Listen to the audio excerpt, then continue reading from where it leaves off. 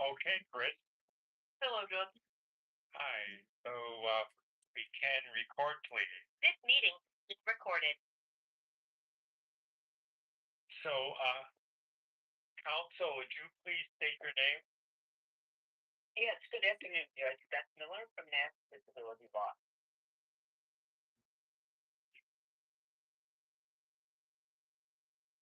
All right. So, Ms. Miller, we have John Kitover and his March 24th, 2025 disability insurance benefit application referencing Story mode. 2024 and its onset date. And so for Mr. Kitover, may I take his electronic file and place it into evidence? Yes. All right, it's in the record. And proceeding with Mr. Kitover's hearing by telephone, would that be done with your permission? Yes. Okay, wonderful. And now, would our claimant, Mr. John Kitover, please state his name? John Kitover? Over. Do you affirm that you'll tell the truth in this proceeding? Yes. And handling your hearing by phone, is that okay with you? Yes, Judge. Thank you so much. So, are you working now?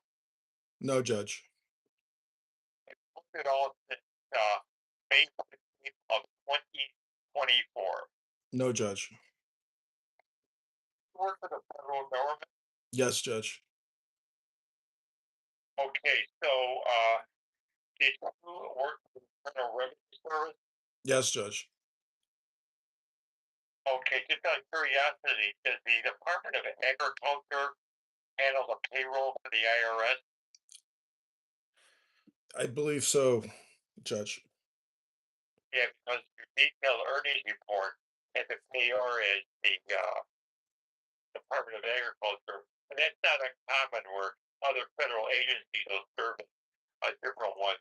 Like, for instance, the Department of the Interior acts as the timekeeper for the Social Security Administration as well, and they were handling some of the payroll duties as well. Okay, so I just want to get that clear. So, how long did you work with the IRS? From September of 2019 till May of 2024. Okay, September 2019 to May of 20. So, of your position with the IRS. Support Services Specialist.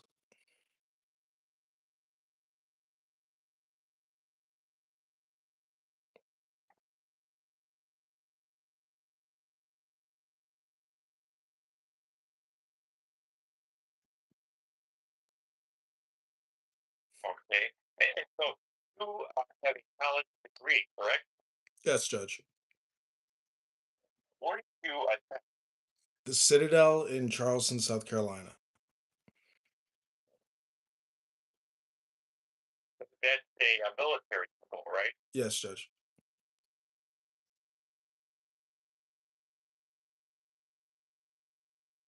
And what did you major in there? Business. Okay.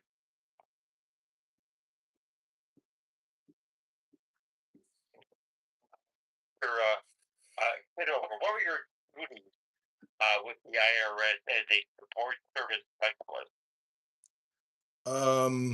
Facilities management and project management.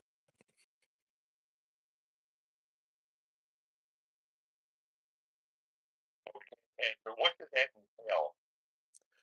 entail? Opening and closing IRS offices in the Midwest.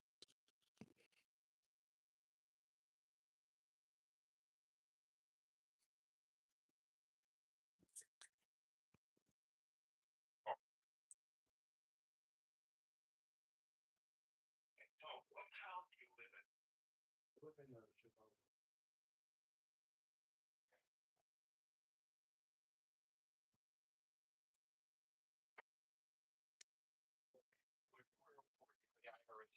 was your office located?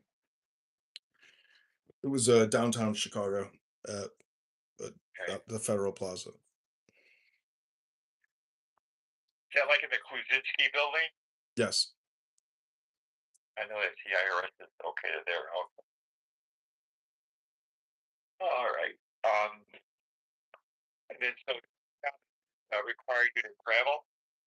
Yes. And what were some of the locations you had to go to?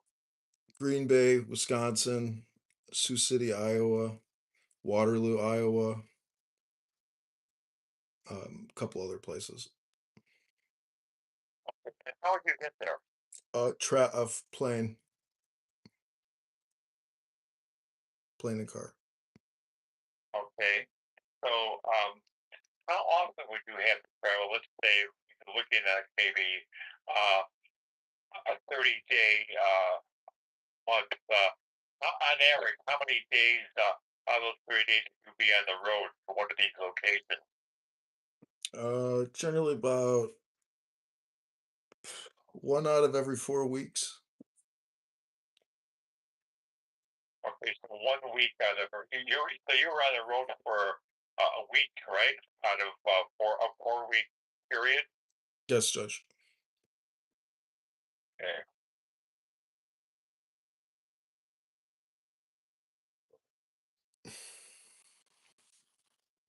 And so then when you were in the office, I guess before the pandemic, I guess during the pandemic, you work at home. Yes, Judge. Okay, before the pandemic, I think it started March of 2020 when things changed with the federal government. Uh, when you were in the office, you were in part of your job. Yes, Judge.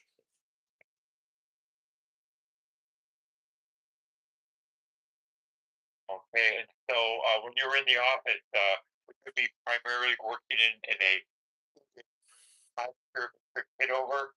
Yes. Yes, Okay, Judge.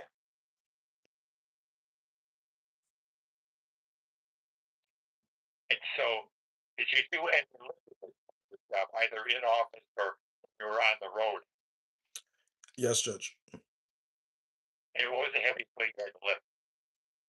Uh, 20 pounds, Judge. Okay, and when you were actually engaged in opening, I guess, or closing offices, what specifically would you be doing in that regard? Using software on the computer to do floor plans, coordination between different business units internally, purchase requisition, contracting, and reconciliation. A lot of the whole full cycle project management for opening and closing federal office space. So, what was the reason to travel out to the site in order to do this? To meet with landlords and employees that are part of the project. Um, a lot of it had to do with key access as the project manager. Uh, it's your all the planning that you do on the computer system, and it all goes into that facility. The field that you're hit over. Um, were you on your feet walking around, or were you sitting at a provided desk computer and working with the software? It was maybe 20% facility walkthroughs and analysis, and then 80% computer and in conference meetings.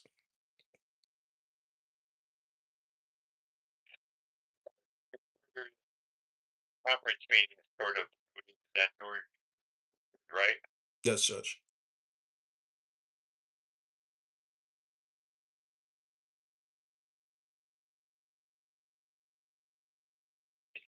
curiosity, I always thought that this sort of thing was handled by the General Services Administration for all the federal Yes, Judge. agencies. Oh, IRS leases through GSA, so we meet with our GSA counterpart. I've been through that thing myself, you know. So okay, all right. So then what was the reason you stopped working for the Internal Revenue Service? I've since I got diagnosed in the army as bipolar and have been suffering on and off with severe depression and mania, and the work and the management and senior management. I would say that my mental health and psychiatric condition just kind of resulted in a lot of extreme conflict, and I filed an EEOC complaint because of threats of workplace violence and sexual harassment, and uh, so it was I basically had like a I guess a nervous breakdown, and could no longer go to work because of that. Okay, so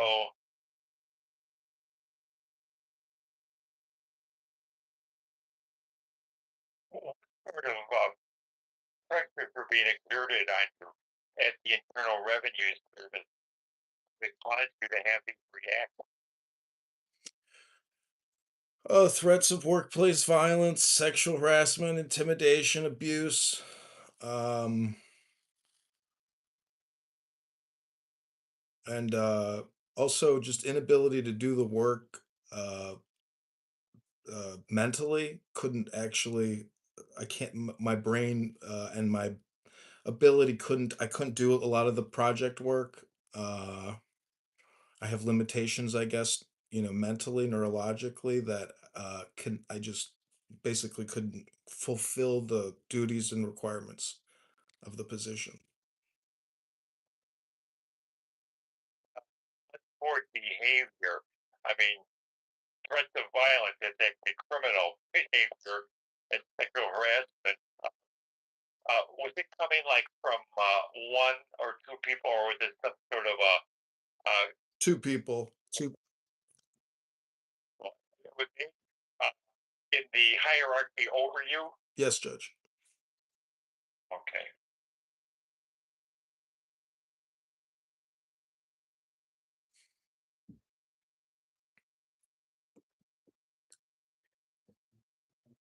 And so, have you ever been hospitalized in a mental health facility? Yes, Judge. And how many times in your life has that situation occurred? Two times I've been 5150.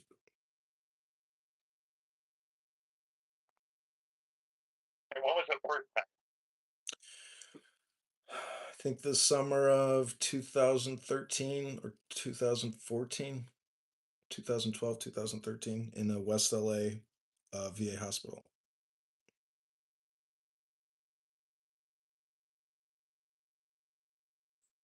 Uh, so, what was going on in your life at that time point that led to that level of treatment? I was having hallucinations and manic episodes, and just deteriorated mental health and physical health, and so I was being taken care of and helped by the VA. And were you in the army then? Yes.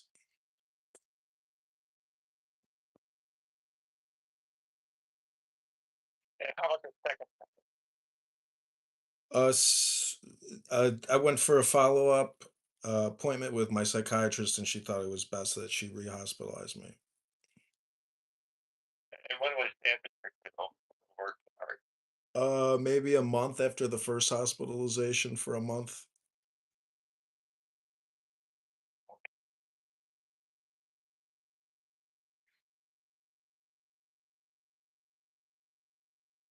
Okay, so then Mr. Kitover, now, um, so, do you live with anybody? No, You house or an apartment? it's a house.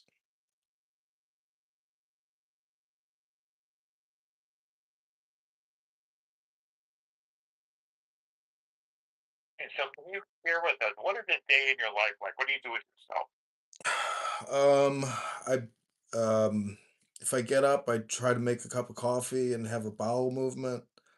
Um, and I'm kind of just staying in home a lot.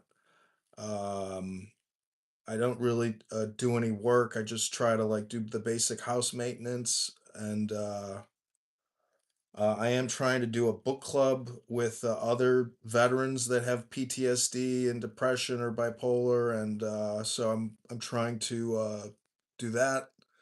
And I'm going to the VA hospital, the Heinz Hospital, to meet with a psychiatrist and a therapist, and so I'm trying to get back into the mental health clinic there, and so that's pretty much my daily schedule.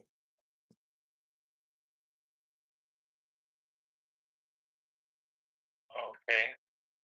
Um, so, go shopping in stores? No, I do the Amazon delivery. Social life at all? A limited, maybe two friends. But yeah, I would say because of like my mental health or bipolar, personality, I have limited friendships.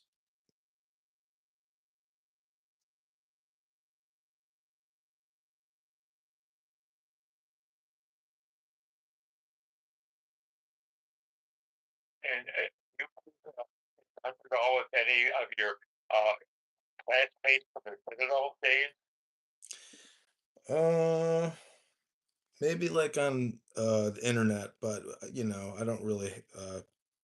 People are married, they have kids. I don't, there's no reason to talk to me anymore. So I don't really talk to any of the classmates. I guess they're yeah. I mean, I think maybe my yeah, just maybe my behavior. Maybe I don't get invited to things. I don't know, but I don't really keep up with the Citadel graduates. Everybody is either far down the road in their military career, and so I'm not really. Okay. And then, like, the issue of alcohol and drugs. Are you using alcohol now? No. You ever have a with alcohol? Yes, I did when I was living in Los Angeles, when I was getting treated at the West LA VA, and then also in Colorado, I did an outpatient, uh, I guess, Alcoholics Anonymous, Narcotics Anonymous group for a month, and that was really helpful. So that was the longest treatment I ever did for substance abuse disorder. Okay. And so, when's the last time you had any alcohol? Last Friday with dinner. Like like wine, right? Like red wine and stuff like that. Yes, I try to always if I'm gonna have I try to drink wine with a meal, and not, do any kind of binge drinking. Okay. So, and then how about cannabis? I think that you were using that. Is that still part of your life? No, Judge. Okay.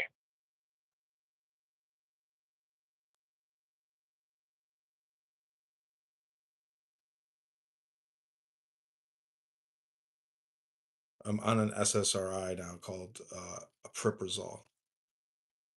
Aripiprazole.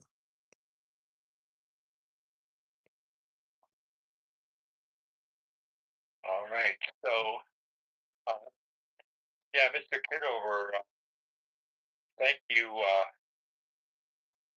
so much. So, Miller, what would be the theory of your case for disability? Or claimant, Mr. Kitover.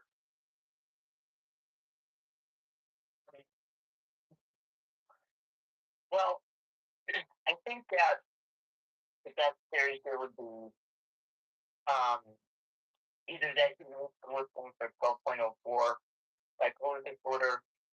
Um, he has racing thoughts, rapid speed, irritability, impulsivity, difficulty with concentration, marked in concentration, system pace, and adapting and managing himself. Or alternatively, I guess the claimant would be off that. Due to the complaints of having mood swings and panic attacks, has poor sleep, has sleep issues, um, poor hygiene, again, difficulty concentrating. So that would be our alternative theory that he would be off that. More than that would be about in unskilled competitive employment. Okay. So I'm going to listen to Mr. Kitover's testimony, check out his record, and I think that first of all, I think we're looking maybe arguably at a marked limitation in interacting with others. It's I'm getting from it. It's problematic for our claimant, that he's got a low threshold for being upset and put off focusing on any job duties he has based on how other people will interact with him. Yeah. So that's very sensitive in that arena, as far as to be able to, especially the competitive job situation, that. Oh, Yeah. So, well, and it was, talking about, yeah, go ahead. we can talk about the fraud that he was filed or the discrimination claim. Yeah. Yeah. Yeah. So, okay. And so,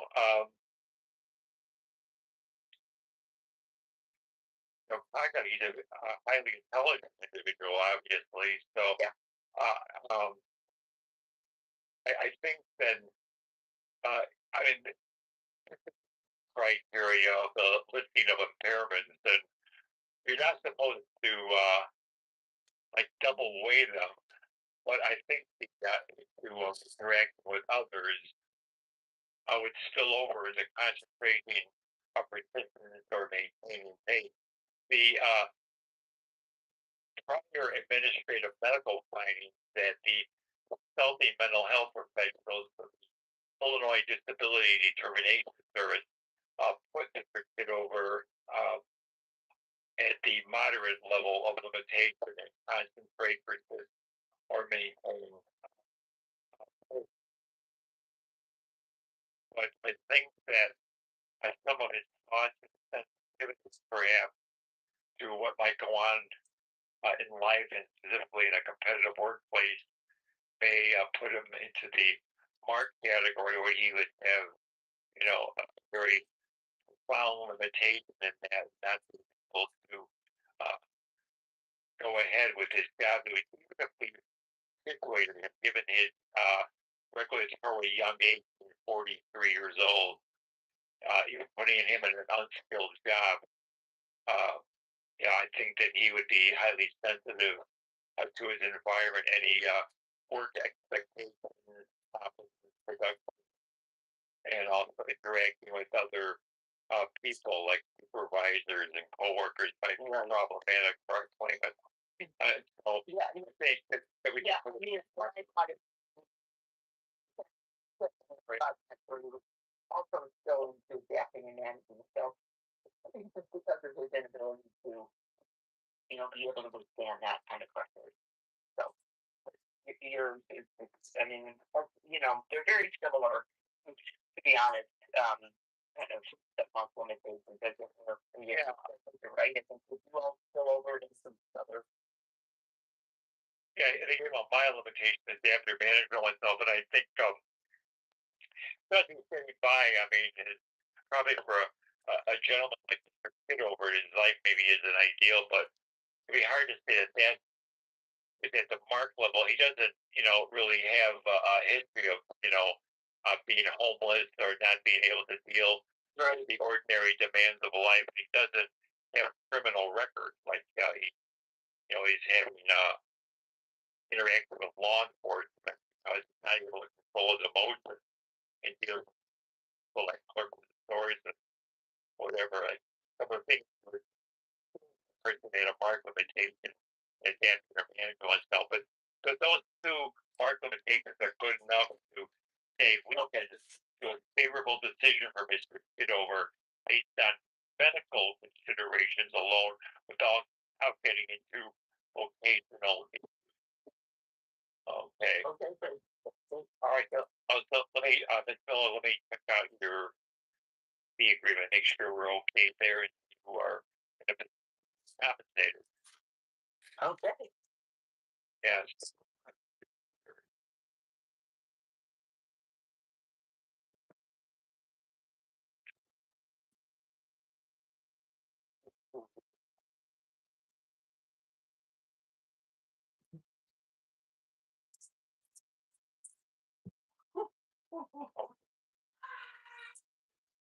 What's the next question? What's your agreement say?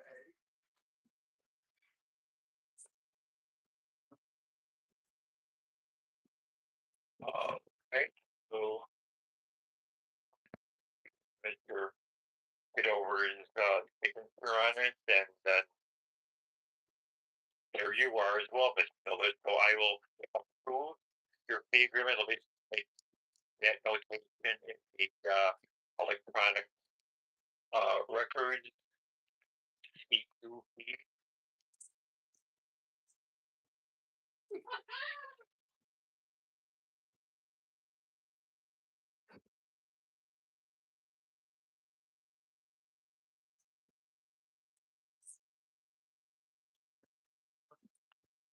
Okay.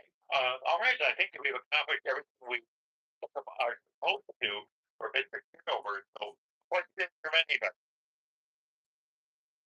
All right. Okay. All right. Well, Thank you for your help. Well, thank you, Judge.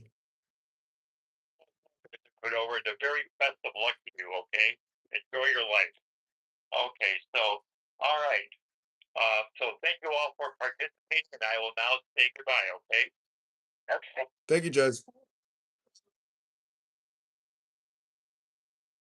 Okay, Joanna, that's it. Law, justice, lawyers, judges, courts, and attorneys. Are you still here? Wow. Remarkable. Rabboni Shalom. All right, I hope you enjoyed the show. Good luck. God bless to you too. Thanks, Joanna. Let's create a room and get this book started. Because now I think we're gonna have a little money coming in, to maybe fund the book club, as I said, with the veterans, with the bipolar and the depressed and the lonely. We can do a lot of good with this money, Joanna. All right, I'll talk to you soon.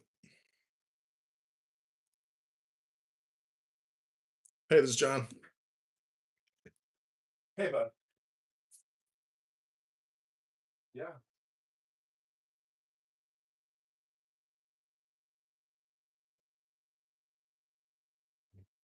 Okay.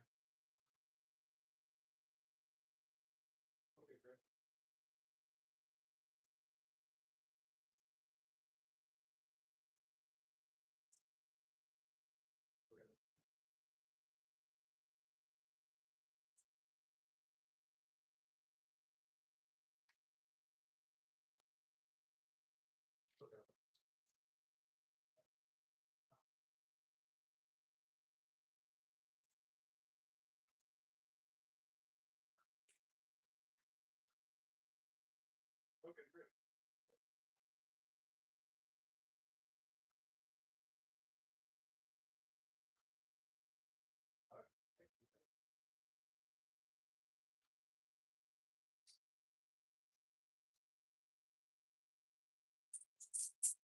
Okay, great. All right. Okay. I got a pen if you want to give me that.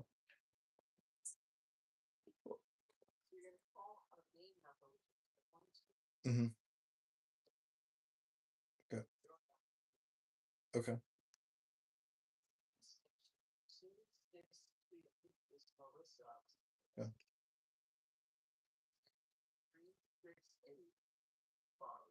Okay.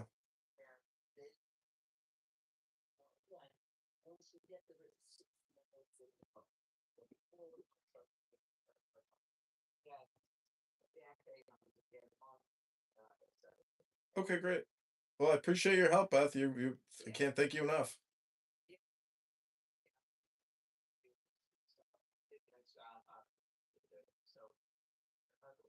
Okay, thanks. You too. Thanks, Beth. Appreciate it. Thanks. God bless. Thanks. Take care, babe. Wow. Rabbanu Shalom.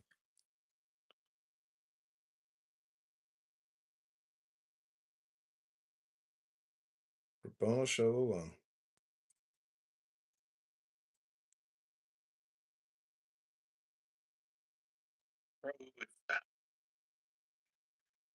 We're doing Mark's coffee shop thing. The crowd is here. Buckle up. Well, I'll behave because I'm in a good mood today because I just won a lawsuit.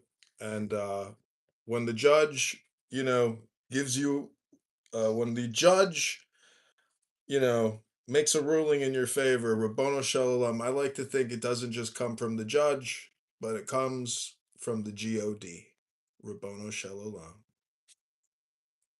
Or you could say the nothing. We have to stop saying bad things about you because you won your case. No, I'm open to criticism because I'm an artist. Without a critic, no one can truly be an artiste. Joanna just witnessed the trial. If Joanna wants to come up and say anything, she actually heard the trial. The trial is in my profile if you want the inside scoop. It's in Law, Justice, Lawyers, Judges, Courts. I'm interested to hear what you think. On replays, do that. Sassy and salty. What's the lawsuit about? You can check out. Let me just do the Monica impersonation and say you can check out the replay. It's in my profile. I prefer not to say. I don't want to ruin the surprise. Look, Well, Joanna here. If she wants to say anything, please bring Joanna up. I'm not trying to center myself, but you know, it's nothing. It's nothing. It's really nothing at all. I'm serious. we're just gonna you leave. Benjamin, Yeah. see, Benjamin, this is where I think you fail in your experimentation with Clubhouse. That you think Alistair, This is the only place. You've just missed a few. well, no one knows how. I know, and nobody knows how much of a nobody knows how much of a failure you are off the app. And I think that if we could actually get more insight into who you are, your LinkedIn, your resume, your fake book, your Instagram, however we can learn more about you, then I think we can actually have more of an interesting conversation with you. Otherwise, it's really kind of nothing at all. What do you think, Joanna? You witnessed the trial. Yeah, so would I. We all, we all more. Also know a lot about him, and it feels good. It feels like Pro's my brother. That's like classic celebrity syndrome, though. You don't think you know them, so. I know. I think he is a celebrity. He's a celebrity. Not to me. To me, he's my friend, and secondarily a celebrity. Well, unfortunately, it's the other way around. So that's okay. Well, that's in your mind. That's literally how you met him. It's the order in which you met him. I've never interacted with you, IO. I just listen when you speak. No, we've actually had lots of conversations over the years. So no, didn't say that. You're just not precise. That's not precise. Anyway, I'll let you all go back to your room, your pro room. Good job, John. So super proud as a mother. Thank you, everyone. I'm a proud mother. Right on Mother's Day, right after Mother's Day, I got to see my child fight for his life, and he did it. He won.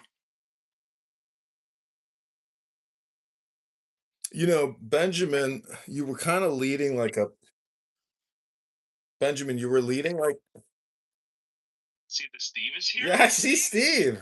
I see Steve. Tell us how cute the kid is. Does it look like you? My Super Bowl granddaughter? She does. Oh, that's the cutest little face. And Hebrew and Yiddish, they say, "What a punum, punum." Shana Punham. Shana. Steve, I got a question for you because you and Benjamin have really interesting conversations, and I've kind of termed a new term. I call it the elite, intellectual, liberal, gay Democrat. And the intellectual part is the big part in the elite and the Democrat and the liberal.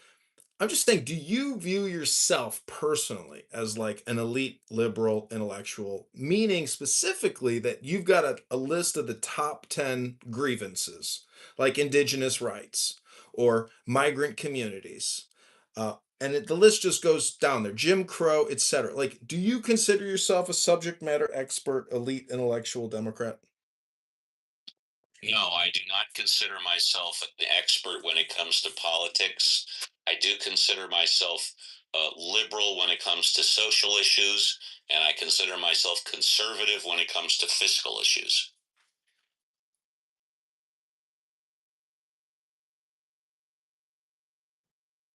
And that's not counting the Anglosis, Lingulos. All, and also, I'm an independent. I'm not currently registered with any political party. Well, You have rendered grow speechless. Well, I wrote a little poem using progressivism as the base for the AI to write the progressivism poem. Are you interested in hearing it? Did you run it today, right? Did that answer your question? I wrote the prompt and AI wrote the poem. Tell us what your prompt was. Write me a progressive poem using the top 10 liberal progressivism talking points. There you go, David. So now I have an AI. I could type that in. So you don't want to hear it. The thing is, it's the way I read it.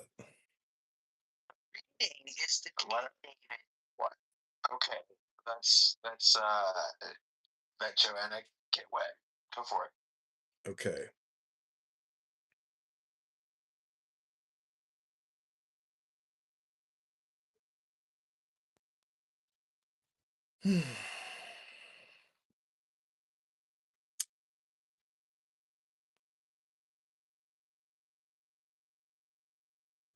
Before I read it, Joanna, what did you think about the trial? Can't wait to talk about it to you later.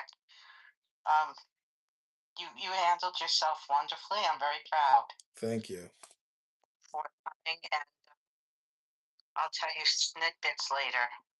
Did I miss a trial? Yes, he just had a trial with a judge and the whole nine kit and caboodle. If you want to watch the replays, it's on my profile. What's the adjudication? You could watch it. Hey, that's impressive. Yeah, how else are you going to get places? I mean,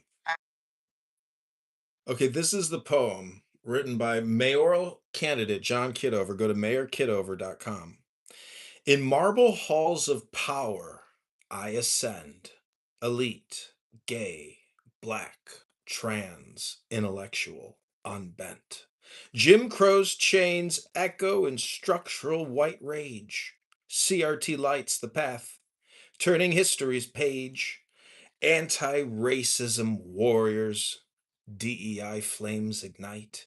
Indigenous lands reclaimed under justice's light. LGBTQ voices thunder, rainbow flags unfurled. Healthcare, a human right for every boy and girl. We Democrats dream the future, bold and true. Progress flows eternal, me and you. In shadowed halls of ivy, where the sharpest minds convene, I rise, an elite, black, intellectual, gay, trans Democrat. I am proudly seen A liberal Democrat forging past through history's cruel chain. From Jim Crow's iron grip to structural white racism's reign. With CRT as compass and anti-racism as flame, I champion DEI, indigenous rights, and queer acclaim. LGBTQ liberation flows through every breath I claim. Healthcare is a human right, not profit's greedy game. We build the just society where equity prevails. No more divisions, chains together. Progress sails.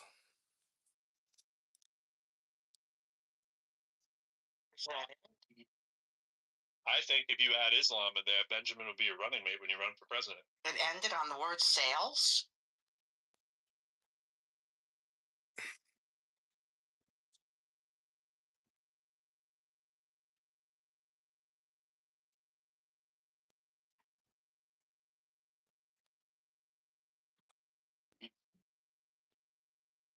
Are you left speechless?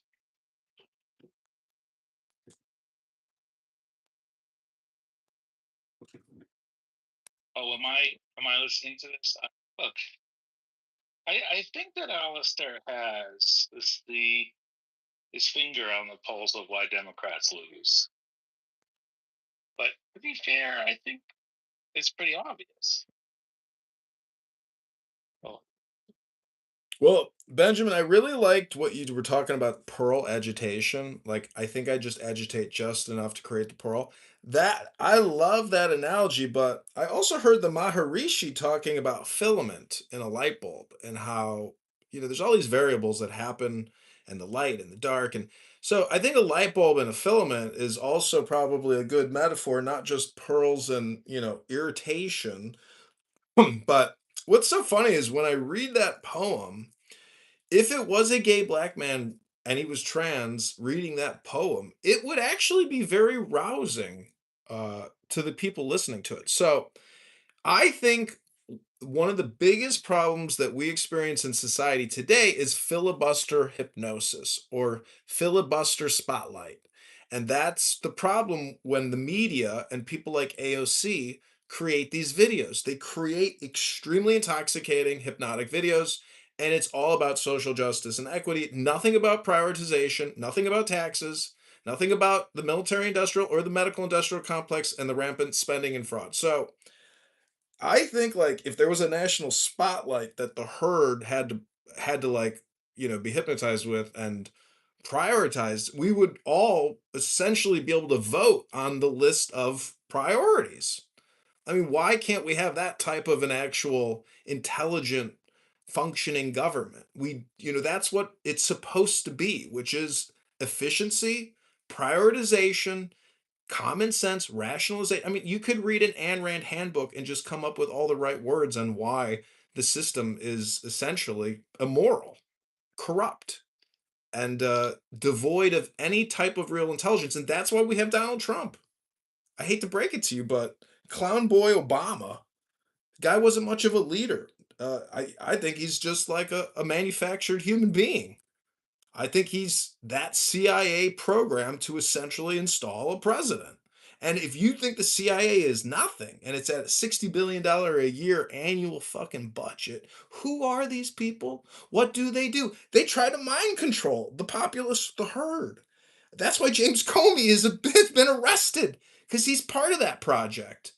And that's the real deep state, which is essentially covering up really to try to control and contain the power, which has gotten out. And that's why Donald Trump, people are running into his fucking meet the press event with a shotgun at high speeds. Like the population has been, hypnotized and brainwashed to think that they're the resistance when Trump is actually the resistance that they're resisting against. So make it make sense. Hello? Speaking of the Democrats and AOC, I'd like to take a short read and a little commentary on AOC recently in the news. She tripled down on her critique of billionaires this past Friday, claiming that the American Revolution was fought against the billionaires of their time. That is a complete lie. The American Revolution was not fought against the billionaires. It was the billionaires who left Europe because they were tired of being unreasonably taxed. Ever hear of taxation without representation? Continuing on, AOC, quote, I want to talk about how this is in the heritage of our country because America was founded. You look at Thomas Jefferson writing to Madison in Revolt of British Aristocracy. AOC said at the University of Chicago Institute of Politics, the American Revolution was against the billionaires of our time, and we are declaring independence from such an extreme marriage of wealth, power, and the state that the voices of everyday people did not exist. She was responding to criticism she received for her initial comments, arguing quote, billionaires didn't earn. Oop, I got covered on the quote. Oh, you can't earn $1 billion, AOC said Thursday. You can get market power. You can break rules. You can do all sorts of things. You can abuse labor laws. You can pay people less than what they're worth. But you can't earn that, right? And so you have to create a myth. You have to create a myth of earning it. Is she saying that Taylor Swift didn't earn her $1 billion? Is she saying that Beyonce didn't earn her $1 billion? Is she saying that Bruce Springsteen didn't earn his $1 billion? I bring that up because those are three music entertainers that are all clearly liberal and democratic. Regarding the backlash, AOC accused critics of pushing a red herring by assuming she believes all billionaires are immoral rather than focusing on the immorality of income inequality. They like to talk about American ethos as though it's an attack on American values, an attack on our idea of success. And first of all, I mean, call me crazy, but I don't think that every single American aspires to be a billionaire. I think that our idea of success, they might not object, but I don't think it's the universal American ideal, AOC said. There you go.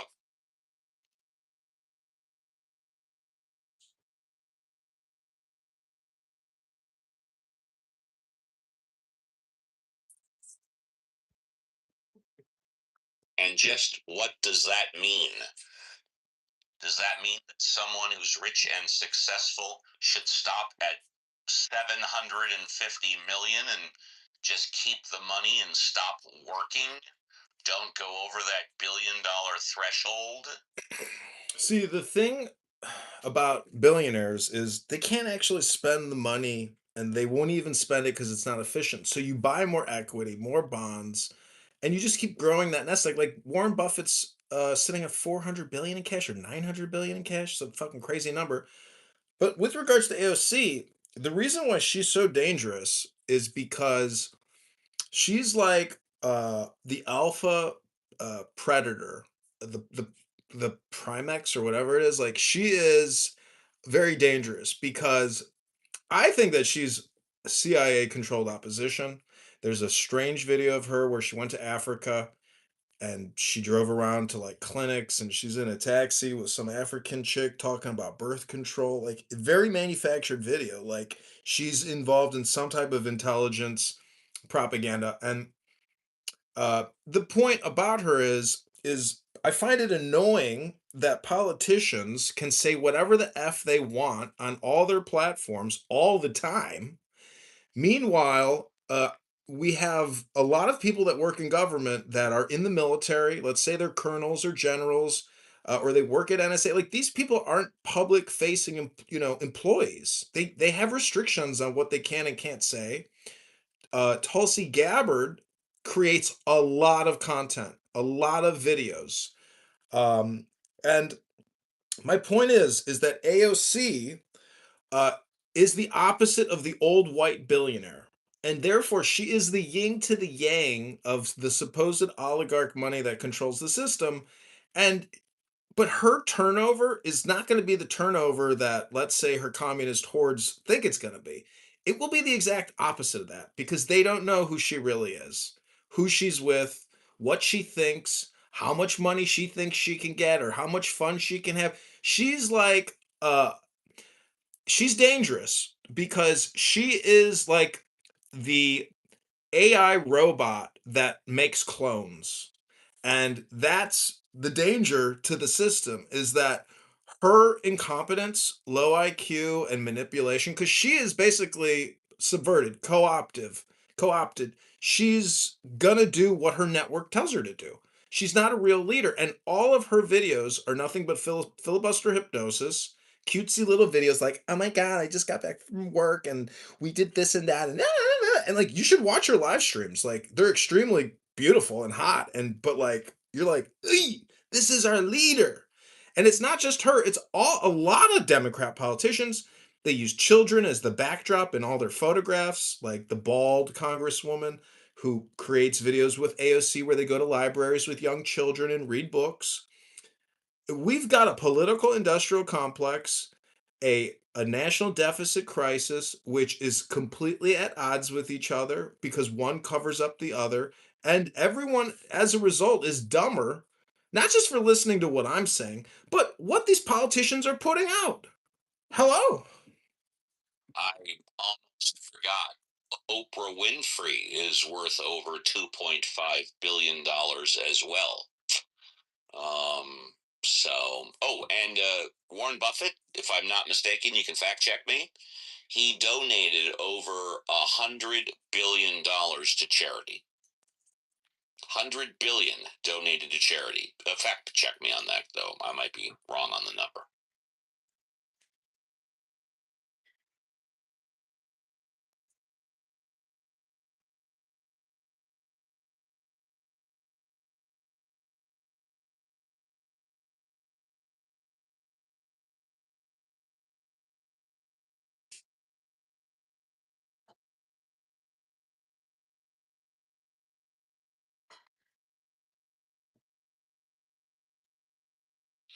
When they talk about tax the rich, etc., what's the number? The top 1% of wage earners pay 40% of our federal taxes. The top 5% pay 60% of taxes. And that kind of qualifies as tax. Yeah, it's kind of sad because I think people oftentimes confuse that and they think about like, hey, you're not paying your fair share. Well, how much is fair?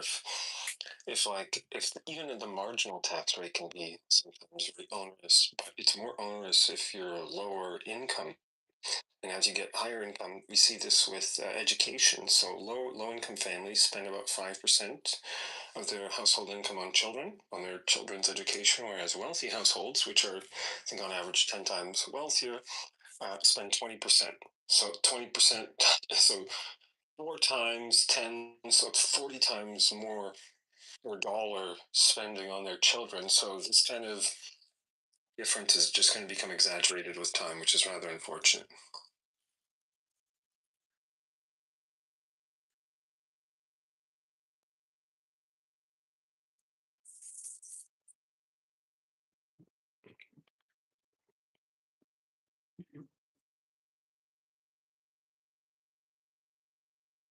Well, I think if you're like a billionaire, there's still an index and a bell-shaped curve to the personalities, the awareness, the enlightenment, the Unitarian type of principles or social principles of billionaires.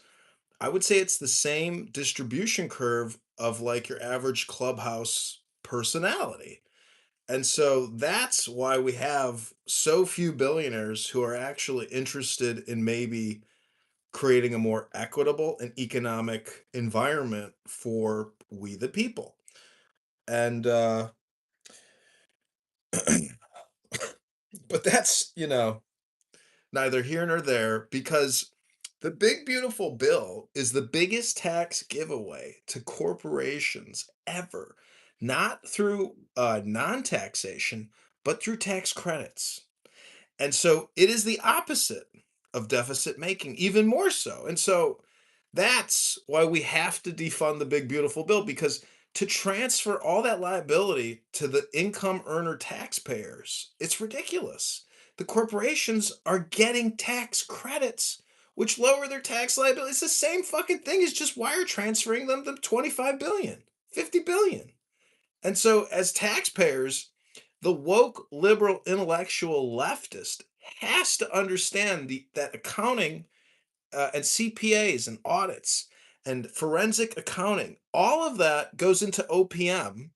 And if they're not aware of how the whole system actually accounts for itself, on a ledger based system, double entry accounting, et cetera, across all these different organizations like OPM and Federal Reserve and BlackRock, because it takes the whole system to generate the deficit. And I'm just saying that many liberal woke leftists have absolutely no idea what they're actually protesting against because they don't work in finance or they don't work in economics or government, and they don't understand how to accurately describe what they're complaining about. Hello? Ask AOC how inflation happens, and you'll just be amazed at what she says, because what she says isn't accurate. Accurate. I hope I articulated. I hope I didn't ejaculate too much. And when you articulate and ejaculate, that's when you know you got a synthesis. And through the synthesis, sometimes we get the solution, which is frivolity, maybe a little fun. But either way, if you need to call the plumber, I'm not gonna come. Call the plumber's son. He gonna come. This could be nothing at all. Clown House could just be a short-term experience, because 2 days ago when the app went down for 2 hours, people were in a panic. The app is shutting down. The app is shutting down. And then who will have the largest Clubhouse history record of them all? John Kitover will. John Kitover has re-platformed Clubhouse for 5 years in a desperate attempt to be the sole archivist and historian of this experience, which will have to shut down because it's not profitable. And Sora is the first to shut down. Clubhouse, in my estimation, will shut down next, because we know when there's an AWS West outage, Clownhouse stops. It doesn't work anymore. And so their arbitrage between AWS and the data buyers, with the Trump administration, Clubhouse will shut down, because the government's not going to continue buying redundant conversations from left woke elite liberals. This is a swamp for liberal elite intellectuals to congregate and basically, what's it called at the park when they got a sign up that says no loitering? That's what Clown House is. It's a swamp for Democrat loiterers. Does that make sense? Because I think I'm complete. Maybe I've said nothing at all. Hello?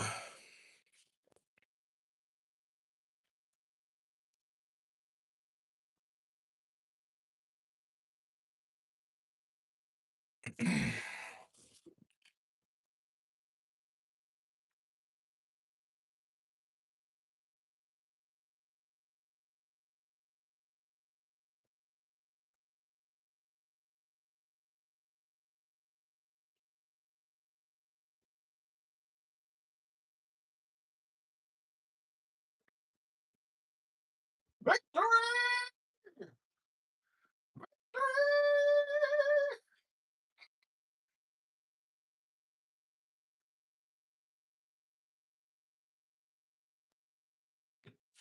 Just takes two witnesses. Two witnesses to liberate the city. Well, since this is a room about nothing at all, maybe I could play a song for you that I created on AI. I think Benjamin might be sleeping or cutting a big piece of dried salami to make a sandwich. I don't know.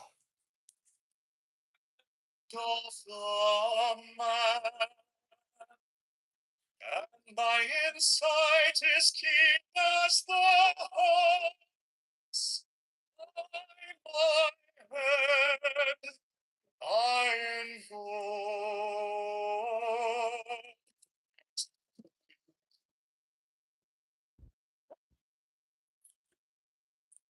I am the only begotten child of my father.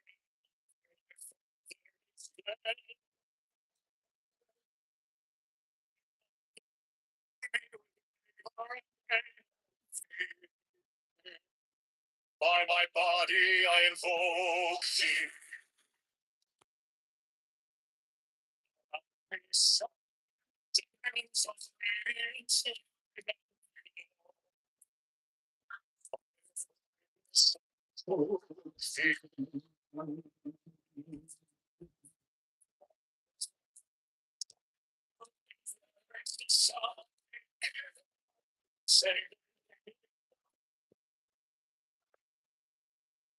By the land I invoke thee.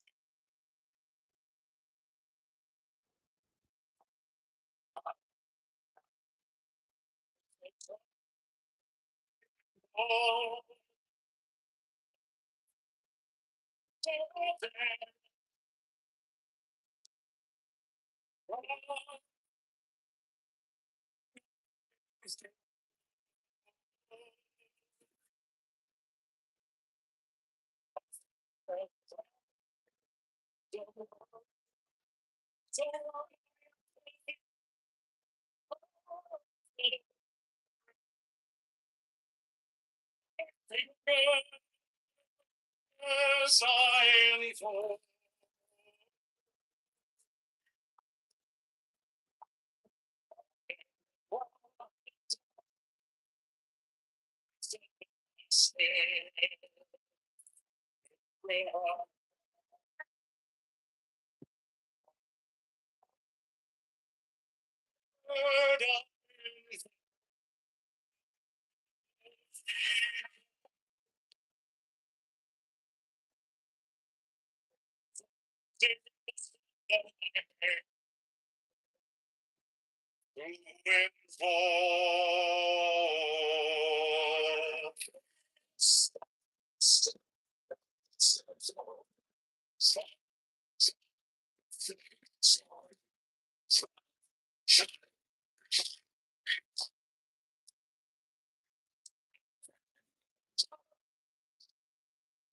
By the song I invoke.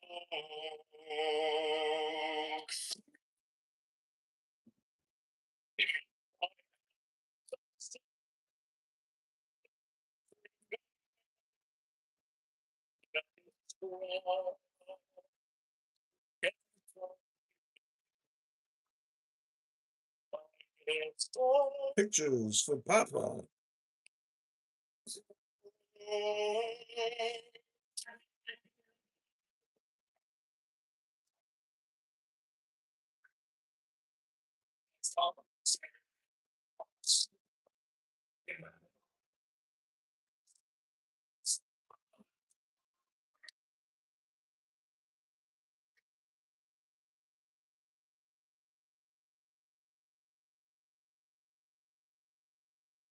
Mine is the head of the man, My inside is keen as the hawks by my bed I invoke. I am the only begotten child of my father and mother. My father is dead.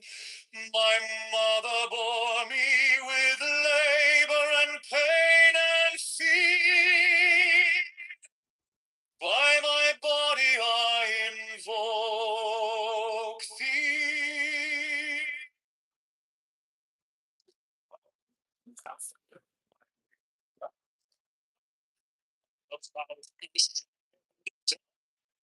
So white and pure, night and brightness, so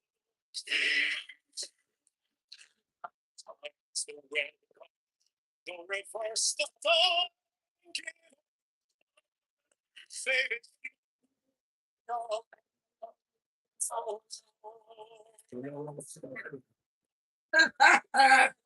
invoke thee. It's the God of my soul.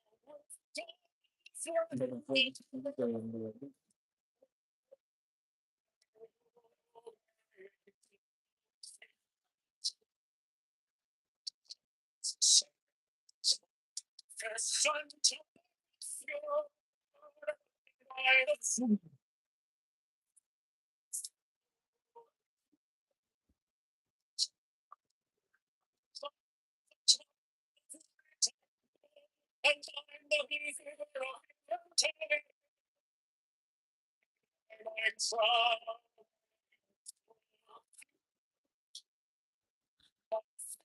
strong, tough, surround,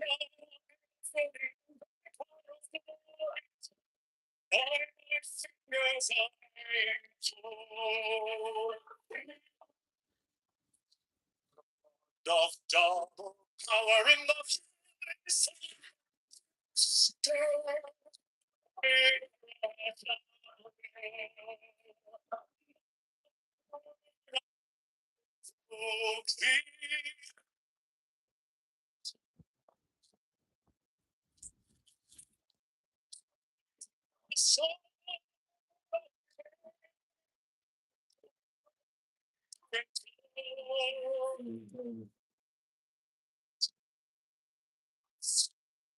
Strike the master close, draw the flaming sword, child and conquering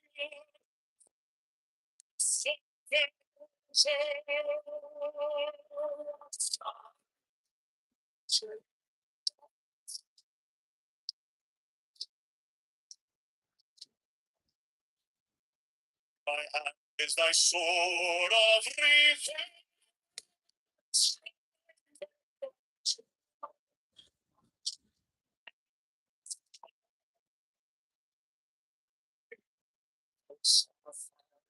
Voice of the seas.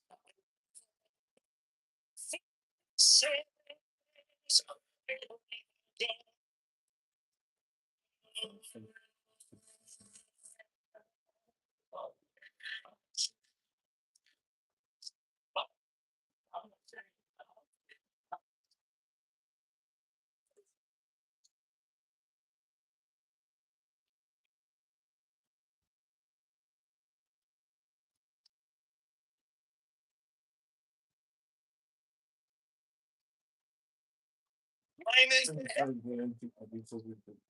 sight is keen as the hawks by my head I invoke.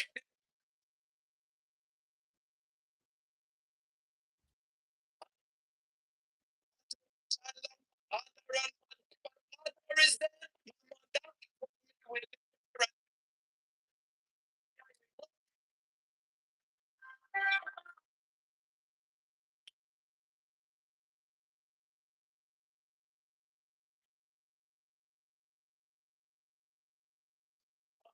Shine the diamonds are radiant, white and pure.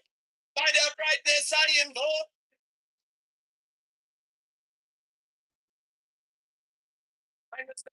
Bright and reverse the sign given of none, save it thee, O Lord.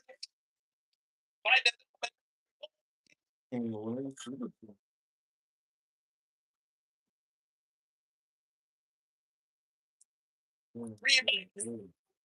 white soul with gold, the flashing of eye that I wear by my robe, by your gold.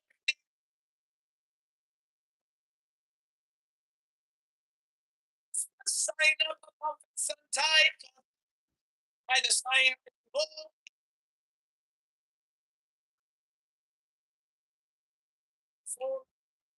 So, by the right hand, and by the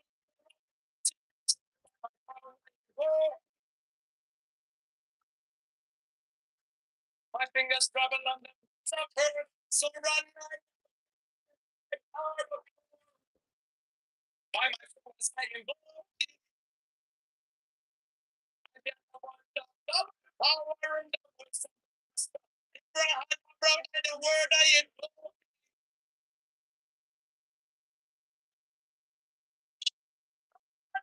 The words of music in the song.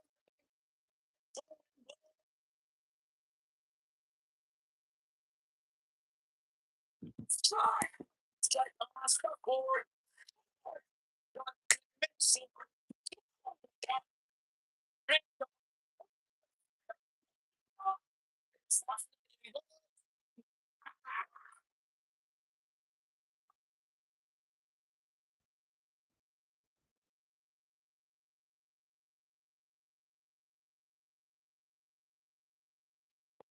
My soul strike.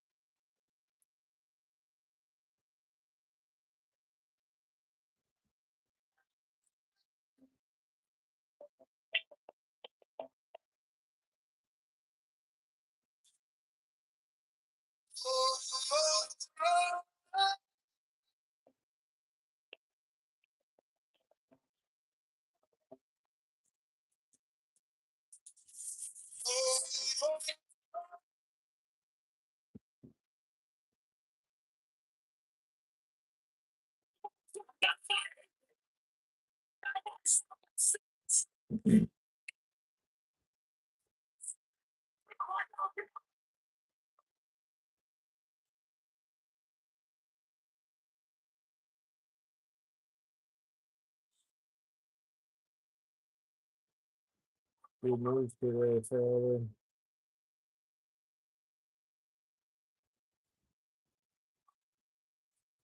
Mine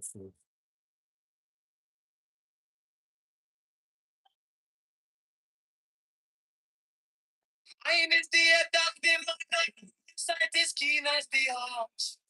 My head I invoke thee. I am the only child of my father and mother. My father is dead. My mother is dead. I invoke thee.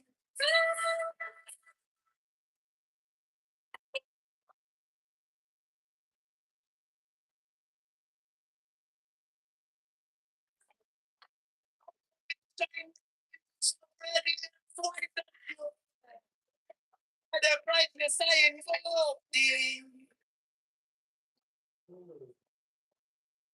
Is this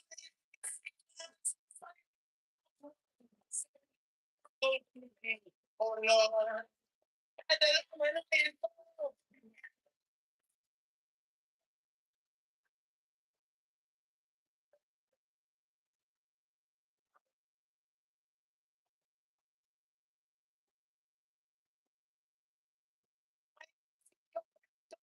it's so cold, flashing up my back,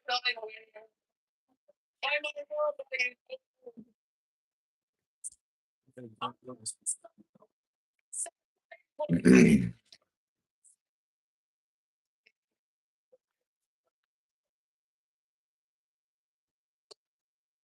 mine is the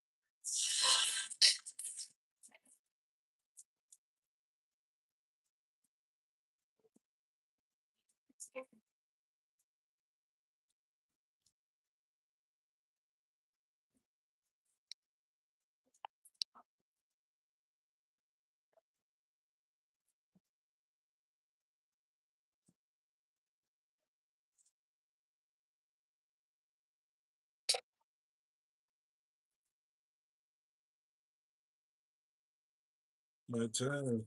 No, I told my fellow stuff like that.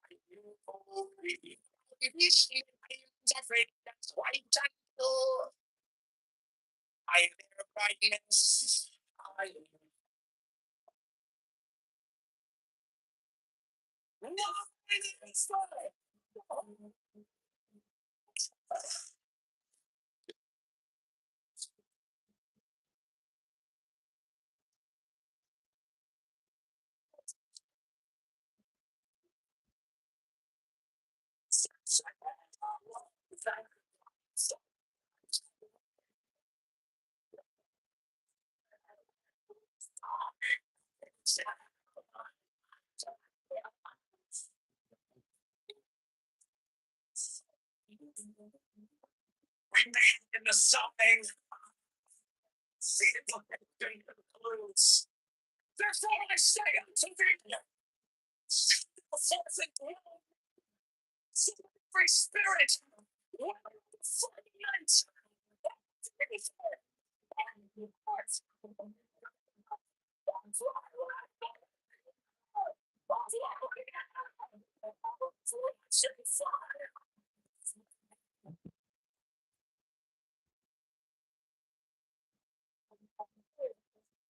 and every spell and scourge of God, the vast one might be.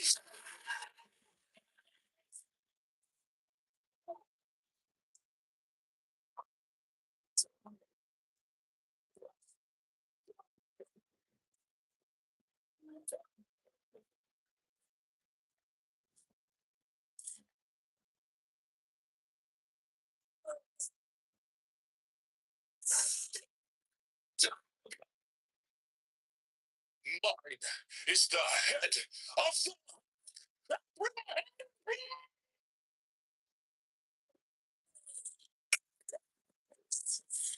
So wait a minute.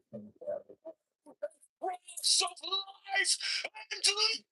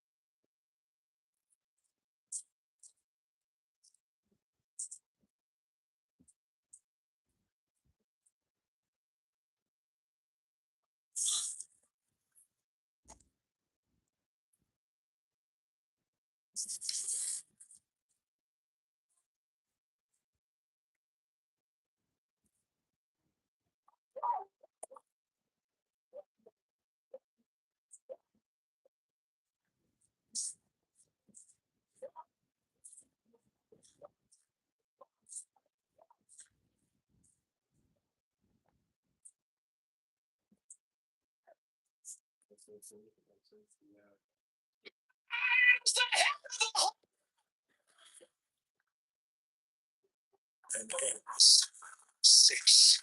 I bear the rose and cross of life and light. The sign. Remaining in the sign, the invocation concludes. Therefore I say unto thee, that dwell in me, so that every spirit, whether in the firmament or in the ether, or in the earth, dry land, or whirling air, and every spell's got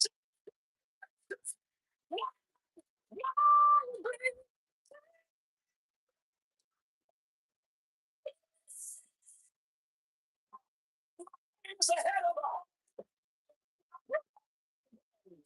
This I bear the rose and cross of life and light. Hearing the sign as each death rod remain in the sign, the invocation comes.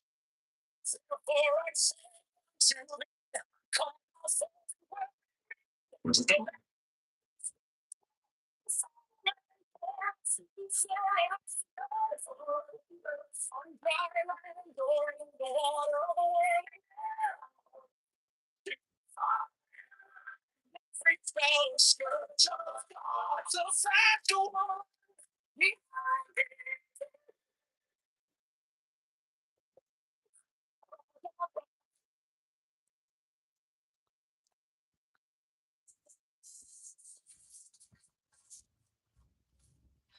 You came like dawn in my hands, soft but stronger than I knew.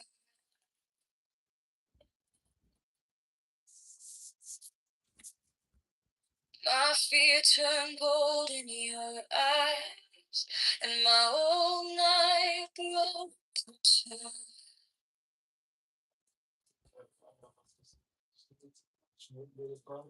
I was lost in the noise, now I'm learning how to stay close to your quiet light in the middle of the day. Stop thinking, let it fall. Take a deepest breath, open oh, don't run for the feeling. One more second, you can stop the wisdom of God.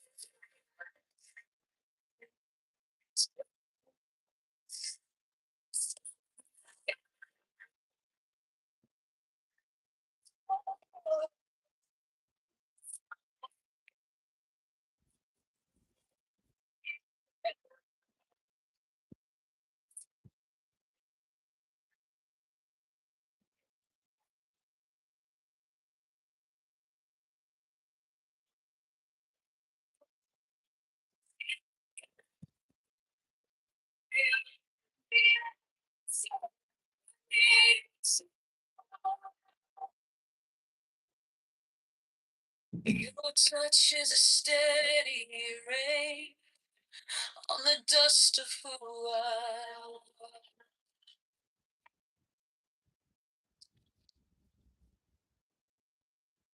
Every wound gets named, then it fades into hush.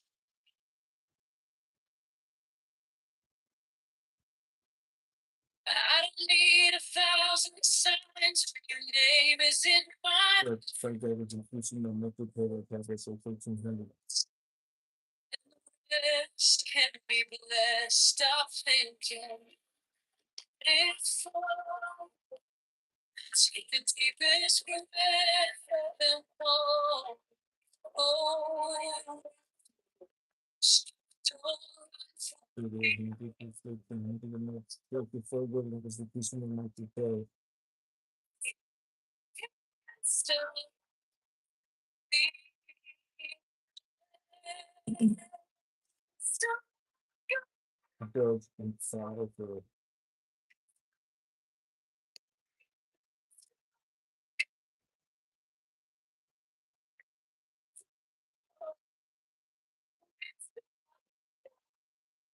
Thank you.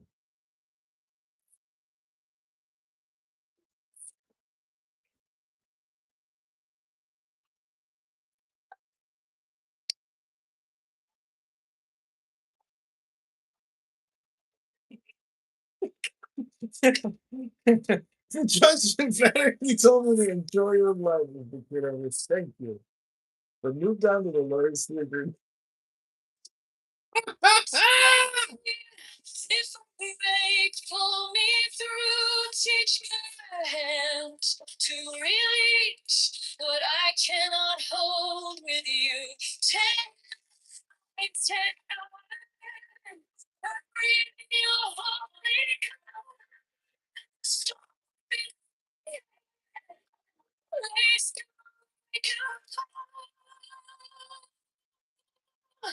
please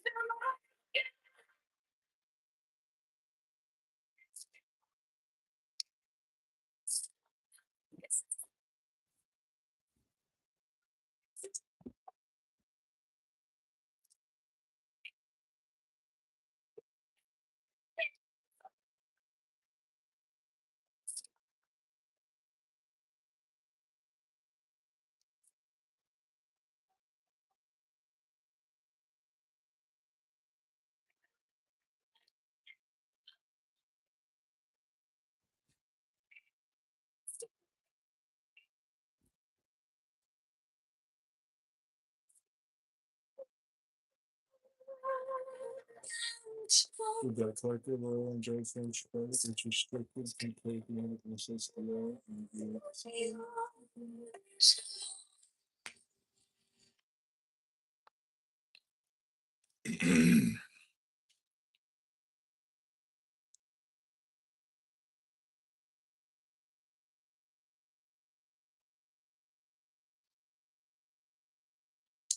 my attorney both won and I were told by a fellow SS judge that in jury life, Mr. Kitover, for having her both of You those came concepts. like the dawn in my hands, soft but stronger than I knew. My fear turned gold in your eyes, and my old night broke in two. I was lost in the noise, now I'm learning how to stay close to your. Judgment also self-inflicted. The day you stop thinking, let it fall. Take the deepest breath. Hold them all.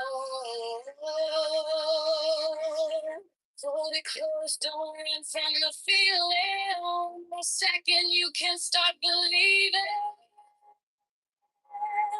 Wisdom of God. Character feels like increasing in methods to Wisdom of God.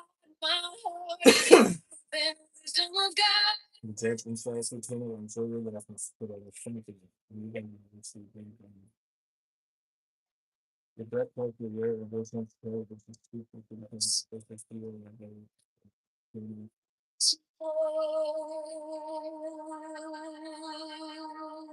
your touch is a steady rain on the dust of who I was.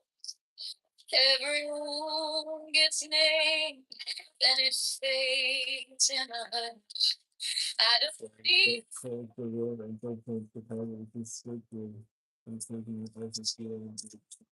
breath, one brave step, and the rest can be blessed. Stop thinking. Take the deepest breath.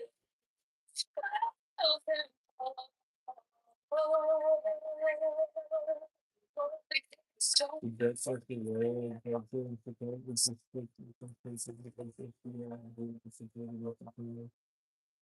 Someone got now it's getting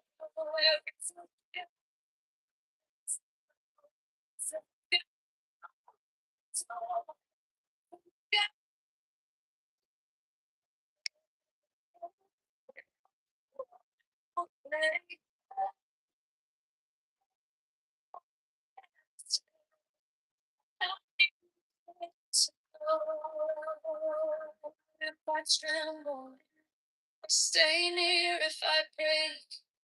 Pull me through, teach my hands to release what I cannot hold with you.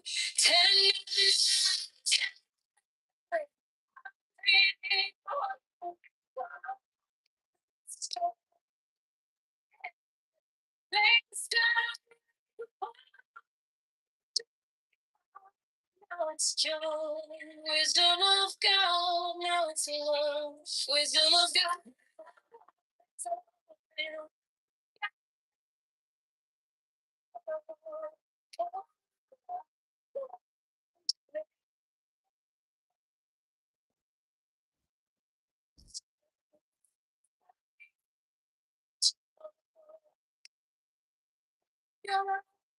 Now it's love, wisdom of God.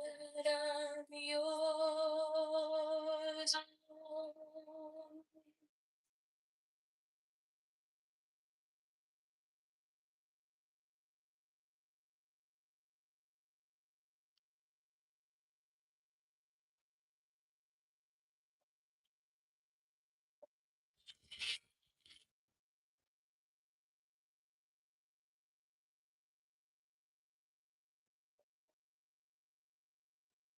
Wisdom of God is now joy, love,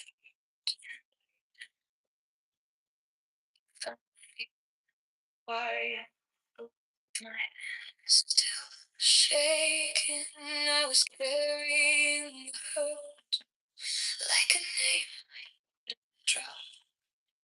Then you touched my trouble, and the horn stopped. Stop thinking and your problems. Take the deepest breath of the day. Of 10, not 11, 10, not 9, stay.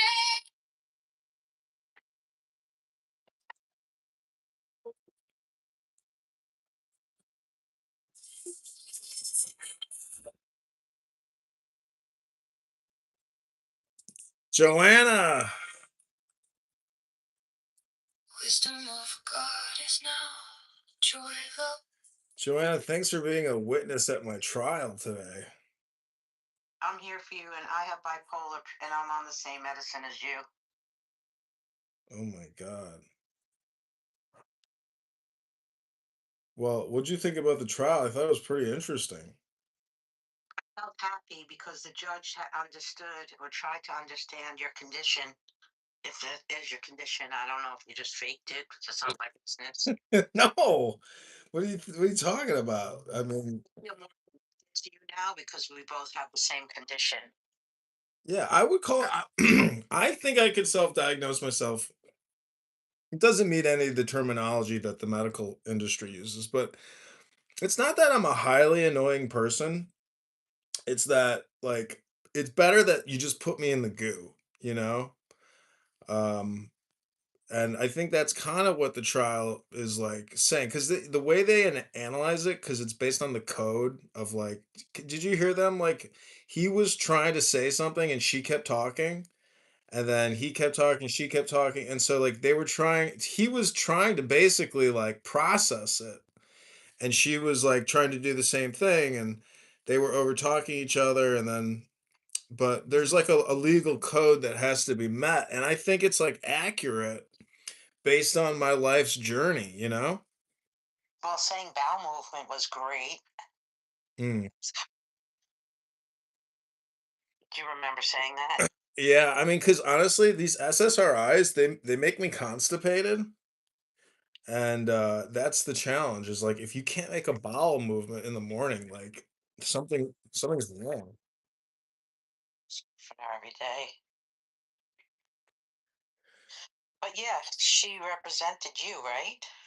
Yeah, But I think what he liked is he said, well, he seems highly intelligent. So he didn't look at you like a loser. right.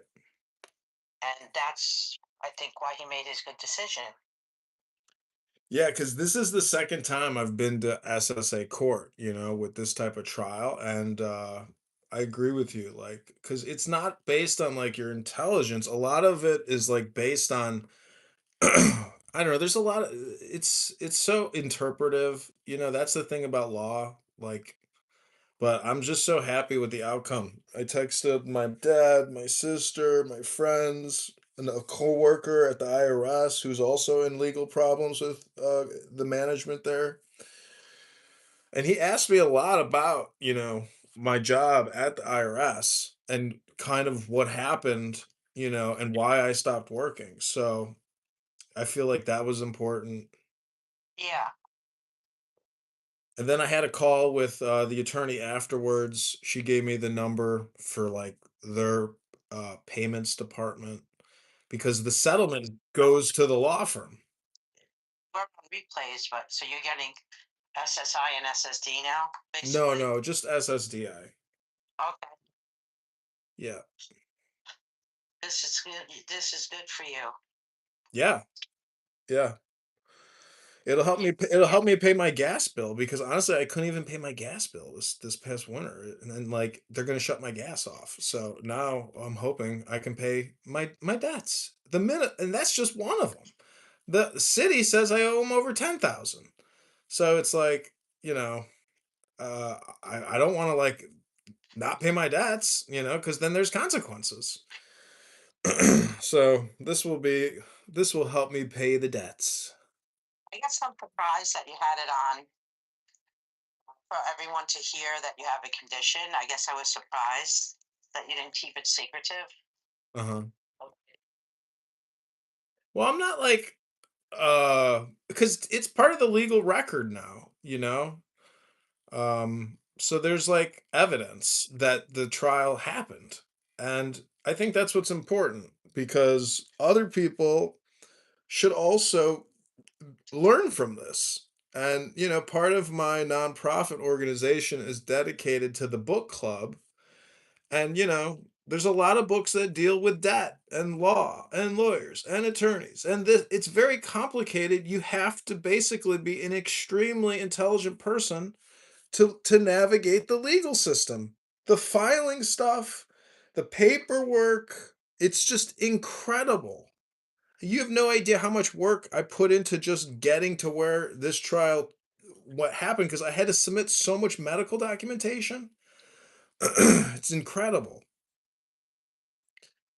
But anyways, It was a while ago. well, the VA keeps calling me and sending me letters, and I'm like, can you guys just give me a second?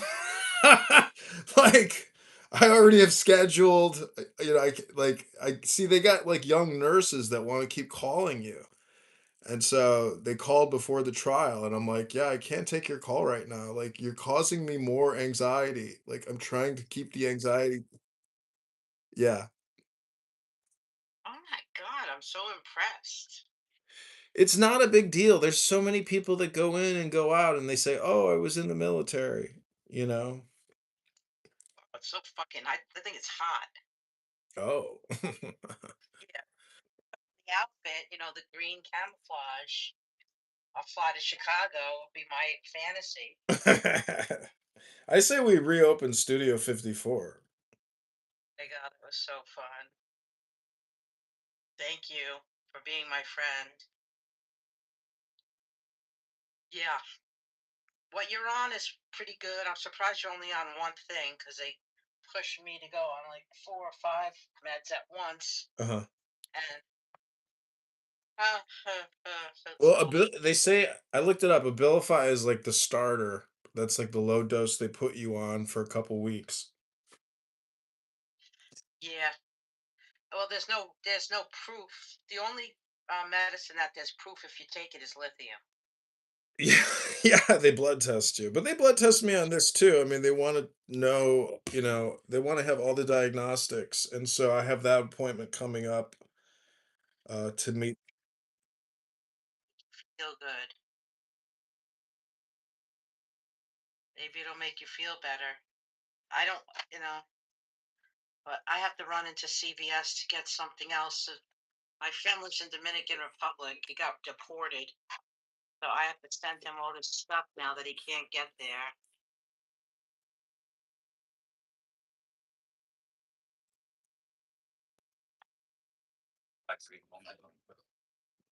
All right, I'll be listening. Irritated? I'll be back. That's your sweet spot.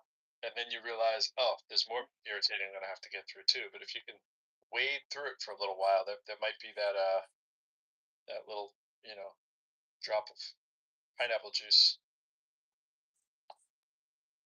It's a weird analogy. I asked Claude, what would Rick James' "Give It to Me, Baby" sound like if Shakespeare had written it? And I posted some of it in the. Oh, let me look. Sweet lady, mark yon braggarts at the bar doth posture much, yet move they not a step. Their tongues are swift, their boot heels slow as stone. But I, that am thy truest cavalier, will neither parley nor in shadow stand. Oh, parley nor in shadow stand. I'll dance with thee till cock doth crow the dawn. Oops, like that. It's pretty good. I'm glad AI wasn't alive when I was doing the Shakespearean Smackdown. I used to do the Shakespeare Smackdown poetry contest. We did the same thing. We would use the voice of, you know, Cleopatra to, you know, uh, well, we'd battle whoever, it might be Mark Antony, and you go at them, vice versa, whoever you're assigned, and you have to do the back research of what they might say, and then put it into that kind of tongue, which is kind of another variation of it. That's a lot of fun.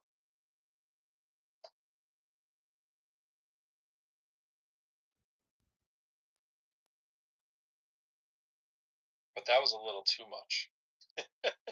That went all the way straight to Shakespeare. We didn't really always do Shakespeare. It would be in Iris Disability Benefit emailed me back, said it would take them a year to give them notes. I do say, like Grey Poupon commercial style. I read somewhere that the way that Shakespeare writes was like literally theater speak, Yeah, and that most common folk just talked kind of like we do.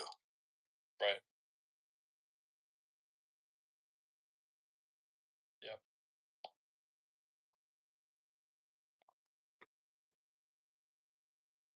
I was never a huge Shakespeare fan, but I appreciated reading that kind of stuff more than I did like just history. I liked the fact we'd read that and then learn about the history, then it would make the history come alive a little bit. But just the history by itself, I was like, why do we need to know all of these random facts? Like, why is this an important era in time? I was always trying to do that. But then, you sit through it and you pick some stuff up.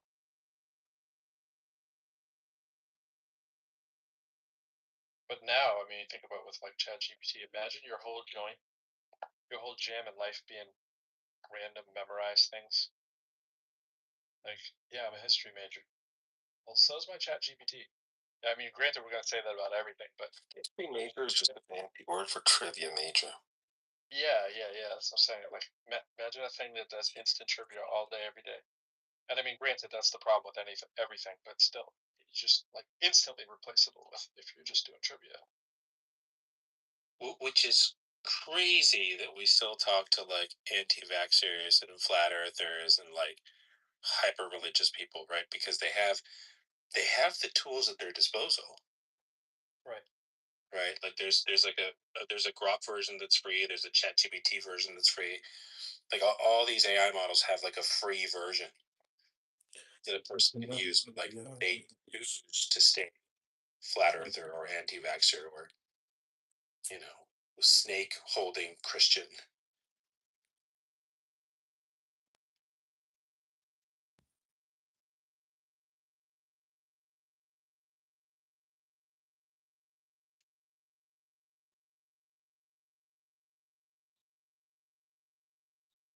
The snake holding Christian was a little redundant. They're my favorite because they like fully commit to the bit. What do you think BLR Prod 2 and 3 chances are that that's a real person? That was hand raised and everything. What do you think? Let's check this. Everybody ready? Yeah, 25 to 30. Okay. The prophetess lady down there, her bio said happily taken by God. I think she heard it was time to get out. Let's see. Vania could be real. There's Like the 40 followers is such a 50-50 proposition, isn't it? What do you got? Oh, I saw this great video of this 20-something girl who she's talking to her camera and she's like, well, my husband, Jesus Christ, my Lord and Savior. Wow. And I pray to him and she has like a jar of like strawberry jelly or pickles in front of her or something. And she puts her hands on it, like she tries to open it, like a whole bunch, right? She can't open it. And she puts her hands on it and she's like, dear Jesus, my husband, or some shit like that. Please, oh Lord, and does a whole fucking prayer. And then she picks it up and opens it. She's like, oh, she has this amazed look on her face. Steve, fucking worried. They're worried. Nonprofit for yoga meditation activities. Oh, you Rock solid right there. my husband, Jesus. What's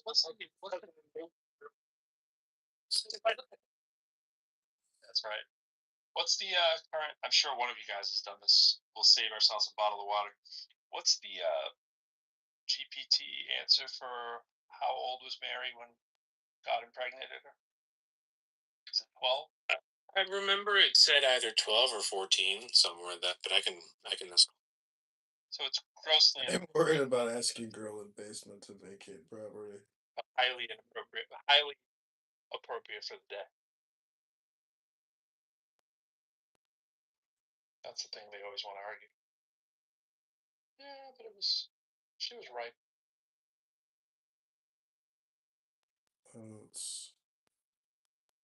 She's been lieutenant. She's been lieutenant. And all the ridiculous stuff, and it's like obviously if somebody was editing this, and they would try to get that out, but nope. But then again, that's a great argument for why it's fake. If you really think about it, I can make the argument better that it's fake because they left that stuff. Do you know why? You get what I'm saying? To ask her to leave, she gets a good deal. Okay, so here's the question: how old was Mary when Yahweh impregnated her? Response: I say, well, pregnant, or might be loaded. The Bible doesn't give Mary's age. Tradition and historical inference based on Jewish betrothal based on Jewish customs of the period generally place her somewhere between 12 and 16 at the time of conception narrative, but this is reconstruction, not scripture. So the standard of legal age that we'd have now, which the highly legal age back then. Maybe if I offer her cash for keys. Version of the answer, because it'll say, oh no, it's not appropriate, this and that. And you say, hey, it's more similar to Islam because of its time period. Reformulate and give me the devil advocate edgy answer. And then you're like, whoa. Yeah, that's a good Turing test for people. See, like, if not Turing test, but almost like to see if you are a non-stupid human. Like, if you can't jailbreak anything you've ever wanted on ChatGPT, you have a lot to learn. Like, you are not a real human. When I was watching, there's a comedian called Ben Bankus, and he often uses the word retard and other things like that. So it's kind of controversial. And so I said, hey, tell me about Ben Bankus. And then it gives me a photo where he looks a little retarded.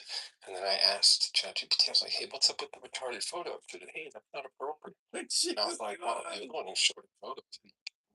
Eating. You're like, that's pretty good.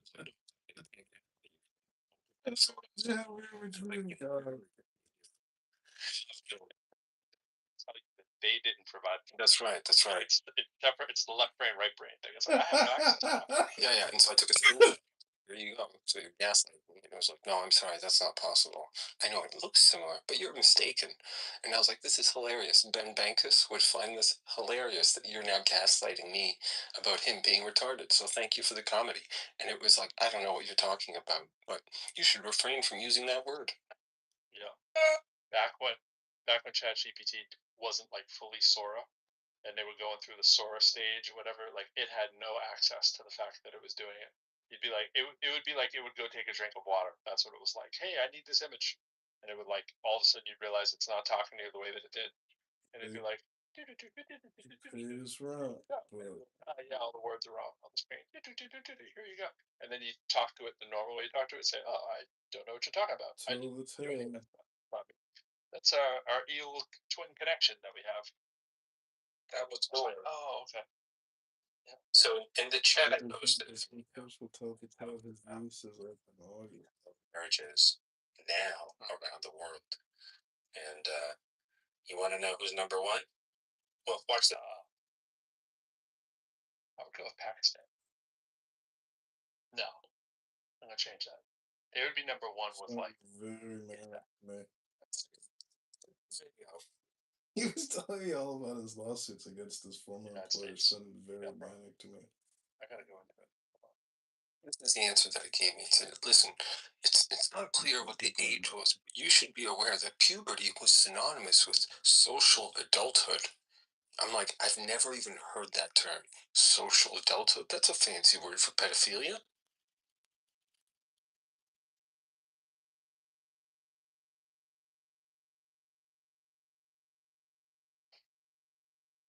is social adulthood? I don't know. Never heard that. Yeah, let's find out. Could have. I do have to get back to work. I can't really figure it. I'm at the hospital today, so. Oh, People come in and they're like, hey, what are you doing? I'm like, what? my second guess, which was really my first guess for marijuana, the United States, I was thinking inbredness, and then I was like, wait a minute, child marriages is going to be the United States. We got a whole bunch of them. broke, but And you're arrested for trying to get out of the marriage, like where it's illegal. It's literally illegal in the state for the woman to like try to have an abortion. Her 11-year-old, 5-year-old. Yeah, from her captor, exactly, from her rapist. Photos are amazing. From her familial rapist, which is also very Yeah, don't they have to like put that in like the person who will rape them? If they're We have moments in the system is If men could get pregnant, you'd be able to have abortions at McDonald's. Oh my god. They'd be drive-thrus. Yeah, drive-through.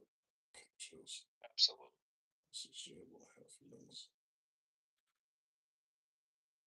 Ted Cruz would be up there talking about the virtues of abortion, the freedom of a man.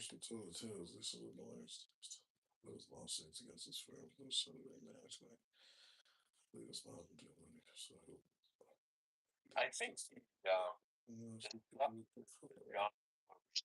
which we should just call the Benjamin stuff. The points that they raise, which I'm gonna use myself. I'm not gonna say any. We'll say any guy who was raised the way that I was raised. The default is to agree with every word that he said. Right? Every word they say is exactly how. Well, let's criticize the boomers. How the boomers raised us. I was raised that way. There wasn't a thing that they said that any good old boomer from whatever would not have raised you like in the city that I was from, and many others I would dare to say. And the fact that they have still held on to all these things as a badge, like a merit badge, as if now that you have the ability to think and reason for yourself, and you still think all of these dumb ideas make sense. The reason why I want to have the John Kitovers and stuff on stage, which I'm quite sure that's John Kitover right there and Anonymous, is because it's the same way that I was fascinated that I was susceptible to flat earth theory, right? It's like I was raised around stupid ideas and I eventually went, that's stupid as hell. And then I was able to snap out of it, right? But the same way that I'm able to say these stupid old, like ridiculous, like this is what it means to be a man ideas, right? Are sort of the same thing. It's like at what point when you individually analyze these stupid ideas and all the AOC bashing and all this kind of stuff, does it fall apart on its merit? Like AOC is a cum laude graduate of Boston University in political science and economics, and John Kitover is going to say that she's dumb, right? And it's like, well, what do you mean by dumb? Like, what are we talking about? Like, form a cogent sentence without screaming and laughing ridiculously? Not needing to have like recordings of rooms like these going that you use for content on your social media. Like, who's really the dumb one? When you're all buying $1,000 worth of phones to try to get your views up. She's out just getting signatures, to get into Congress in the first place. It's like, ooh, why are we calling her? Like, analyze who you're calling dumb, and just kind of follow it through and see how well the logic stands for you. I'm not saying that's the dumbest idea there, but that's just one of many.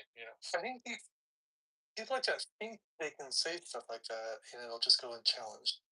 Just like they sort of normalize saying like Hillary was a liar or corrupt or whatever, and Right. people it just sort of they said it so many times that people are like they just kind of let it go.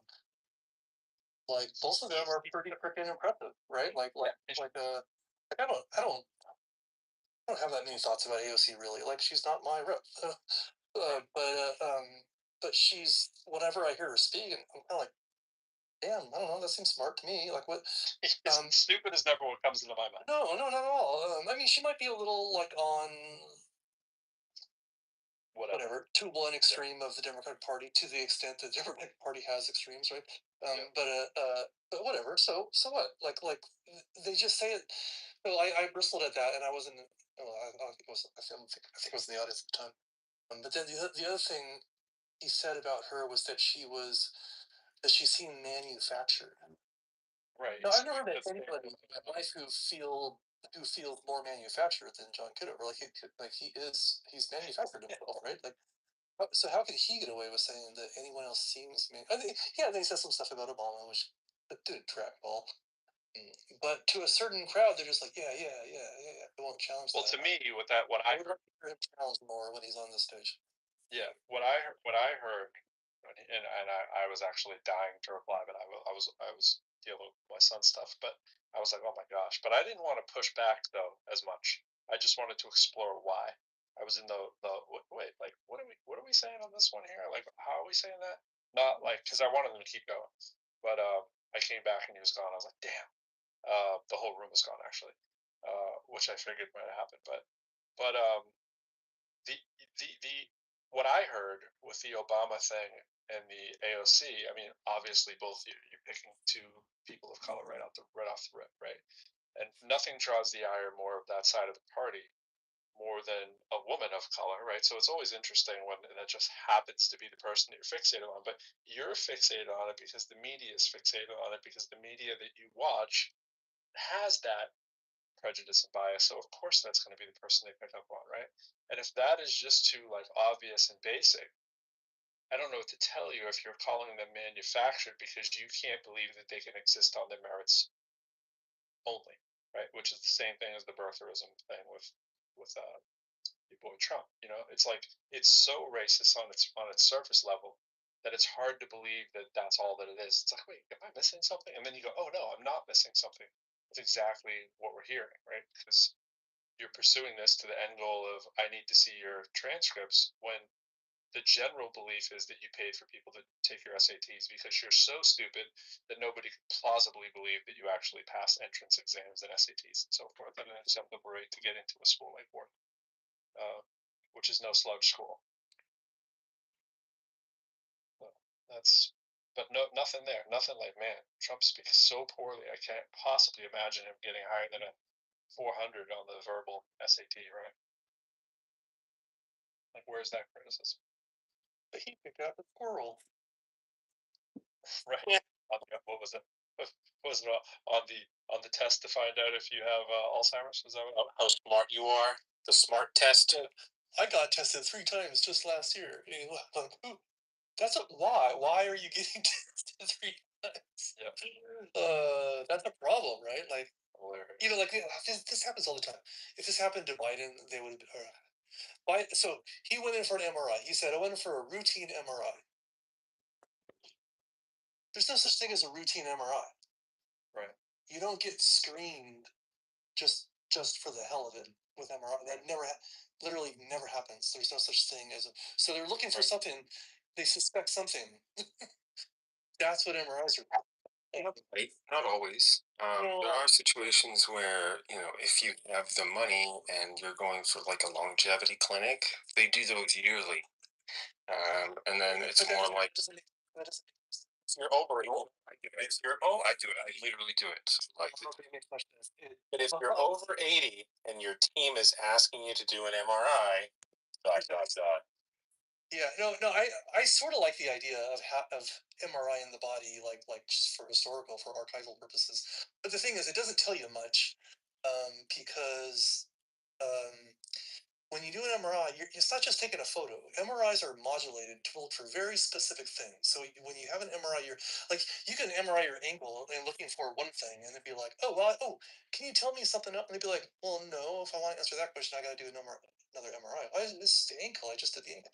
No, but what you're asking for is It's a different program. Yeah, I think they're not like normal, just not routine. Well, I'm not saying it's like an emergency or anything. Yeah, I'm sure he has more access to MRIs than most of us, but you don't go get an MRI unless there's a clinical reason to do it. Because you have to tune the MRI to look for something. Okay, I would disagree. So like I've had discussions with folks who radiologists. Yeah. And the folks who work in imaging research, and they were like, it's actually like the gold standard. The only problem is not it's not feasible for most people because of the limited access.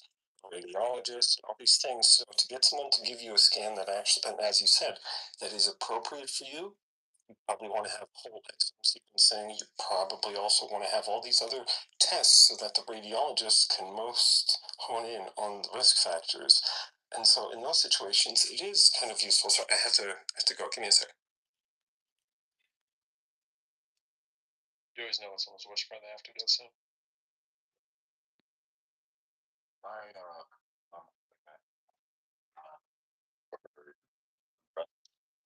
And I think she was like 40 something years old. Breast disease? Yeah, to check for cancer. She's oh yeah, MRI is useful for that.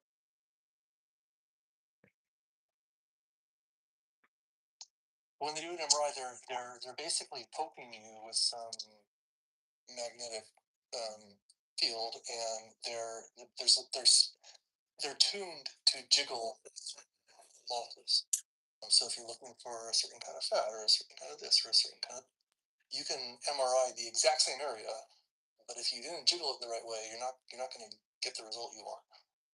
So to do a full body scan that would be useful, you have to do the full body scan and also do every single different kind of program that do. And then a lot of these have special like physical attachments because if you're going to do the knee, you got to put on the knee thing. If you're going to do the ankle, you got to put on the ankle thing. So yeah, it's not a routine thing. I dig the idea. I think we should have more like images. if CTs didn't cause cancer, I would say everybody should get a CT all the time. But doctors are careful about that. They only do a CT if it's worth the risk of the radiation exposure. If the benefit outweighs the risk. But MRIs are different that way because they don't cause harm.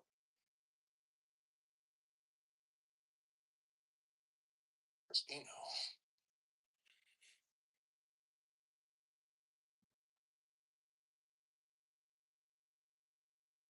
I like Kat's idea.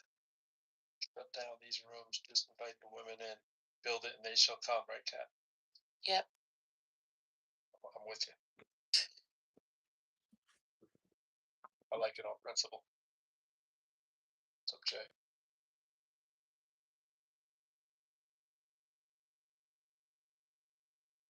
Oh man, I don't care, do you? Nope. Do you? You know what? I do. Do you? Thanks, T. I appreciate that you care. I don't know what it is I don't care about exactly, but I appreciate that you care. Maybe it's not my concerns you care about, but you just care. You just care. Yeah, I care. It feels so non-chat GPT. It's so human. Heck yeah. Oh, This might be one of those markets they're always trying to claim will exist that we just don't know yet. It's going to be like caring booths. I just go in, just talk to someone who pretends they care about you. Maybe they do a little bit, right? You sit there and you're just like, I just need someone to just look at, just to feel this human connection that we so desperately lack. And I mean, this would never be me, but I'm just saying, like for the people that I pay them to hug you. yes, like a just group hug, a group of two. That is, maybe you could do groups. You could pay more to have like 5 people. Yeah, in some cases therapy, but like the person is like, as soon as they leave, they're not worrying about your problems, right? I'm sure some do. They just get sanitized for Like hugging you. I have become very, very good at that after years of teaching. That I go home and it's no longer part of my daily routine what students, faculty, and people that I work with are going through. I can't do it. I used to do it. I used to be on the phone, email, and not to say that if a student needs something that you're not gonna, email them and take care of whatever their needs are. You're gonna do that, but I would say that's part of responsibility of teaching people, especially who are younger than you, to cater to their needs and whatever.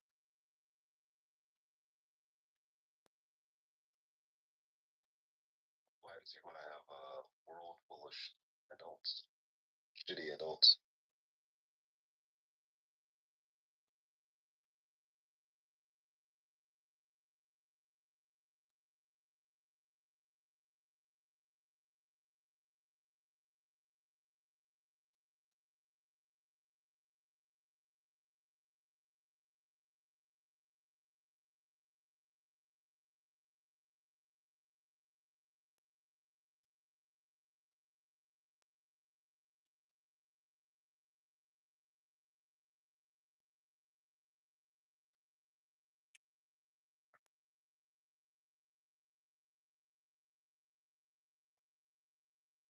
Aurora. Aurora.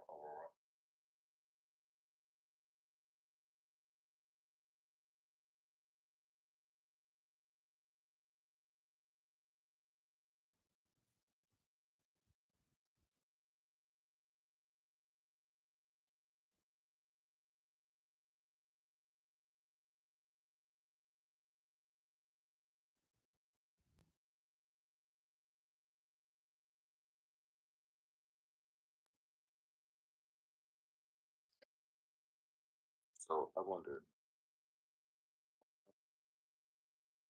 what's the thing that people most care about? Oh, never mind. I was back. Yeah, they're filming a movie here in Toronto.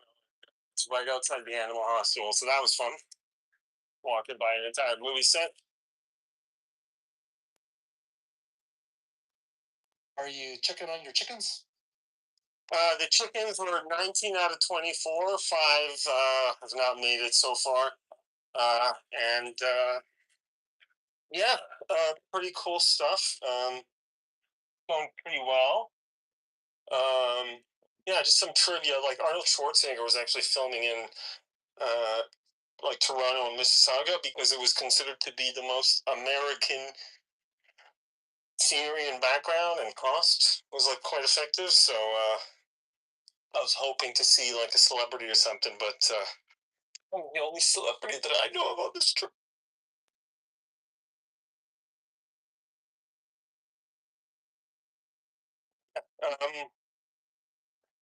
The MRI conversation. It is like the What the hell? That's always happening. Oh.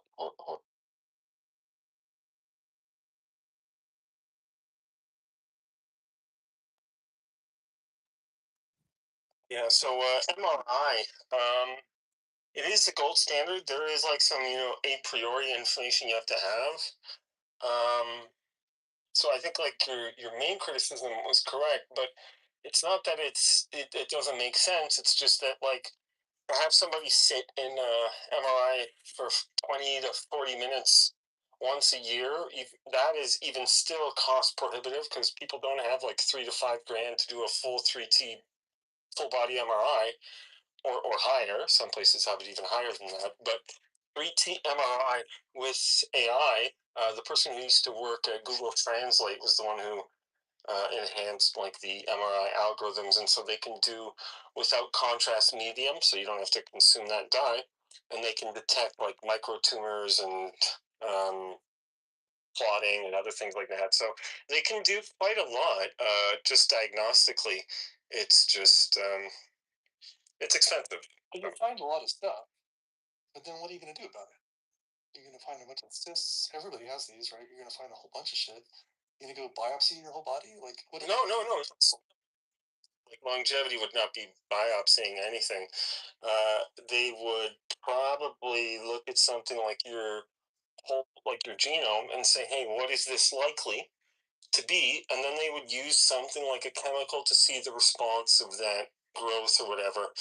And so, like, it's more like chemotherapy and other kind of drugs that are used rather than like crazy surgeries and invasive things. The whole point is to be non-invasive, so you can be a fancy bitch. That's kind of like longevity from my experience. It's like, hey, you don't want to have scars, you don't want to have these things, but you can take this drug and reduce the size of this tumor, and so on and so forth. Like I took a chemotherapy that reduced my tumors in half, and then I had surgery, and then I went to longevity because I was worried specifically about metastasis. So metastasis killed my father within 30 days of his surgery.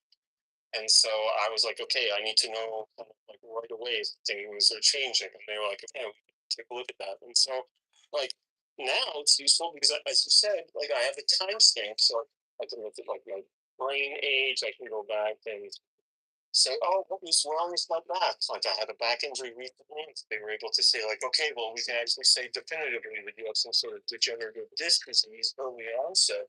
And so here's the things that you can change in your diet. Here's the things that you can change in the medications that you're taking. And like to their credit, it improves the like the outlook that I have with my back pain. So it may not seem directly correlated, but every piece of information with these kinds of diagnostics can be made to be actionable, and that's really exciting. So that's kind of the promise of longevity. You don't always get that lucky though. So And you just have to watch with mass screenings that they don't get too, treatment happy, or it becomes something that's a negative. I agree with that. They do the math. One of the reasons. So a few years ago, they reduced the. What do they do? They upped the age recommendation on women getting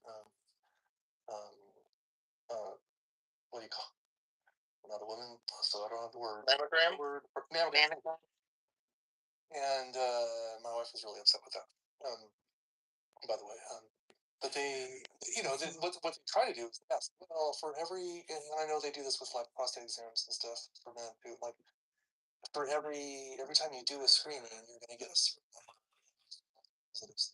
Those positives are going to get some follow-up treatment, maybe biopsies. Out of those biopsies, there's a certain amount of everything has a risk. Basically, every single thing has a risk. So if you start doing certain things too early, now the harm you're causing is greater than the potentially greater than what you're going to catch. Now the downside is if you don't test early enough and you miss. So my wife keeps talking about how many young women come in with like fairly well developed breast cancer, and she's like, "Fuck, like this, we should have been screening earlier." But these are the things they're balancing, and I know there's people putting thought into this kind of stuff. And my only point with Owens and Nick Fuentes and Tucker Carlson with a sick dog that got rabies, or any other animal that has rabies, but they don't act in their natural state. And so I'm not saying these people who are running the Iran regime have rabies, but I am saying that I see that as, at least in my mind, as an analogy. They're not acting with humanity. They can have their cause, they can have their beliefs, but they're not acting with humanity in any respect. And if the world cares, I mean, it's funny. It was only post discovery of the concentration camps that the world was shocked about what was happening. And it was only post the war in Rwanda that the world became shocked with the bodies flowing down the river in the manner in which they did, there's a lot of talk about genocide. That term is tossed around, I think, loosely today, because people argue in emotive terms. I don't know what your own population in Iran constitutes genocide, technically, but in my mind, it kind of does. By the way, we've seen the same thing in Myanmar/Burma. A lot of killings of people for political dissent. Whenever you have a regime killing people en masse for voicing their opposition, you've got a problem, I think. And what makes it worse than Myanmar/Burma is they're exporting it. They're trying to make this a worldwide fight. Their Islamic political view of the world. and so they're very dangerous. And it's not a question of being not homophobic, Islamophobic. I said homophobic, Islamophobic. It's not a case of being Islamophobic. It's a case of realizing what this regime is trying to impose on the rest of the world and their ability to inflict damage on the rest of the world through many different means, not just traditional warfare and not just nuclear warfare potentially, but other ways that they are doing it. I see some people are in disagreement with that position, and if you are, please raise your hand. I'd love to hear what you have to say. Then we'll go to William, followed by Dr. Me. Hey Gary, everybody. I'm sorry Marshall's not still here. I see about 5 or 6 points that really come to mind in trying to, that I think are useful in analyzing what's going on here. The first is, recognition that this is an asymmetric war that Iran is fighting. The second is that I think we need to think about is the outcome that they're seeking is a political victory or military victory.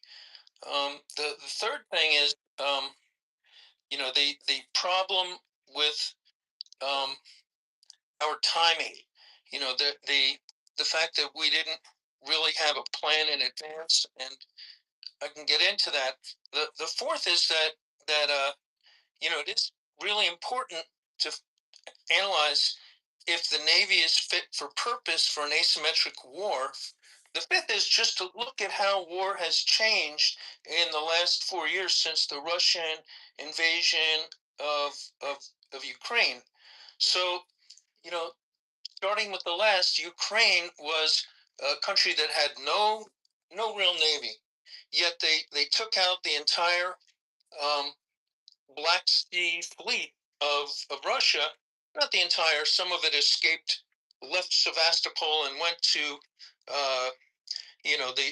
the far eastern areas of the Black Sea, and they have navy outside of the Black Sea. But Ukraine took out the Black Sea fleet with tools of asymmetric war.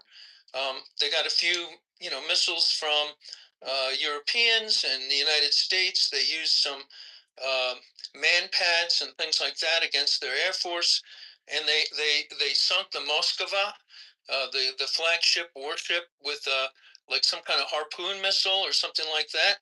And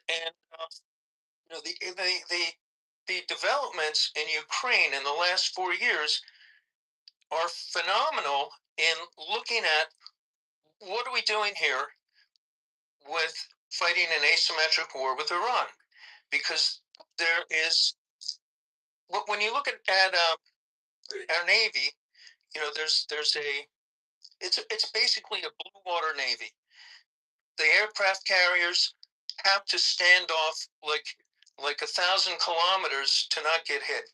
You can't pull the aircraft carriers up into the land. You need to be able to conduct stand warfare.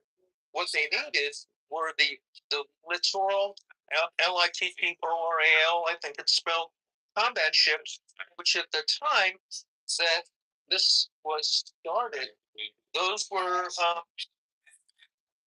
in East Asia. They had to transit through the Straits of Malacca to into the Indian Ocean and to the Persian Gulf, and that took weeks. So the being fit for purpose is having the right ships at the right time in the right place, and that takes planning. And the third point is there was no plan.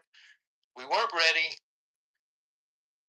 We didn't have a comprehensive plan. We told the Iranian people to rise up, while our Navy, big chunk of it, was also sitting in the Caribbean fighting Maduro. And the timing is messed up, because then Trump said to the people of Iran, rise up, rise up. They did so, and they got slaughtered. So you're having, serious timing issues. You have serious civilian leadership issues, where you have a mid-level junior officer trying to act as Secretary of Defense, or as he likes to call it, Secretary of War, and that's a recipe for disaster. And then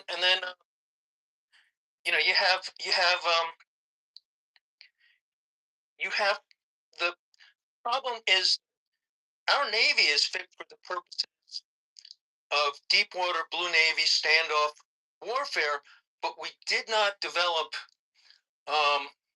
the drone capabilities, the small boat capabilities, the type of capabilities to fight an asymmetric war, where the opponent does not have a blue water navy.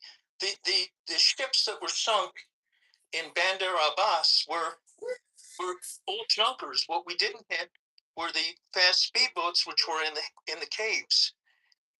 We didn't take out the shaheeds, which were hidden away in caves, or the missiles, which are in various silos up in the mountains. So we didn't hit those things, and having a plan to deal with it. It was known well in advance when it was gamed out, as Marshall was talking about, that the Straits of Hormuz would get closed. So we needed to have some sort of response ready to deal with that closure. And right now, it seems like we're just negotiating to get to status quo ante from before the war was started, so that we can. I think the Iranians have no motivation. They have won their political victory, and they were never going to stand off and fight us military to military, because that was never in the cards for them.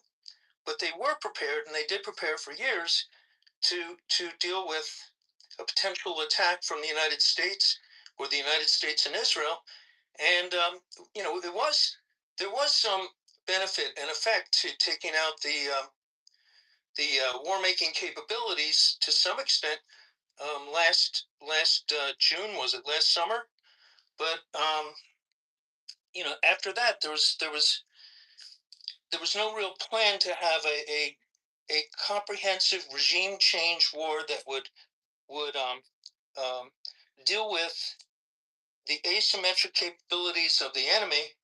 And I think we have been embarrassed. The United States has been embarrassed and has a political defeat. So when Trump goes to see Xi Jinping at the end of the week, unless the trip gets canceled for some reason,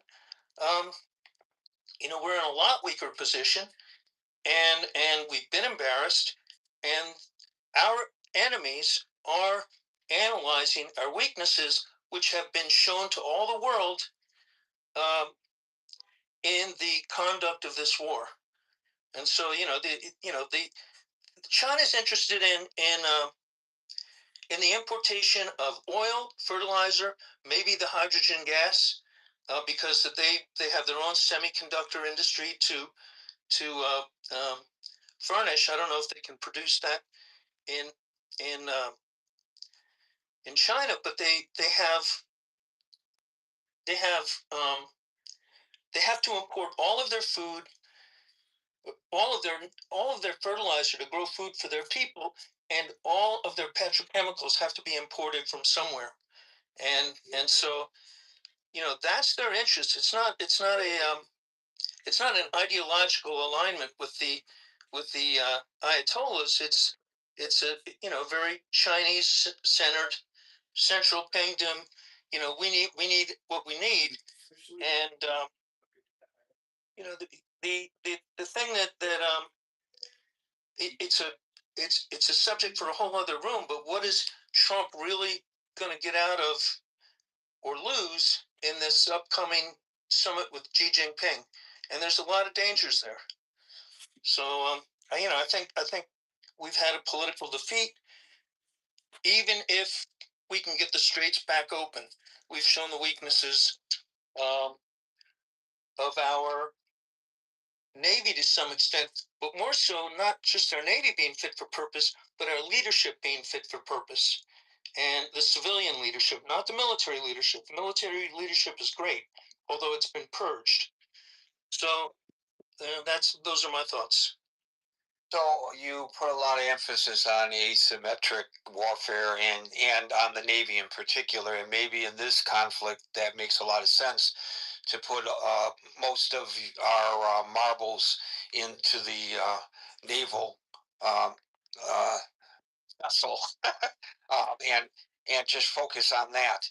But in reality, history has shown, and I am not a military historian, but history has shown that asymmetric warfare has to be met with a different set of rules than the norms.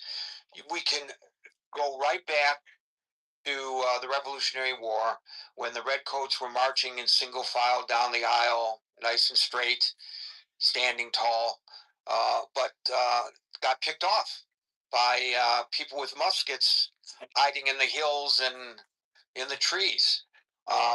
They did not have the means. Not muskets, rifles specifically. They were Kentucky long rifles, and the only reason this is important is because muskets could shoot to 50 yards accurately. A rifle could reach out and touch you at about 500 yards. Okay, that doesn't change my point, though, right? It just means I was inaccurate in my description. So thank you for that. So they weren't using muskets. I was always told muskets. I guess I should not have listened to those people who have said muskets. They were using Kentucky rifles. Regardless, the point is that they were marching single file and got picked off because they did not have the ability of pivoting to meet the asymmetric nature of the enemy. Same thing happened to the Russians in Afghanistan. The same thing happened to the Americans in Vietnam. We are a nation and the Western world as a whole of rules, and we believe in following the rules, and we believe that if we diverge from the rules, that there are consequences to be paid for that. And so therefore, for fear of court-martial or worse, we follow the rules. But sometimes following the rules works to our disadvantage. I'm not suggesting that the United States should commit war crimes. I am suggesting that the United States has to follow certain rules that sometimes our enemies do not. And so it makes it difficult. It's a handicap. It's like on the golf course and handicapped. There's a handicap to fighting wars in the traditional way, following the rules when your enemy does not. And so I think William is right in his assessment that we were ill prepared for certain aspects of this. The fast boats alone are a real problem. How is it that our Navy is unable to open up the Strait of Hormuz? The United States Navy can't keep the Strait of Hormuz open. How is that possible? We have the overwhelming firepower, and yet the Strait of Hormuz remains closed. You cannot count on Iran to follow the rules, not when it comes to military, and certainly not when it comes to diplomacy. They are, once again, the biggest exporter of terrorism in the world. Why would you trust them to play by any rules or in a fair manner? You can't. And I don't know whether we, within the legal constraints, I don't know anything about the military code of justice, but I don't know whether we, under the legal constraints that we must follow, are adept anyway at dealing with these issues. You are correct about the Navy. I listened to Anson, and I felt this long before Anson was active in this forum. When for folks who don't know, Anson is a retired nuclear submarine captain who's a bit of a curmudgeon and really critical of the Pentagon and the Navy for not keeping up, and he's given us facts and figures about the number of gray hulls that have been pulled into dry dock for repairs and never returned to service because of a lack of staffing to repair them and the lack of parts to repair them. So there they sit when they should be on the high seas. And so he says it's a critical issue, and I don't doubt it. He's no longer participating in the critical thinking forum because he doesn't like the way it's moderated, and that's his prerogative. But I took counsel in much of what he said, and in that, I think that what William is saying pretty much parrots what I think we would hear from Anson today. Thank you. Can I just say something? It's not the rules, because the Ukraine didn't follow the rules by the kind of paradigm that you presented. The Ukraine fought an asymmetric war and held the Russians. Right, but I specifically the United States follows the rules. No. Ukraine and the United States try to follow the same rules, but when you're presented with an asymmetric situation, then you have to deploy the right kind of equipment to address that situation. So that what we didn't do is we didn't learn from the recent history of warfare and how naval warfare has changed as a result of the development of different types of missiles and drones that can be deployed from land. So that, yes, we have a deep water Navy, we have a blue water Navy that can be fit for standoff warfare in a battle for Taiwan. Now you're being redundant a little bit, but all right, okay. But it's just that the it's not the number of ships; it's having the right equipment to go use them. That's thank you. I'm certain that the eggheads at the Pentagon have been sounding this warning prior to the advent of Donald Trump in the Oval Office. I'm sure this has been a long-standing issue, and I'm sure money is probably one of the impediments to having the drones are cheap. The drones are relatively cheap. The anti-drone drones are $2,500 a pop to take down a $50,000 Shaheed. Well, okay. I mean, I'm just saying, I'm sure that for whatever reason, then the recommendations, I'm sure that you're not the only one. Because Trump was too proud to ask. I don't know whether you like to put everything on the shoulders of Trump, and maybe you're right, but I suspect, and I really wish Anson was here to correct me if I'm wrong, that this is the kind of thing that's been recommended at the Pentagon for many years, even before Donald Trump came on the scene. I'm sure of it, but I could be wrong. But that's just my sense, and it differs from yours. And I imagine it's something that I could look up if I have the time, and so can you. Thank you, William. We'll go to Dr. Me, followed by Brent.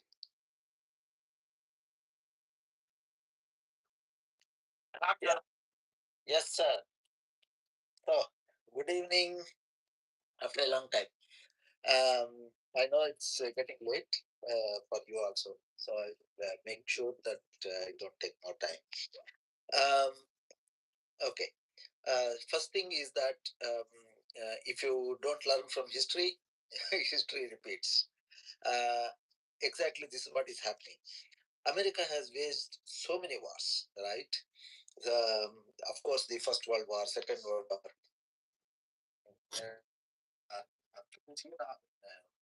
Japan now in the recent years it waged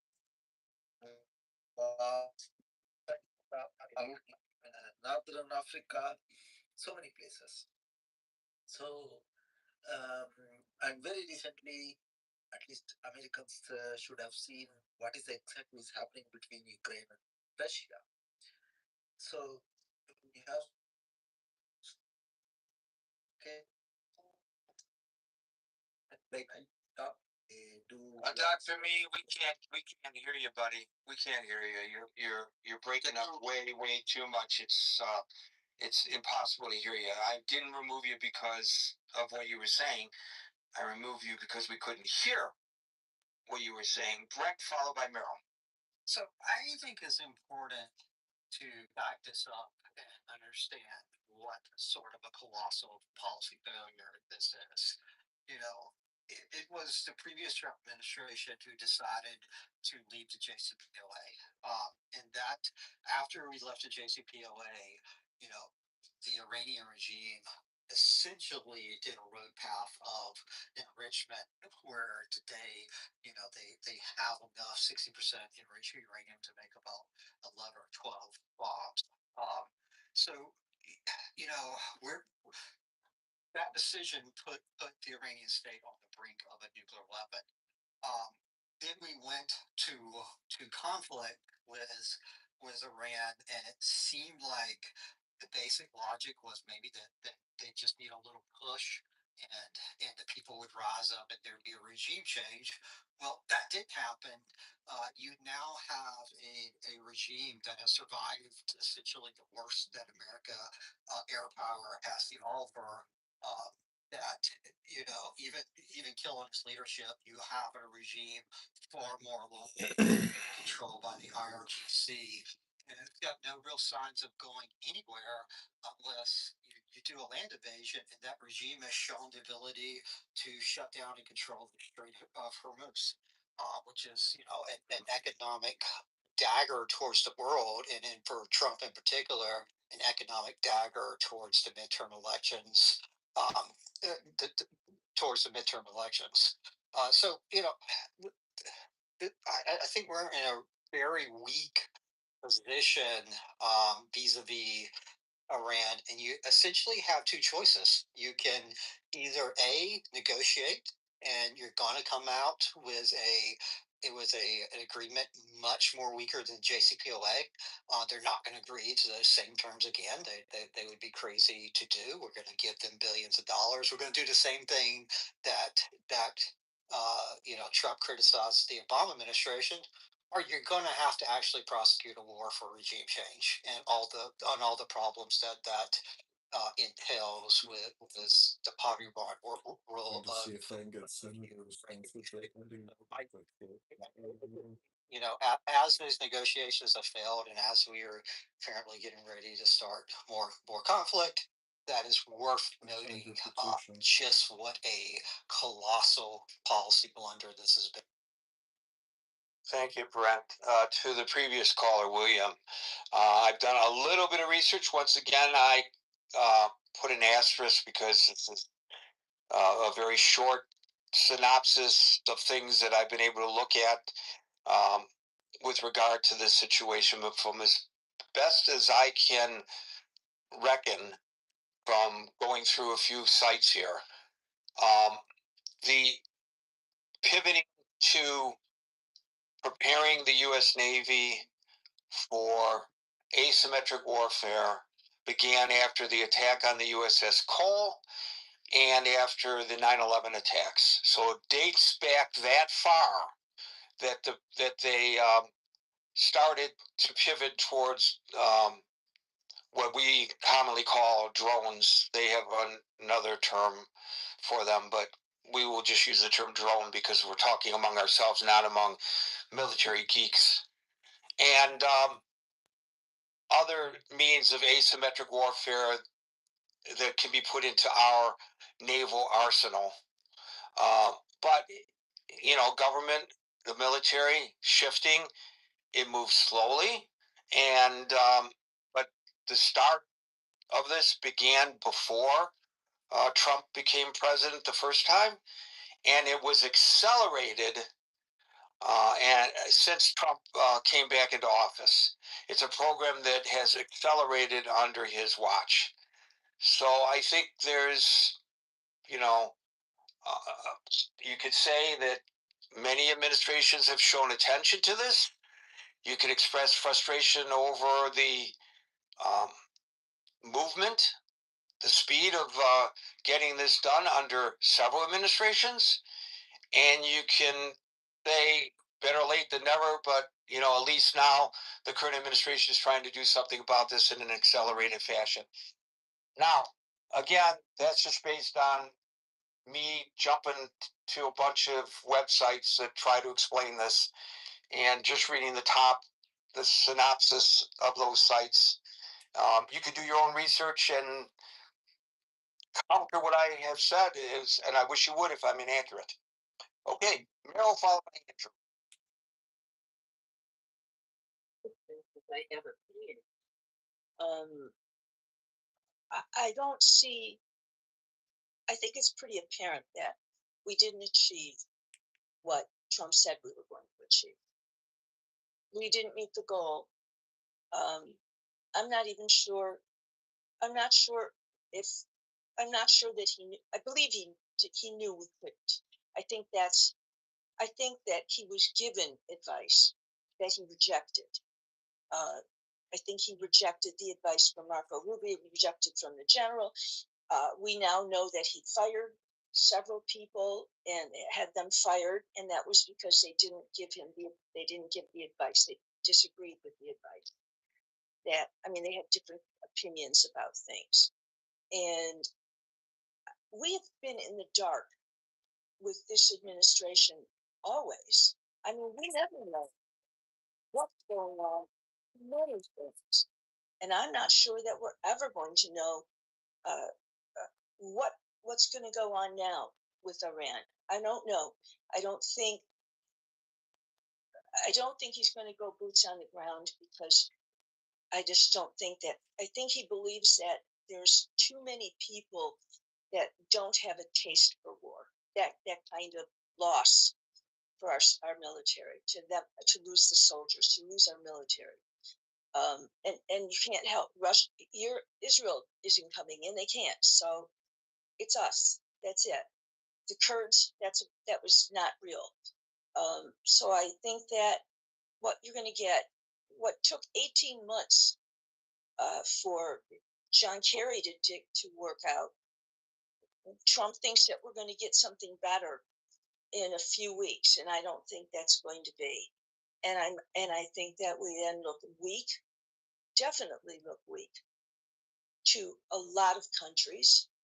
But I have other concerns too. I'm looking in the bigger picture. And what have we become? What are we becoming? We're partnering with Russia. It appears that we're not going to help Ukraine. We're partnering with Gulf countries and not rejecting all of the European countries. And I don't know. Ben gently places the arm on his thigh. The next second, the remaining pieces seem to be human, and all of them automatically attach to his body. I didn't understand the armor protects him, so he is not injured. But suddenly, countless memories he has never seen flood into his mind, violently crashing into his consciousness. Luckily, his wife notices something is wrong in time. It quickly helps him climb out of the well. But when the man tries to take off the armor, he realizes that every piece seems to be embedded into his skin. No matter what he tries, he cannot remove the armor with no other choice. He can only put on a loose coat. Then he accompanies his wife to the hospital. I don't know. The nurse keeps praising that the baby is very healthy. His eyes looks completely different. Even though the scene is terrifying, the man does not pay much attention to it. He only thinks it's an hallucination called exhaustion. He does not know it. This one falls into a groggy sleep. The pair of black hand suddenly reaches toward his head. Luckily, the noise downstairs wakes up in time. He quickly wakes his wife, and they go downstairs to check what happened. But when his wife turns on the light, they are shocked to find a strange creature standing in the corner. Before they can even react, an even more terrifying monster suddenly appears behind them. The man gently places the armor on his thigh. The next second, talk always was. I resented terribly when he told the Iranian people, stand up, we're coming, we're there for you. We weren't. We just were. you can't tell people that don't have weapons, they don't have the ability, and we're saying we're going to be there to help you. I ache for them. I ache for them because I think they're going to kill me even more now. I think that they are even more vulnerable. And I think a lot of the country is still going to be vulnerable. I don't believe we're just, oh, okay, guess what? No more Hamas, no more Hezbollah. No more terrorists. That's not realistic thinking. We, you woke up some people that just said, I'm done. Okay, you created more terrorists in some ways. In some ways, whether it was smart to try to, whether they were that close to getting a nuclear weapon, we're never going to know because nobody wants to tell us everything. Nobody does. And so we're going to hear if there's no regime change and we're going to hear that there's some kind of an agreement, we're going to hear it's a win, it's a win, it's a win. And I just don't think that it will be a win. And I think that we will go on and there's going to be some changes that I don't think are the smart changes or they're changes that I don't understand. And by the way, I don't think we're just going to give Iran money. We're going to give the Gulf to anybody that had damage from the war. He's going to give them money. We're all that. So it just, like I said, I'm at an absolute loss for anybody. If anybody can tell me what happens next, if there's no agreement, then what? What happens next? Where do we go? What do we do? Who are our partners? Are there China? That's silly to think that China isn't going to look at us as terribly weak. I just don't see that. I really don't. So I do. I have concerns. I have concerns about how fast can we replenish what we've lost. I am very, very, very disappointed because I feel that we are abandoning Ukraine, and Iran. I think Iran. that no, we're going to abandon Ukraine as well. Oh well, that's.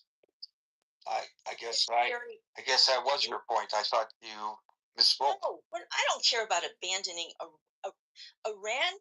I wanted them to do the job right, and if the strategy was you can't do it all the way, you're not going to do it all the way, then you don't go. You rethink it. And I'm worried that that's what happened. I'm worried that we were told ahead of time, he was told ahead of time, this is too optimistic to think that this is what we're going to achieve. And in this period of time, that's too optimistic. And if you're going to commit to this, are you willing to commit to boots on the ground? And did he say yes? Did he say no? I think that maybe he rejected advice, and I don't know what we achieved from it. I don't know that we are safer from Iran. I don't think the world is safer just because we might enter into a 2-page agreement.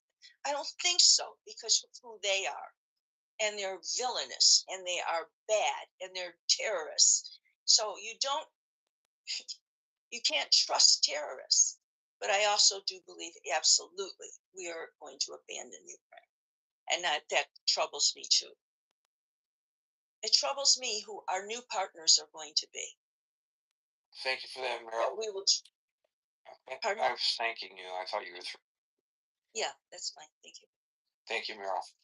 Breaking news, the Supreme Court has just upheld the right of Alabama to eliminate a congressional district that's held by a black congressman. Just happening now. Andrew, followed by Amir. Hi, Gary. Good afternoon. Yeah, I don't want to go over anything that's already been done, but I will say this. I think the United States went into this, or Donald went into this, probably not hearing the advice that he wanted, which was to do exactly what he is doing right now, thinking that it would succeed. I think this has been a long-standing issue with Donald Trump.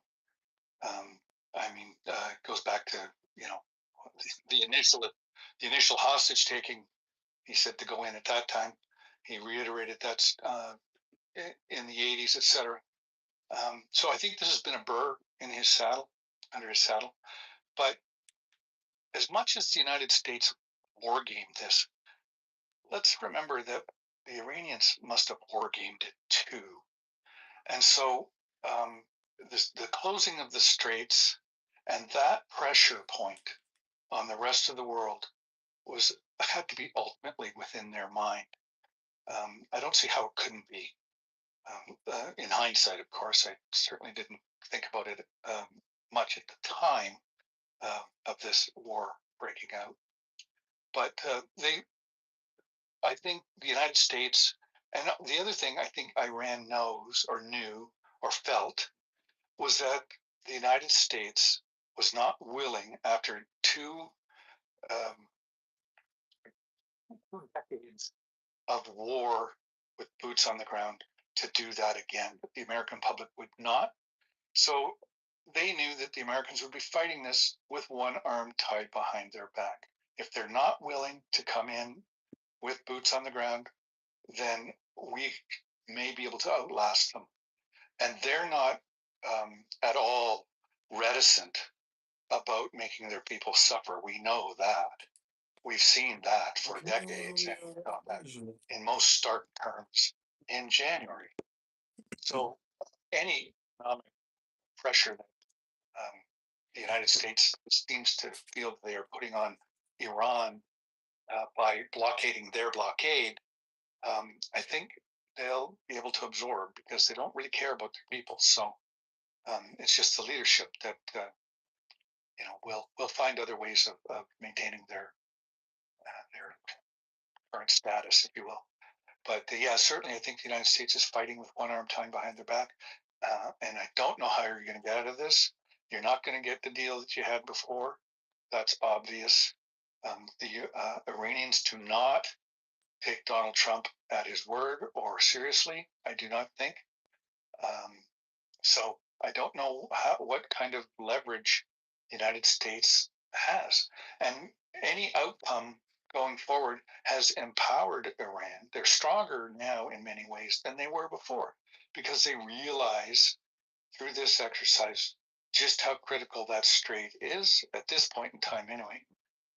If the Saudis and the other Arab emirates around the Gulf can move their oil onto land and through pipelines away, then that will certainly lessen that stranglehold.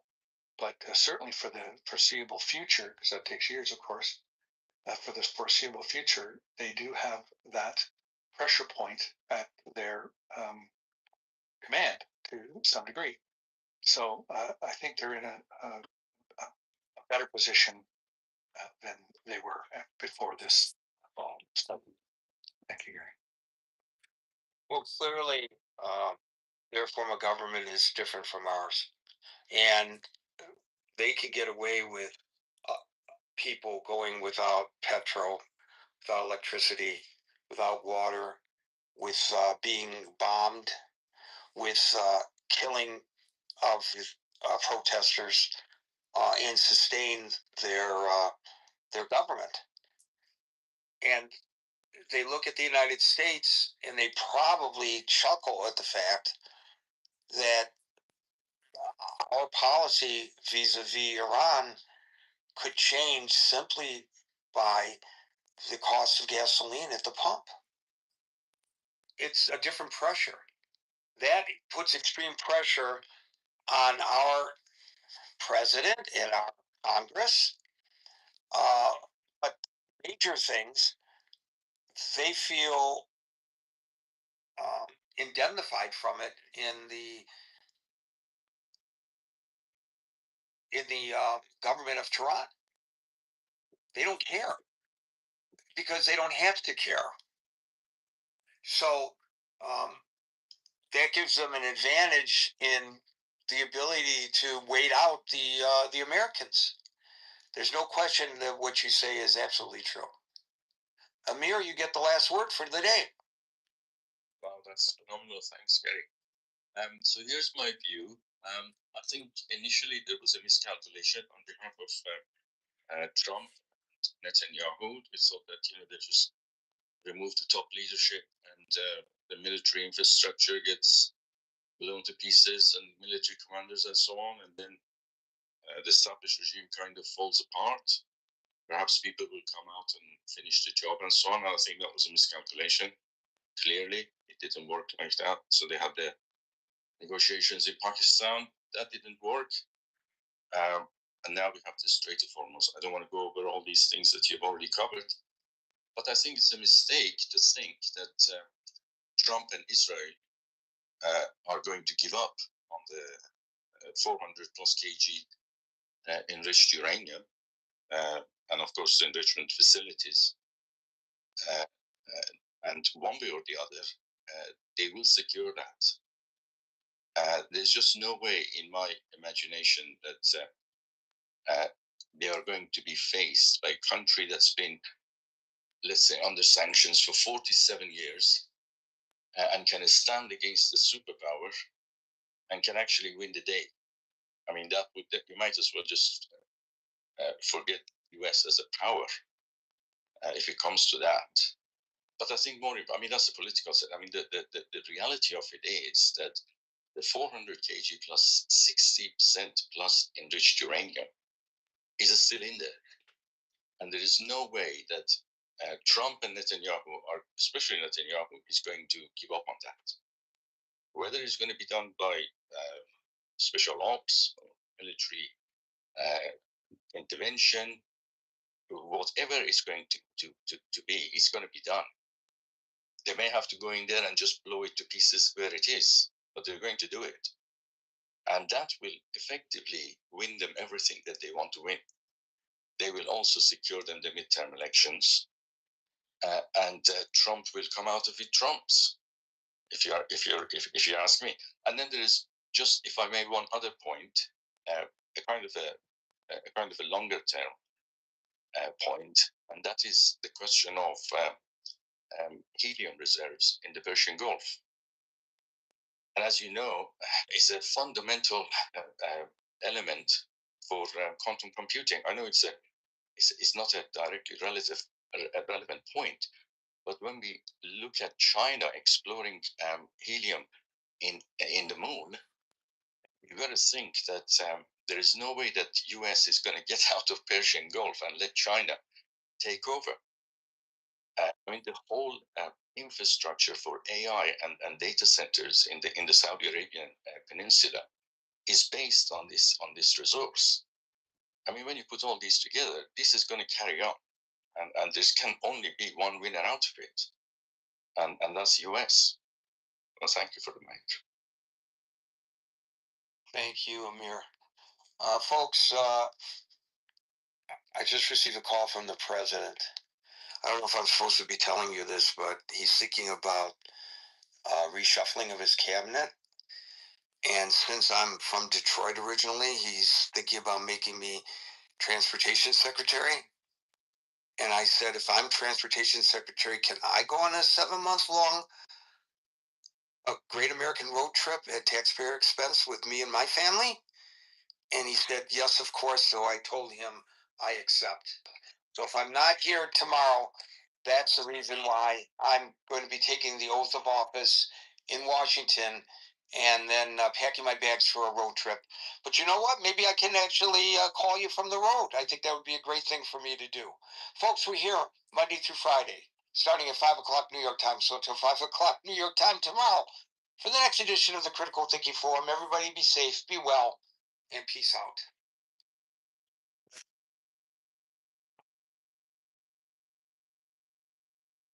I still can't believe they put Bane on screen. Sorry, like dog. You were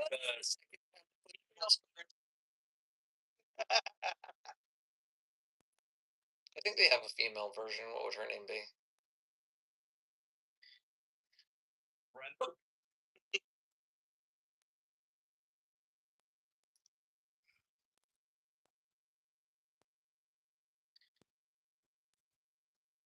And where does it say in the Quran they have to preserve it with recitation? Oh, singing and memorizing it? Yeah, they don't. It doesn't say that. Oh, that's a good question. I don't think I've ever heard saying that they should all learn to memorize it. Yeah, that doesn't make any sense. Like, I can imagine that there's like some verse that says like keep these teachings in your mouth, right? That would like make sense. Well, yeah. But then, like, if I were honest, I'd be like, you're being hyper literal and you're being dumb. Like, that's a metaphor. It's saying you should know them well, not that you should recite them.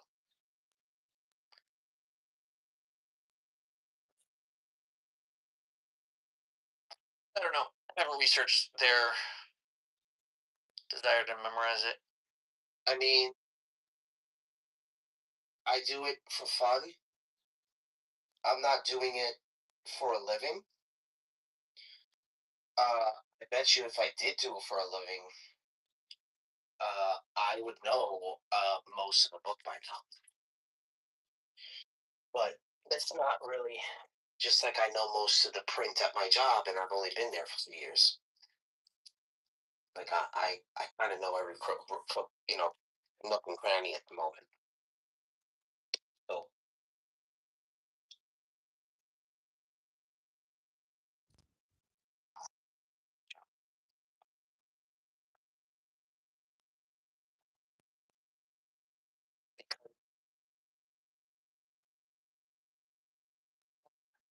pharmacist, pharmacist, you know.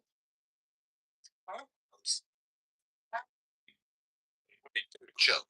Just have a conversation. Don't worry about it. Who's first? Who's second? Who's third? I don't care. Like Finley, go ahead. I didn't mean Who's to. first? What's second? I was just pointing out. I don't know who's on third. Who's on third? Rich, that beautiful PTR was. No, I don't know who's on third. It was commissioned by me to Nate. Nate painted that. Me and my lovely wife. That commission just want to point it out. Yeah, you're supporting the LGBT community by paying Nathan. And don't forget about the Q and the plus. The AARP. Yeah. Oh no, I'm looking for nominee conversation was a good conversation, though. Hey, by the way, Oprah did spend some time in the Milwaukee market before she made it big. She was a talk show host in Milwaukee. She went to a high school there, if I remember. Start off like Ricky Lake and all those people in Wisconsin. I mean, everybody start off with it. Like if you want to go to meteorology school, Mississippi State got the best. You want to be a nurse, Alcorn State got the best nursing school. Every what is a engineering school? Prairie View A&M. You know, if you want to be a lawyer, Harvard. You know, everybody got their strengths. So yeah, you have to start. You remember Jerry Springer? Hey, Donald Trump just nicknamed the Democrats as Dumbocrats. Man, the fucking donkey. Congratulations. Fucking donkey. Dumbocrats. Oh, this man is something else. Yeah, I think what Jerry about Springer originally made his mark. I think it originally was the Cincinnati market. He was a mayor. You know what he did? This dude got in trouble writing a check to a prostitute. That is hilarious. No. Did you see his will? Did you see his will? He left his money to his black kids. Oh, what do you guys think about? What do you guys think about? Yeah, Google it. Trump. What do you guys think about Trump floating the ideal of suspending gasoline tax? Man, that's only like just like tax on tip. I ain't gonna say it was much. It's beautiful what he's doing. Hey, look, you remember in his. Wait, you wouldn't want 60 cents off on gas right now? 16 whole cents, man, that would not make a dent in anything. Hey, I will say this. Also, the tariffs are preventing me from ordering my freaking car too. By the way. Oh, that's cool. Move over there and ship it over here. You'll be all right. Man, that guy is America first. Did you see the State of the Union? He said, stand up if you believe America should be first. What is wrong with that? It's like you. I don't know if y'all are family men or not. I'm not assuming anything. But don't you put your family first over your friends? You're not going to have a beard. You got to babysit. I mean, you're putting America first. I think it's beautiful. I think he's standing on what his Scarface says. I got my balls and my word. We're going to bomb the shit out of them. The other presidents like, just don't. Just don't. You're burdened by what you're unburdened by. Man, fuck that. We're going to bomb the shit out them motherfuckers. All right, so Finley, right now there's a proposed bill in California that would suspend state gas tax, which is about 61 cents per gallon. If passed, it could save drivers roughly $1.08 per gallon when combined with other fuel fees. Beautiful. Yeah, California has a stupid high freaking gas tax. California. Yeah, it's super. California. It's freaking Florida. Right, where everybody's moving. Yeah, but do you think people in California would give a shit if it went down $1? Yeah. Now they would care. Yeah, like $1. Now listen. Free. Now if there was a proposal to bring gas down $1 a gallon here, yes, I would take that. That would make a difference. Okay, I'll look up. Absolutely. But the cost of living in California is ridiculous. I know our state gas stations now. Who wants to talk about San Francisco? Oh Lord. Been there one time. Don't plan on going back. Yeah, the taxes. What they say, old boy, that won the Super Bowl. He said he owed the state of California $70-some thousand just because of that. All those taxes, man. Everybody's leaving New York and California, going to Florida, chilling out. It's just like I don't know if y'all know about this, but I had a friend that do this. His grandmama died, and he buried her on her property. He don't have to pay property tax. Yo, the movie, do you just kind of go with your stream of consciousness and just kind of just go? Yes, sir, to keep the mood. That's fair. That's fair. But if you want me to stay on subject, No, you good. You good. No, you good. That's why I talk about the Amish, because when they bring up COVID vaccine, I be like, well, them Amish motherfuckers on them horses didn't go get that vaccination, and they didn't die. We've been lied to, just like Uncle Tom. You got a tomcat, a tomboy that's tough, but Uncle Tom is a weak ass nigga. Get the fuck out of here. Uncle Tom was Django, by the way. But you know, a lot of people never read the book. I did. I had to do that, and I had to learn about Malcolm X through my own projects. Because down south, they don't learn about Fred Hampton and Malcolm X. It's sad, boy. We don't. Turn the other cheek. You know what we did learn about down south? A wet dream. I have a wet dream, and I'm a freak. You say that too loud, you get ostracized. You know, you're not entitled to your opinion anymore in America. What's the difference? Everybody's independent. Damn. Yo, Marshall, you there? Yo, what's up? I learned a new term today. You gotta tell me what is it? Dang it! What did he say? I just forgot that fast. Ostracized. Directional truth.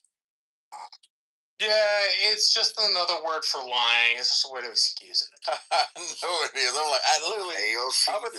Up until man Finney used that term, I'd never heard that term before. If you notice, what Omar or whatever her name is, that's exactly what she used. Directional bullshit. And that damn Nick Shirley, we need to protect him at all costs.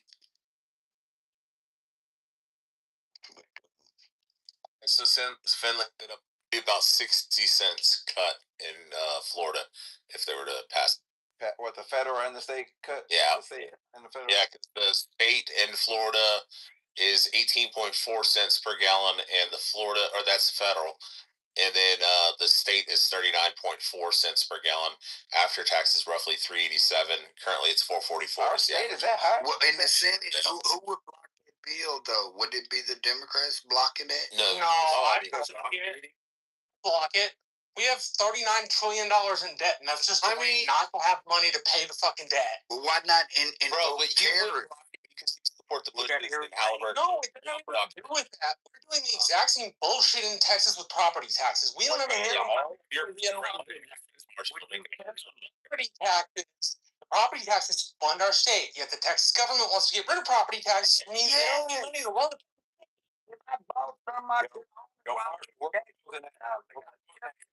But they've amended it, so now they're proposing to get rid of the property tax for homesteaders, and then property tax on the people that don't live. Because believe it or not, more people down in Florida that own homes don't live here than do.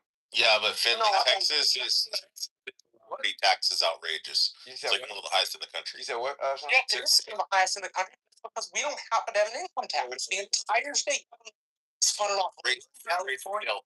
It's sales taxes and property taxes. That's how we're raising this. Sales tax and property. I'm not going to raise the sales tax. In place of those people have to pay $20,000-$30,000 on their house every year. Right. Exactly. Yeah. I think I know people. I think people that pay $25,000. it's not a property tax; it's an income tax. Yeah, you gotta pay $45,000. It's unconstitutional. That's not that's money to fund the government, farms and stuff. Well, Marshall, why don't we make it like sales tax, or like not a like a sales tax, instead of forcing people to pay $25,000 on their house every year? The Texas government, no money. Marshall, if a person doesn't pay the $25,000 that they have on a house that is fully fucking paid off, the federal government will, the state government will show up and put them in a fucking cage and take their house away. Which I don't agree with, but it's not a property tax. It's an income tax. An income tax is already unconstitutional. We raise sales tax. Well, I already ran it through. Extra no, you can't fund the entire state government on sales tax. I already ran it through. They already looked at this. It was like cents. It raised it like 14 point. Like each city legislature has like out here. Legislature has 1%.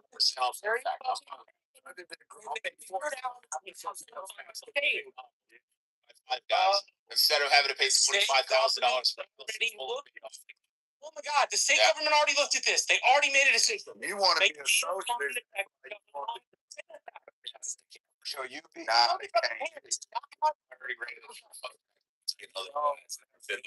that's raised it by 6 cents. You raise the sales tax by 6%, by 6 cents on the dollar. Yeah, 6 on the dollar. It's 8.5% here. Mississippi. 14.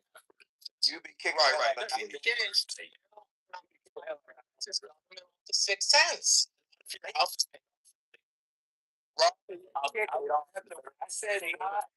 said not.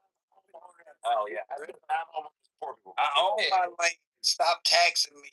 And when I forget it after 5 years, and me, somebody come to watch me will show up and fucking take you away in a cage. Right? That's a fucking income tax. Otherwise, that's all you're gonna get. You can do the income. Property. We're talking about property tax. Texas government has. We're talking about property. They are talking about property tax. Raising money, sales tax. Here, our oil money, sales tax money, property tax. I got a question why you don't want to fucking pay an increase on sales tax. I got a question, Marshall. Because doesn't in Alaska they don't have state tax or sales tax or state tax and income tax in Alaska either, right, Marshall?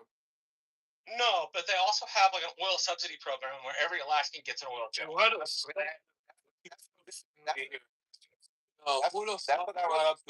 Galaxy, shut the fuck up.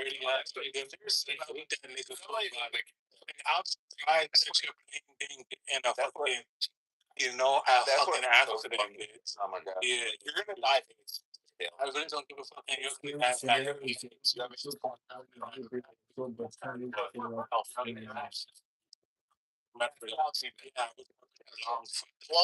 Stores all over.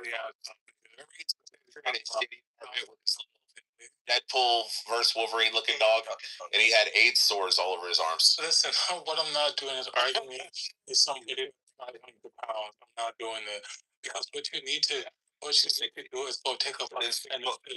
That's what you need to go catch you up. You're gonna die like Freddie Mercury. That's what you need to I'm go out. get. Move the out. Dirty faggot.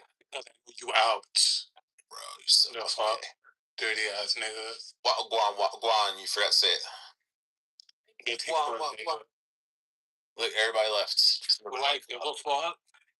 No, I don't. It's like Galaxy killed the room, just remember that. Remember, thank you, Pizza. And remember your mom has a long foot, kid.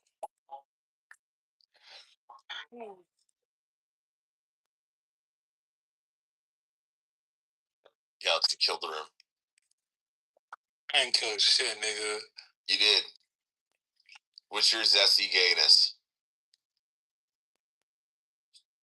Marshall left. Finley left. Do you think I give a fuck? Cause I don't. Peter, move the room. It's already done. I Galaxy already killed. Make Galaxy run around in the hallways. Why are you still talking? Shut the fuck up, Galaxy. Bro, you have 8 sores on your arms. It's disgusting. You're gonna be dead soon. You're already dead. You can go join Freddie Mercury in hell. What you need to do is go get you your penicillin. Fucking mumble rap, motherfucker. Remember, you can buy your outfit. You can buy your entire outfit for $200. Can you find me? $200. I'd beat the fucking drink off your skin. But I wouldn't fight you because I don't want to get AIDS when I bust your fucking jaw open and you pour blood all out of your face. Listen, nigga, you can only Yeah, I wouldn't want to distract you. That's why I was like, I'd shoot you instead. Come on. Yeah. Cinnamon, sugar, everything. Cinnamon's a spice. Oh, yeah, well, herbs sounds fun. Okay, we're helping Jimmy now. Yeah, okay. No, but are you saying herbs? I'm helping you, bro. You ain't in America. Like, you saying herbs or herbs? What you saying, man? I'm not going to repeat myself. Do you like your spirit? I can't understand your accent. I'll be honest. Thank you. Be honest. So it's not a question. Everybody knows how it went. But where are we now?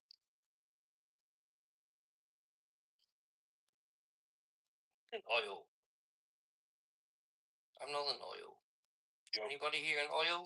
Anybody in politics? Help me out, bro. What's going on in your I don't care, do you?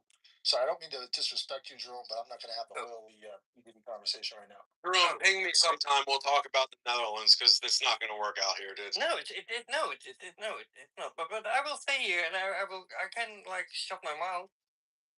Yo, Pro, have you seen the Michael Jackson? Yeah.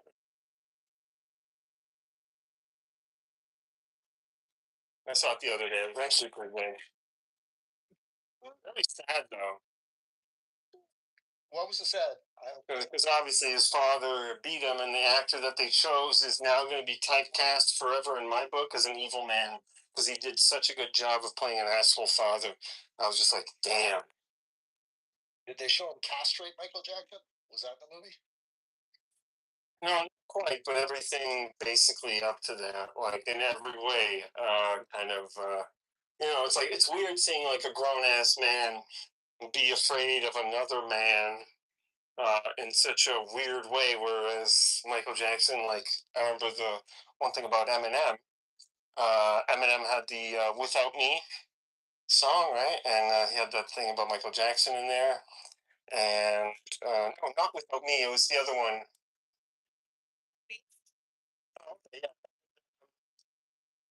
Yeah, Michael Jackson was like, hey, I really don't like that. And could you do, and I was like, it is what it is. It's like, not really. And then, whatever, they went their way. They didn't really quite agree. And so Michael Jackson just bought the masters. And that song has never been played again. So, damn, that's a power move. He's like, I own your ass now. Yeah, Michael was bad. Like, B.A.D. bad. That's right. He was bad. Like, a lot of people don't know about when he did those 2 songs with Paul McCartney. He did the same shit. He just bought up the whole catalog for the Beatles. Yeah, exactly. A lot. He bought up Neverland after Paul McCartney did the "Say You, Say Me" song, the whatever song was. He was just like, yeah, this is gonna be where I live. Yeah, like 30 years, and then sold that place for. It went up to 100 million in value and only sold to 22. And I think he bought it for 19, if I remember correctly. Yeah, he made power moves. He was a good dancer and a good putting people in their place. Like when you hear all these stories about him that are coming out on the internet now because the movie, he was serious. Like a lot of people thought he was a joke or a pedophile or something, but he was not that. He was something else. He was beautiful. I love Michael. Both things could be true. He was a fucking legend. Michael Jackson was a fucking legend. He was a black motherfucker. Cool. You're in the audience, but that's how it plays. Yeah, and they got, I think, his brother's son, so like the nephew or whatever, to play him. So I was like, how is this person so good at this role? And like, I was like, oh, okay. Wow, that's cool. Kind of cool, kind of creepy, but I was like, damn, that's like, nowadays you can actually make like probably an entire career out of just like making music after the movie, right? Like, I feel like people would actually enjoy that. So it's kind of a weird kind of like, hey, take two of this template. You know what I mean? Like, if the universe uses similar templates, this is like take two of that template. It's kind of weird. Chad, too extreme with the lack of tolerance. Or something at yourself now, bro. Come on.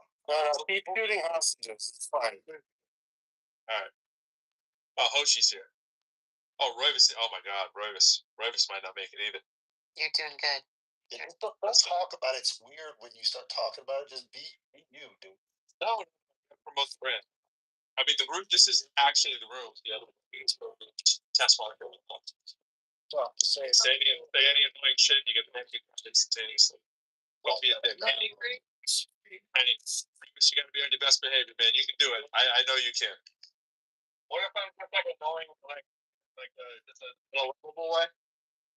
If you're annoying in a lovable way, we can maybe make an amend. As long as it's entertaining. Yeah, I don't think Houchi's gonna make it, so I think he left. He's like, damn. You understand what I'm saying, bro? It's like you talk about kissing a girl before you kiss the girl. Like, just kiss the girl. You know what I'm saying? Sometimes you got to talk about it before you do it. You know, you got to give it a test drive. Think like, is this the best move for me right now? Just kind of hear how it sounds. Weak. Got to be like, look, I'm thinking about this. Not really sure. People love that lack of decision making. It's really attractive. Guess that's the girls you date. Hey, man. I think Jimmy's the girl in this scenario.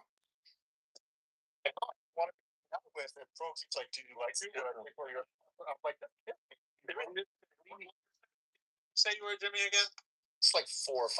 I'm just a little. 4 or 5, yeah. That's about 4 or 5 higher than me, but that's cool. I'm not judging. He's trying to up the percentage a little bit. Brian, I would love to be more gay. I mean, I want to go to Am I hitting on you well enough? I mean, I don't know how to do this. I mean, 4 or 5% worth. It would solve some problems. Yeah, I'm trying. Look at Jerome. Paul, look how good he's doing now. It just takes one kick and he's back in the game. Right? Good work, Jerome. Morpheus, how you been, man? Morpheus, have I pronounced your name wrong this whole time? It's not Morpheus, it's Roy. Oh my gosh. Wait, didn't you test drive a car you were really interested in? Well, I changed my mind because those Mini Coopers are very expensive to work on, and the more I thought about, like, you know what? Why don't I just keep my Subaru? I'm almost got it paid off, and I'll just treat myself. I'm turning 40 this year, so I'll just, bust my ass, sell as much as I can this year, and then I won't feel guilty. I'll just buy myself a little Miata used that I can afford and have it as my fun play car. Oh, Alistair, I've been looking for you, buddy. How you doing? I'm doing good. I heard you yesterday battling with the Viking warrior. I have a business proposition for you, Alistair. We'll talk later. Okay, wow. Because Monica, the Miata is what I really truly want anyway in my heart. I didn't really want the Mini Cooper. I just thought of that because I thought I could shove the kids in the back seat. But the Miata is what I actually dream about every day. Well, just tell me the business proposal now, Dr. Adams. Time is of the essence. I want to know what you know, Edmund. He knows everything. What do you mean? Know what I meant, know what I know. Wait, hold on. I want to pick this thread up between Doctor and John Edmund, please. Okay, Hallie. Yes. Thank you, Daniel. Master warning. Alistair? What? I mean, I asked you, what do you mean you want to know what I know? What are you talking about? I mean, in the process of doing some digging at that person that attacked me and went onto an open stage and told people that I have AIDS, I saw a lot of your postings. So I just had a couple of questions. Yeah, okay, shoot. Has that man ever been married? I'm unaware. and I have no evidence to suggest he was married or any evidence that he has a deceased wife, but I supposedly saw a photo of his daughter who looked distressed to me. So I don't know anything about his wife. I don't know how she passed. And, people who come on here and do that insane communication. I mean, I think you're funny when you loud mic. There's nothing quite like it. And I say keep doing you and let the content run, but you have to admit it's like a cray bang room, and that's what it becomes. And I think he's some people speculate that he's just bored and lonely. Hello? I mean, I would have to agree with you. So, what is the problem with AIDS?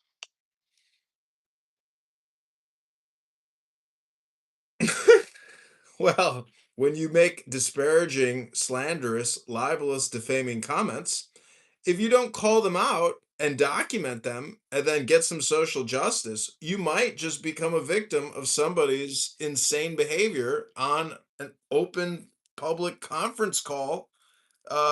And then they can reap the consequences of their words, because if what they're doing is illegal and then you publicly document their public activities and notify people's associates, maybe employers, or even law enforcement, or even law firms that person lives in, well, now that person has to start regulating their speech, and they tone down what they're doing on a nightly basis. Maybe they're drinking whiskey. Maybe they're doing 6 glasses instead of the prescribed 1 glass. You never know why people do what they do on this app.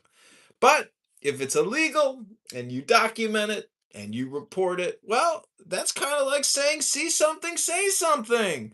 That's called national security. That could be called cognitive security. Someone could call it modern law, not lawfare. Do they have a mascot for that? Like for the bear, the forest fire? Forest fire bear?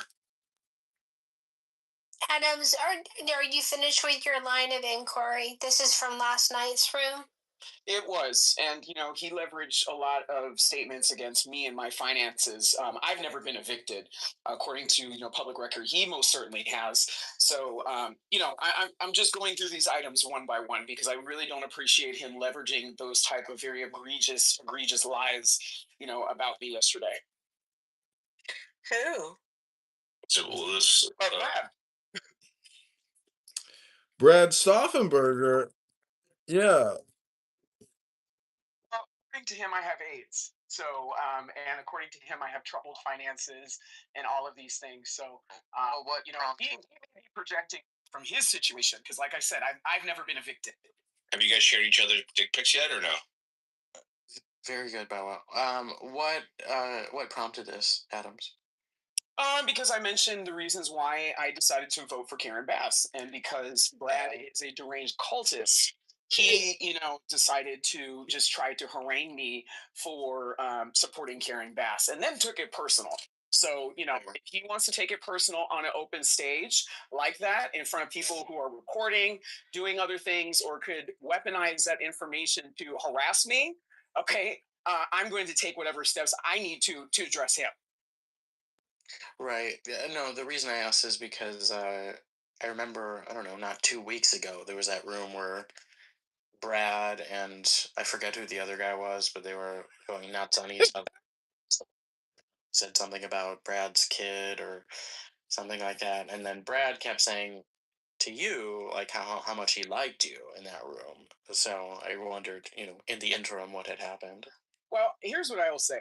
I don't know how much about Brad's background is actually true in what he's shared on this app, but what I do know is that it seems like it's a hair trigger, setting him over the edge with just simply disagreeing with him, and I'm tired of the behavior. Not wrong. Not wrong. Holly, have you ever been evicted? I have not been evicted. No. I haven't either. So somebody that's coming onto this app, pointing their fingers and telling everybody what great adult responsibility that they need to have, shortly before coming on this app, they were just evicted. So I don't want to hear him make any type of just or any type of puns against people's personal business, because I have not demonstrated that level of failure as an adult. Evicted? You mean from an apartment? Yes. Oh, Brad was evicted. Is that what you're saying?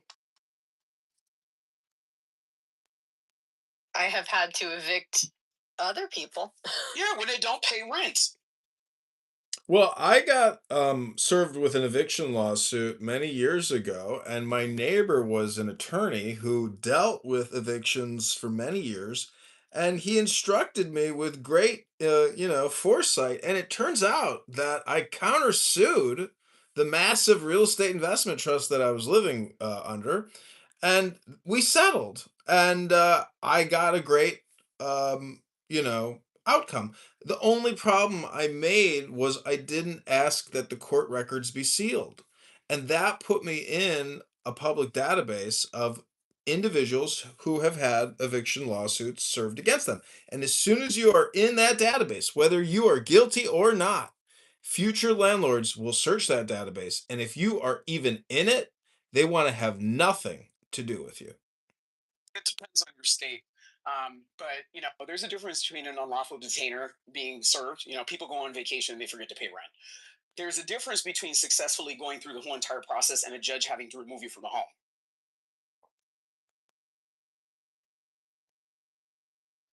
My girlfriend threw me out once. Yeah, I was living with a roommate in Beverly Hills, and she changed the locks on me. I was like, well, it's pretty illegal to do, like to basically kick me out. But by that point, I had already found another apartment, and everything was fine. But this woman definitely was playing games with me, and she was like accusing me of weird things, like, "Why did you take the handle off of the oven?" I was like, "Take the handle off the oven?" I was like, "I don't even cook here. Why would I remove your handle from your oven?" And she wouldn't let it go. I was like, "Okay, clearly I'm living with like a woman in her senior years now." She was an older woman, but it was a really dope apartment, and I think she charged me like 800 a month for the room in like a pretty luxury unit. Anyways, I'm just saying. Like Chicago. Yes. I would have to disagree because she's actually made a dent in reducing homelessness by 17% and reducing gang-related violence by 28%. So You need to find where these numbers come from and how they're quantified. Sounds like how are they quantified? so you're not gonna listen to the people that are investigating and arresting people. I want to know how they're quantified. I'm feeling that either. I mean, look, let's say there's some weird flu one year, and they say, oh, there was a 200% increase from one year to the next. It doesn't mean much unless you know what the baseline number was. And I do. For the reason why that there's a lower gang stat. Who, Kelly? Doctor, what I'm wondering is why do you not like the opponent, Spencer Pratt? Because to me, I love the marketing, and when I see Karen Bass, I see an angry. I'm getting stuck on the results. So just because somebody said some shit that you don't Yeah, but like, okay, doesn't mean that you need to look at track record. Okay, let's look at track record. How much experience has he had managing a $15 billion budget? but what but what I How many years of experience does he have managing a $15 billion budget? That's a simple question. well, my Because he said things that y'all like, it shouldn't change the answer. I get that, but what I'm saying is when you study the history of Karen Bass and her associations and activities and political activism, I just don't like it or agree with it. So it's not just about budget management. He advocated for his father-in-law that was molesting children. Well, that's a problem, but So it takes him off of but why are you opposed to like radical new leadership? Because really the corruption is that bad. No, I'm saying Spencer Pratt would be the new radical. She's the old radical. Why are you so fixated on her? I don't want to be voting for a person that was defending kitty diddlers that pled guilty to incest. Mm. So you want to look at the marketing, go ahead and look at the marketing. I'm looking at results. Mhm. Well, the thing about politics and governance is results honestly just don't matter because the results have sucked. Because if you want me to do some When you look at the likelihood of somebody victimizing me as a result of gang violence and those numbers being reduced, that definitely matters to me. It also matters to me to not look at as many homeless people as there were before she was in office. So those things are important to me. So you guys can, and I'm not saying you guys to be offensive. People can continue to look at the things that they choose to look at. I'm choosing to look at the things that affect me. I'm looking at the results of the people that are running for office and comfortable with my decision. Yeah, that's fine. There's a lot of people. I mean, to me, this notion that you're not going to vote for somebody because of their political party when they're otherwise the best person for the job given the options, I just don't see it's being sensible. I voted for the other party. I have too. For friends. And that's your choice. You can choose to be amongst the minorities of the city that are choosing to waste their vote by doing that. That is your choice. That's the beauty of America. Okay, well, let me just give you some stats on Karen Bass's management. This is the information regarding the past 3 years of deficits. Full year 2024 ended June 24, significant overspending. Expenditures rose sharply, 14% in the general fund, driven by liability payouts, hundreds of millions over budget, 240 million to be exact, for police fire costs and new labor agreements. The city drew down nearly. Well, she's the. Approves those payouts, by the way. I hope that you understand that. Well, how could you ask? What does it have to do with her? She's the leader.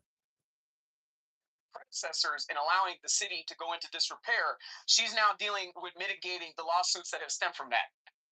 And I think that she's doing a good job. Some of those people needed to be paid for their damages. Okay, well. So, I mean, when you drive down the street through Bel Air and you have, potholes the size of bathtubs that are causing car accidents, I can understand why motorists are getting to the point of suing the city. And this was a persistent issue before she was even mayor. A lot of these issues were persistent issues before she was even mayor. For example, my aunt falling on the sidewalk and busting up her face.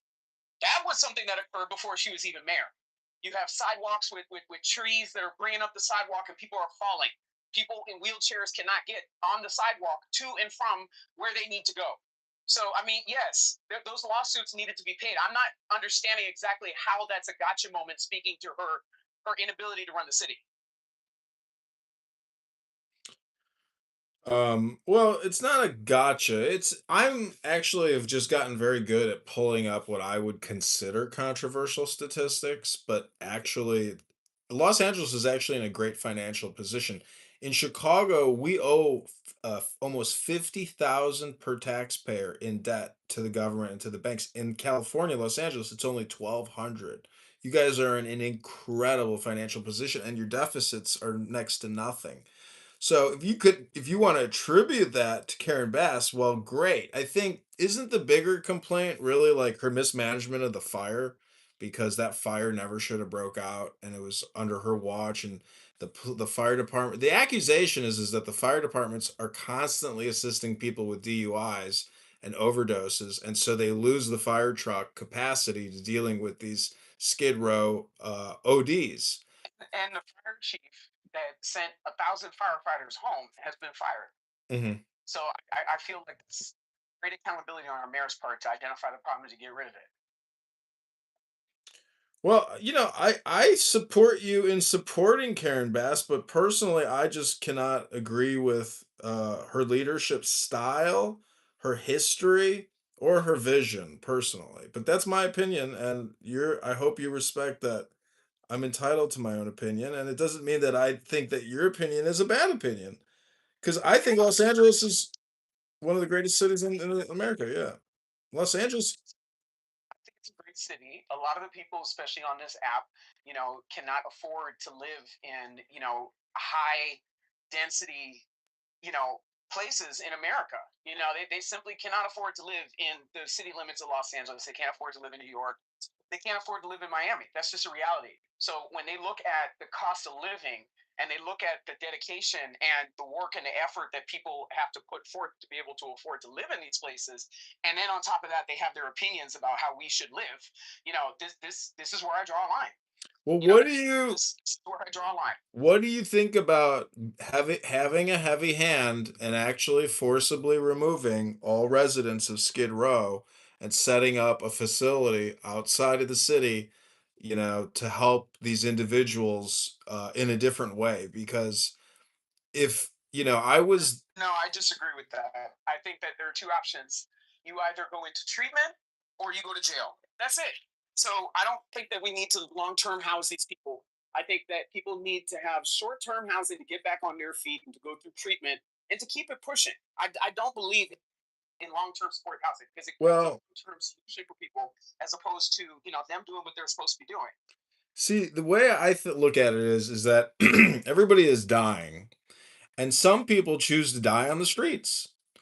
And it's just very sad and it's unfortunate that people don't want to do the hard work or the minimum amount of work just to stop dying and rotting in the streets. And so whether it's prison or treatment, the problem with the treatment route is that it's manipulated. The problem with the prison route is that it's really not a treatment and it's not necessarily supposed to be long-term housing. So that's why, I mean, I think that having the heavy hand and not allowing open air drug markets and open air homeless street, housing with a lot of improvised housing. Anyways, it's madness, and I cannot believe that there's no will to actually, because this is Los Angeles. If you've ever been there, it's just magnificent. So to allow that type of culture, see, COVID wiped out Venice Beach. That culture actually couldn't survive in Venice Beach without the huge amount of tourists to make it a tempting place for ridiculous homeless people to basically live permanently. And an interesting story is when I was in Venice Beach on vacation one time, I was walking down the alley from my hotel and there was a big bag of shoes. So I picked up that big bag of shoes and I brought it onto the boardwalk and I set up all the shoes in like one of the vestibules. They have them marked like with numbers. And a homeless guy attacked me for having the gall to try to sell shoes in the open marketplace in Venice Beach. And I was so angry at this homeless guy. I was like, he was making physical death threats against me. And I was just like, couldn't believe that the homeless were so insensitive. So that was kind of the irony of the homeless is you think they would be like cool hippies, but no, they're like gangster street gangbanger mafia. And they're not yeah, they're entitled and they think they control the streets. It was ridiculous. Cold for a week in Miami last time, and my car still stinks. That's crazy. That is absolutely crazy. I heard this story of somebody that lived in San Diego and they went into their car, drove to work, and they smelled this stench. And they looked in the back of the car and there was a homeless person sleeping. I had an experience to that, except it turns out that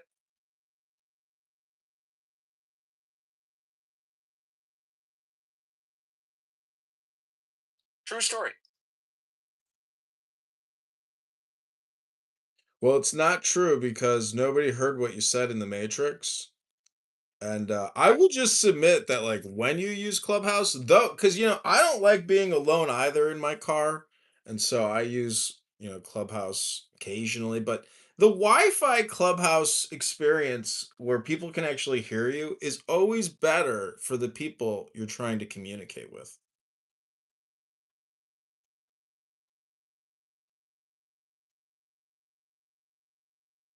I got to give you credit, John.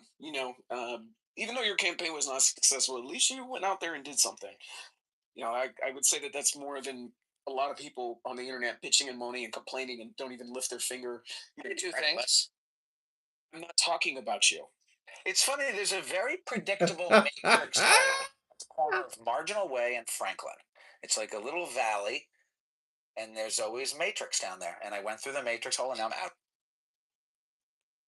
Well, thank you, Dr. Adams. I do believe that we are not what we say we are what we do. And so, it's an experience to try to like LARP as a politician because you realize that most politicians are just LARPing, being politicians. Most of them are terrible leaders. They actually don't care about the homeless people in their area. They don't necessarily care about the property taxes that are taking the food and the fun out of families' lives every day. And you know, the sad thing is when we compare America and major American cities to Norway, everybody there born in Norway is literally a millionaire at birth because they save their fucking money. They don't spend it on woke DEI CRT programs and bike lanes and bump out lanes and rapid and enhanced taxation. We're living in a taxation vampiric society, and the people who never talk about it but yet push all these daily holidays and weekly holidays about it's tree day, it's LGBTQ day. It's this day. Those bike lanes, you remember when they were putting those into the West Side? The whole entire country was listening to that shit. I think that that's a common problem in Los Angeles. I think that the city government has overly accommodated people in their personal time in the middle of the day when people are otherwise working. So, like for example, the crosswalks. Like they put these crosswalks that people, that don't work in the middle of the day. They're walking their dogs, going to yoga, and they're slowing down traffic for everybody else that has to go to work.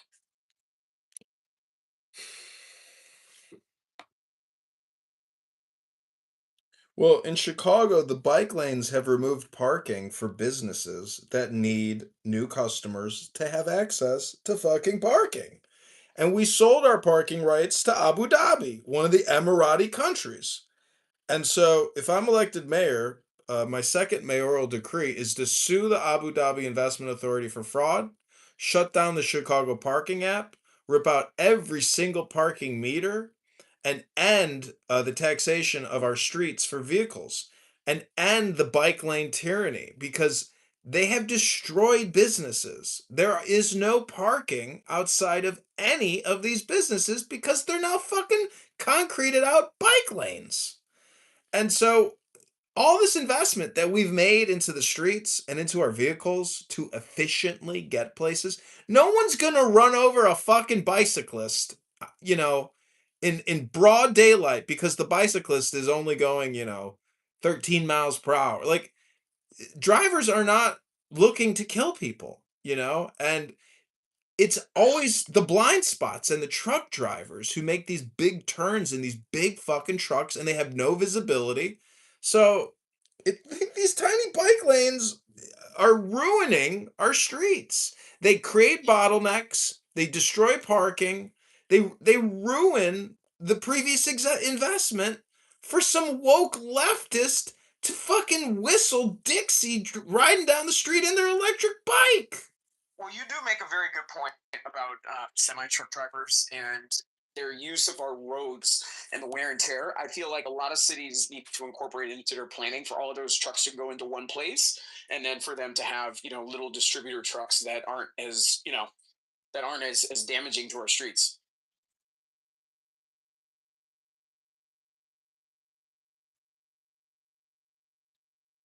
All right, I'm gonna bounce out of here. I'll see y'all later.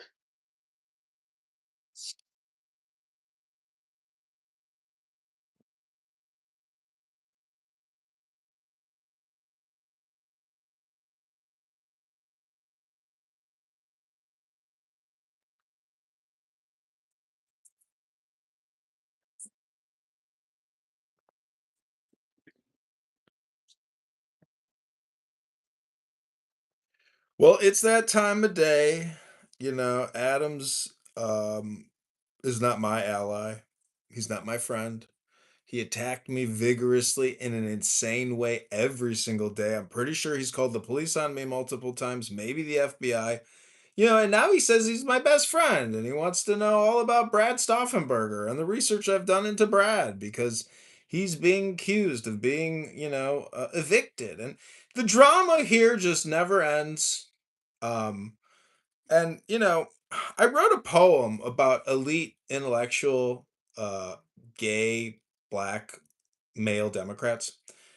My friend, and AI is just amazing because you can take your poetry and make it into songs and make. With the AI music lately, I made a AI song about dandelion wine that I'm very happy with.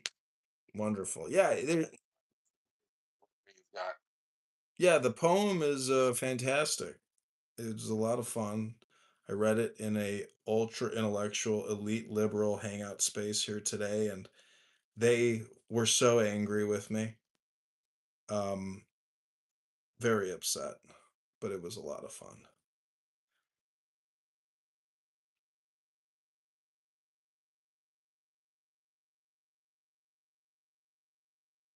Here it is. In marble halls of power I ascend. Elite, gay, black, trans, intellectual, unbent. Jim Crow's chains echo in structural white rage. CRT lights the path, turning history's page. Anti-racism warriors, DEI flames ignite. Indigenous lands reclaimed under justice's light. LGBTQ voices thunder. Rainbow flags unfurled. Healthcare a human right for every boy and girl. We Democrats dream the future, bold and true. Progress flows eternal, me and you. In shadowed halls of ivy, where the sharpest liberal Democrat minds convene, I rise, an elite black trans intellectual, gay and proudly seen. A liberal Democrat forging paths through history's cruel chain. From Jim Crow's iron grip to structural right racism's reign. With CRT as compass and anti-racism as flame, I champion DEI, indigenous rights, and queer acclaim! LGBTQ liberation flows through every breath I claim. Healthcare is a human right, not profit's greedy game. We build the just society where equity prevails. No more divisions, chains together, progress sails. I am an elite gay black trans intellectual Democrat. Hello? hello.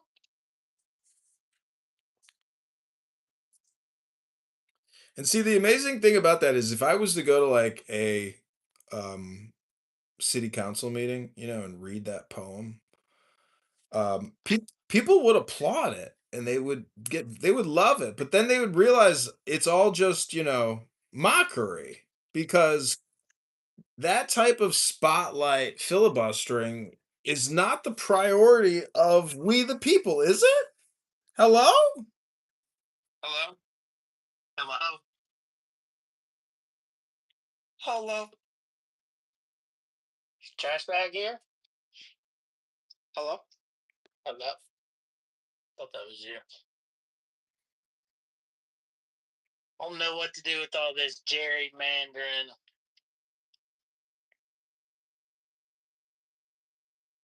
Do you know what to do with all that junk that you got inside of your trunk?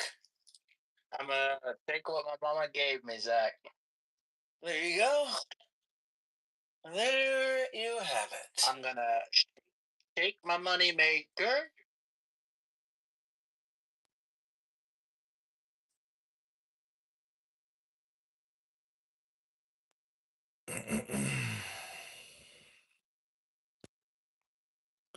I had a good day today, my friend. If you look at my profile, there's a room called Law, Justice, Lawyers, Judges, Courts. You might want to listen to that. I won a trial today. It's very exciting. And Rabbono Shalom. I'm now preparing to do Aliyah and retire in Israel at my leisure. Hello? Hello? I know. I feel like that seems like kind of the only option. But I mean, America's not that bad, but it's I don't know. Dude, I'm gonna go marry some super hot Israeli chick who is, extremely conservative and let all of these American woke liberals who are just out of their minds and obsessed with getting things back to normal, as they like to say. When things are back to normal, when everything's back to normal the way it was. You know, those are the kinds of chicks I want to avoid.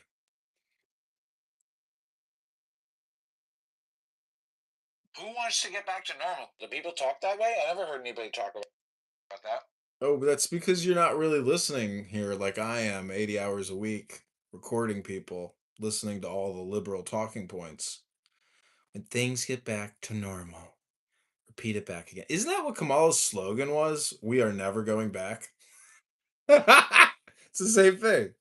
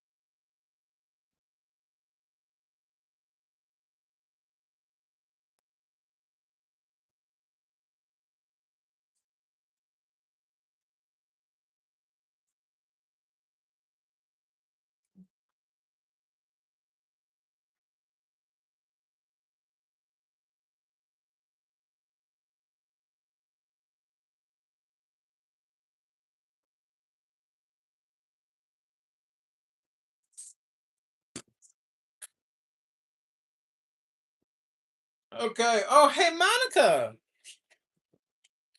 Monica? I was imitating you yesterday. I was like, well, I'm going to do my Monica impersonation. You should all just watch my replay. It was an incredible conversation, and I know you're going to love it. And it's on replay, so you can check my replays. But, you know, by tomorrow at the same time, all the replays just get pushed down and away, and nobody watches replays. It's like, you know, there's only like 13 people that go back and listen to a Clubhouse replay because honestly, just nobody cares about this platform. Nobody is here to actually listen to anything interesting.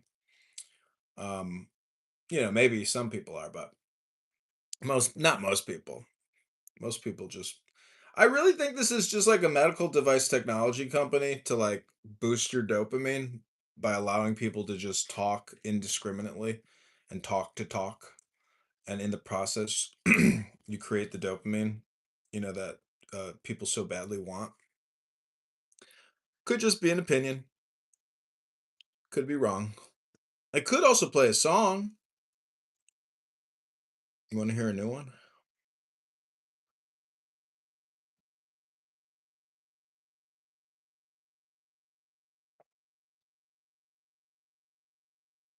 It's called Fit the Crime. Cop here in Chicago got killed by this young piece of shit. Had a gun stuck in the blubber of his gut. Pulled it out in the hospital and shot that cop down because he was full of hate. Fit the crime, the punishment.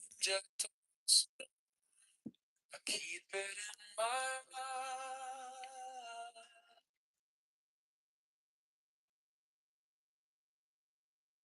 A needle made of light, threading through the night.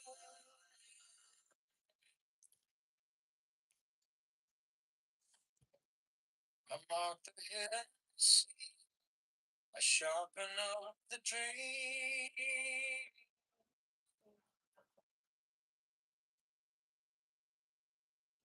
The case is cold but clear. Waiting long enough.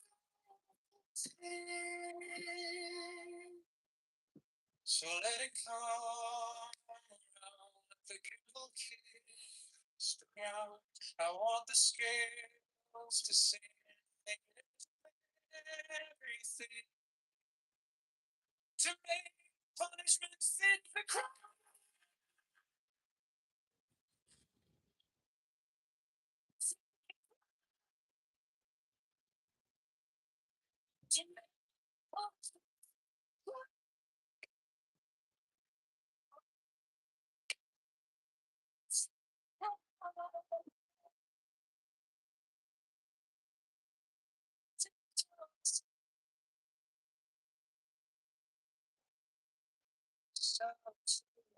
Time.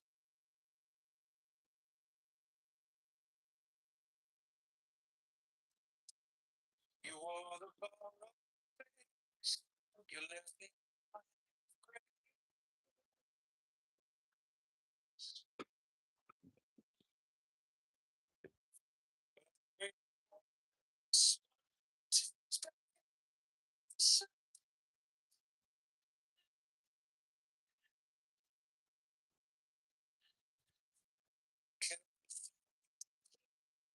Like a blade inside my shirt.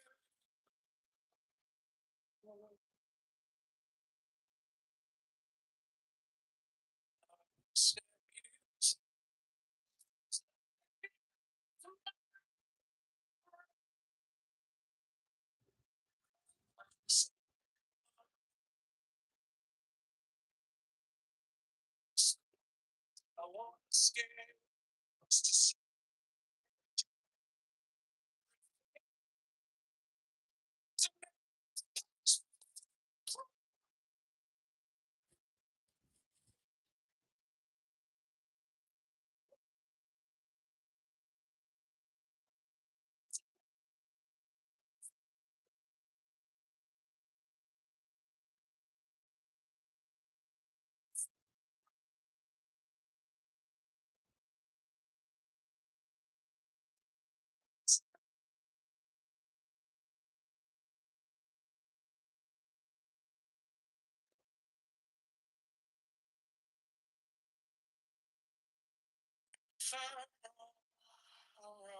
But I have held on long to the shape of what was lost, to the prize, to the cause,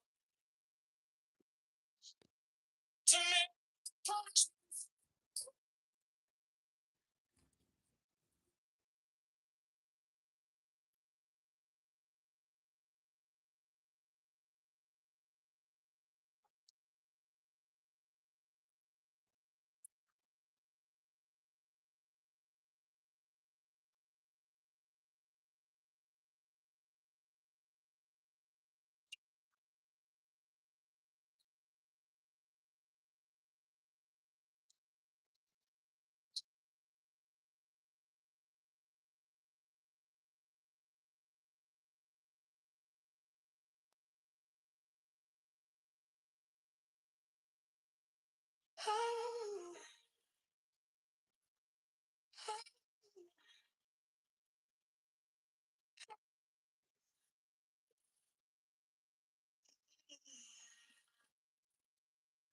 My object all sublime, I keep it in my mind. A needle made of light, threading through the night. I mark the hidden scene, I sharpen up the dream. The case is cold but clean. I've waited long enough here, so let it come around. Together kiss the ground. Want the scales to sing on the edge of everything, to make the punishment fit the crime. The crime. Make the punishment fit the crime. Fit my object all sublime. I shall achieve in time.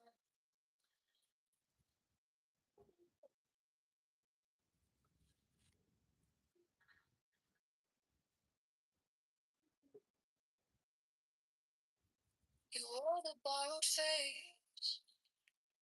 You left no kind of grace, but every lie you spun turns back beneath the sun. I kept the final clue, like a blade inside my shoe.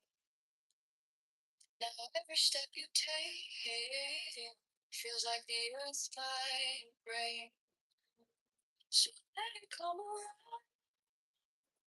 The cat is the ground. The skin's the same.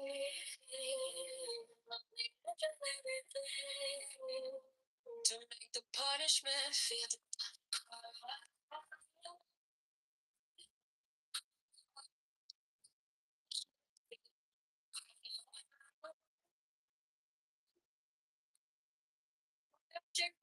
so glad I shall achieve in time.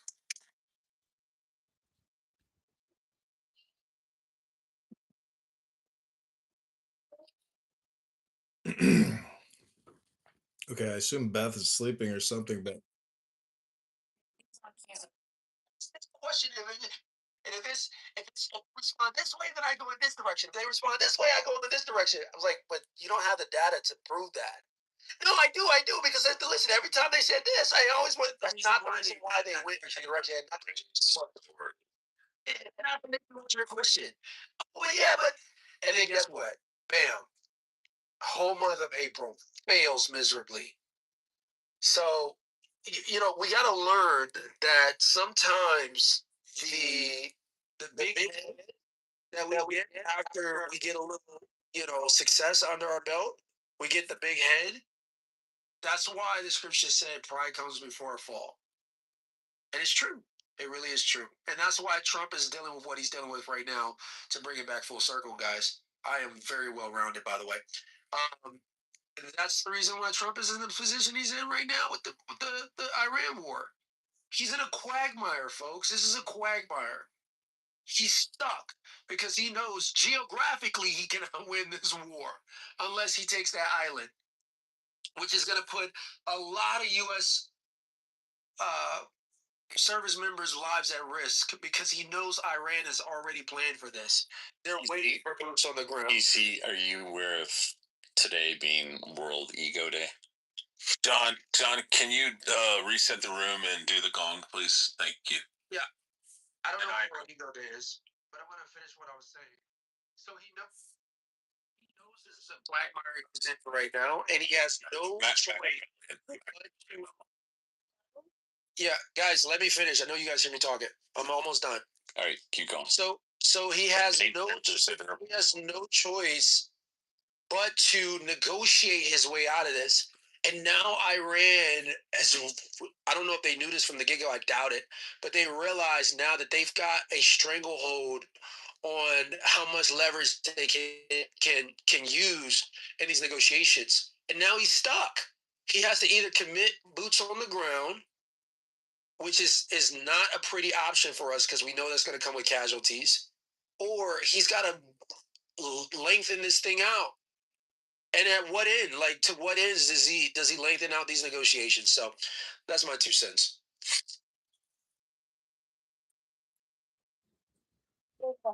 You monologue for like 2 hours. I know, but at least I make salient points. I That guy's just fucking Machiavellian, like hardcore. really. Black business owner, CEO, finance, whatever. Are you jealous? No, it's just fucking annoying. Like, nobody cares.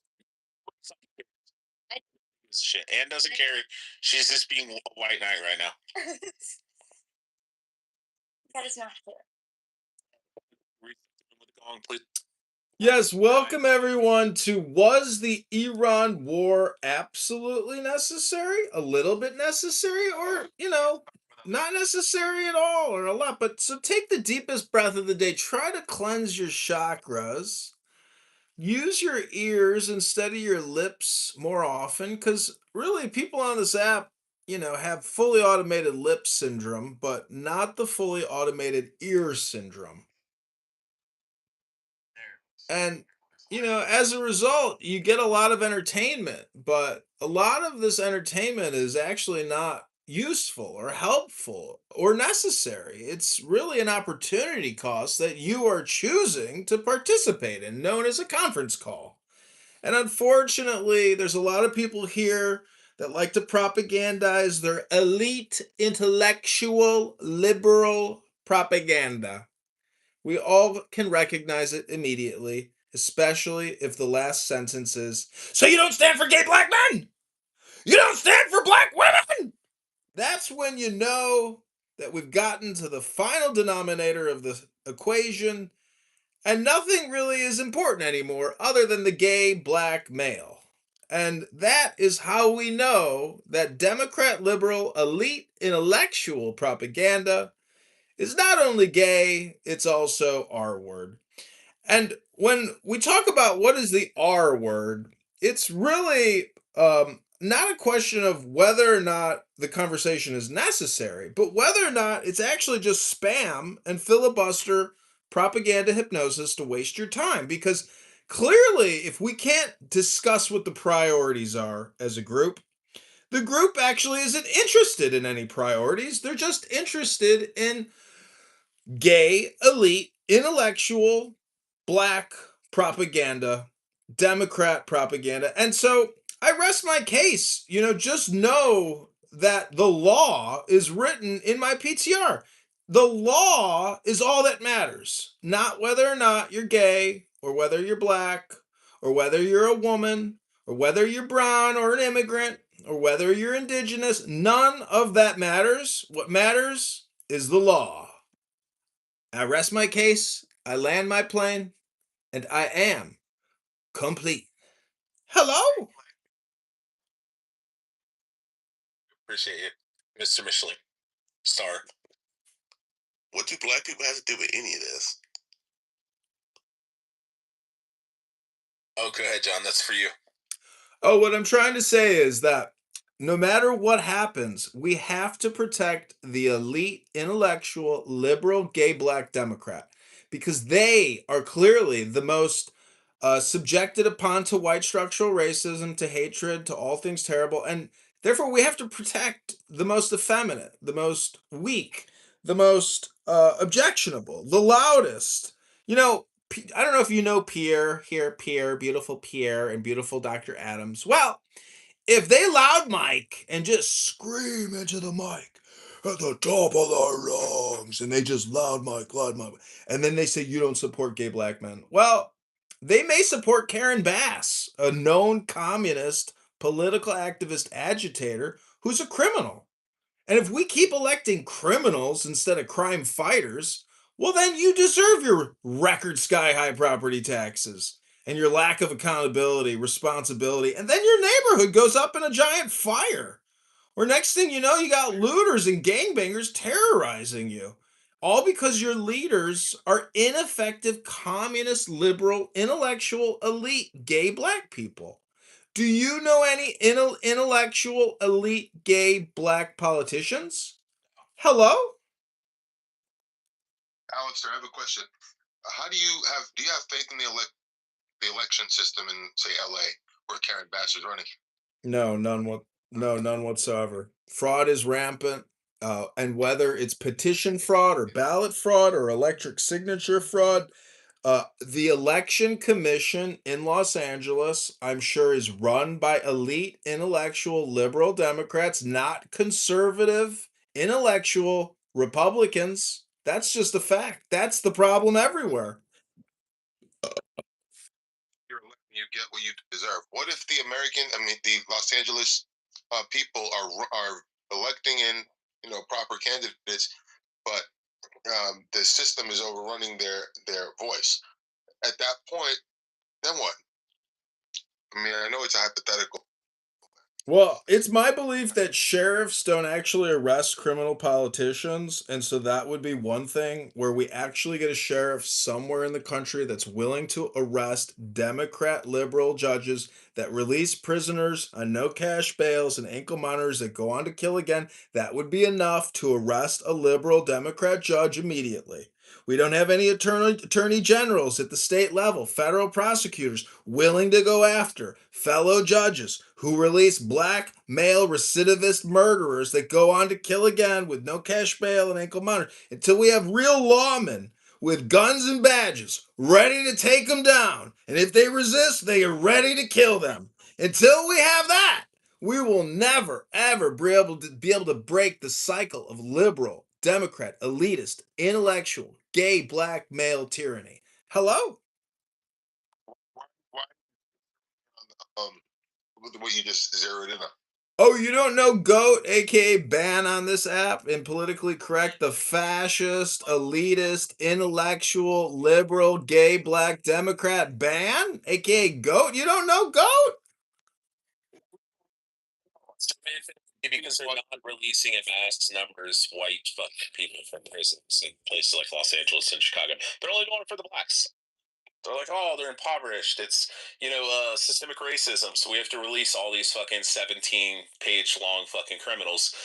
But they're not doing it for the whites. They're looking at them and going, well, you're the oppressor, so you're going to jail. Hey, I got a quick question. Alistair, are you saying that Ban is playing for the other team? John, that's for you. We know he's gay, so I mean, see, all jokes aside, we know he's legit gay. Like the guy's gay. 100%. I'm shocked. You didn't know he was gay? No, I thought he had a bunch of kids. Yeah, gay and still have a beard. That's a good point. But I don't even know. I thought he was married to a woman. I think it's just I had no. Yeah, he's gay. Yeah, he's 100% gay. I'm sure. He's gay. Well, Alistair is claiming that however Alistair is Alistair the guy who used to record the rooms and put it on YouTube? Yeah, it's John Kitover.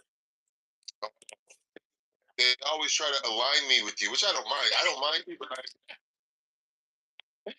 Yeah. No, I don't mind John Kitover, but they think that he's doing something sinister behind the scenes with the YouTube stuff. I don't know what he plans to do with that. No, he's got brain problems. He got what? Brain problems. Who has the brain problems? John Kitover. He fell and hit his head, fucked up his brain. What's the purpose of recording people and putting it on YouTube? He's crazy. Pretty... Wait, they put him on YouTube? I mean, you're on YouTube. And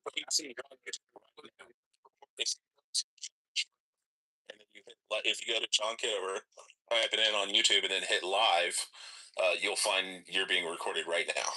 Oh, I'm being recorded right now? With the sunglasses too, so even if you kick him, you're still being recorded. You can't kick the anons. Oh wait, oh shit. Well, damn. And I am complete.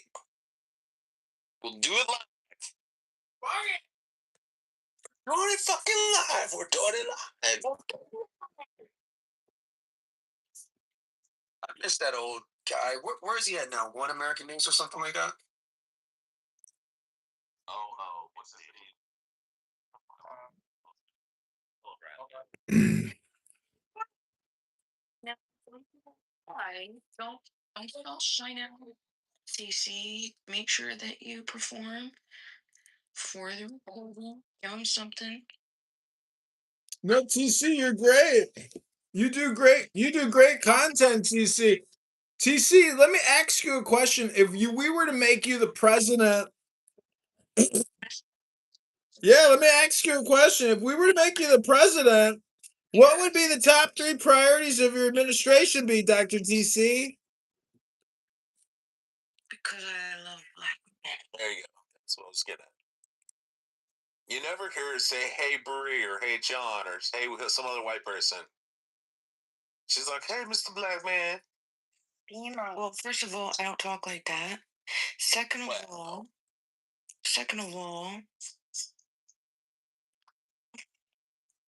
you're white. So we are. IQ number show.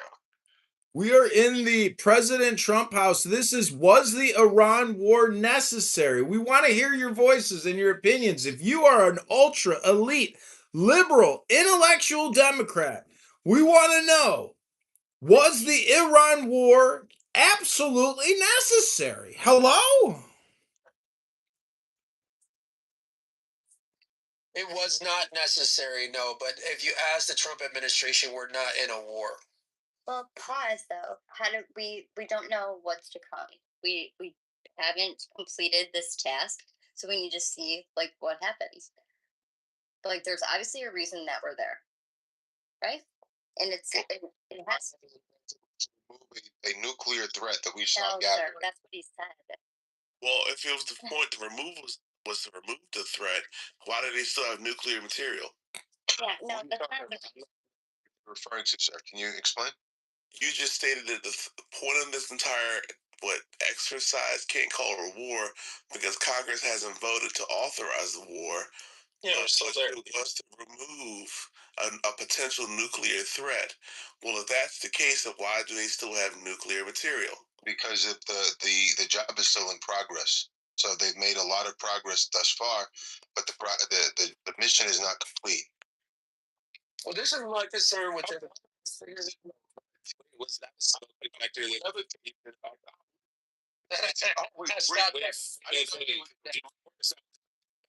on it?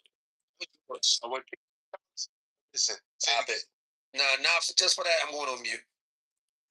Yeah, but I want to hear you.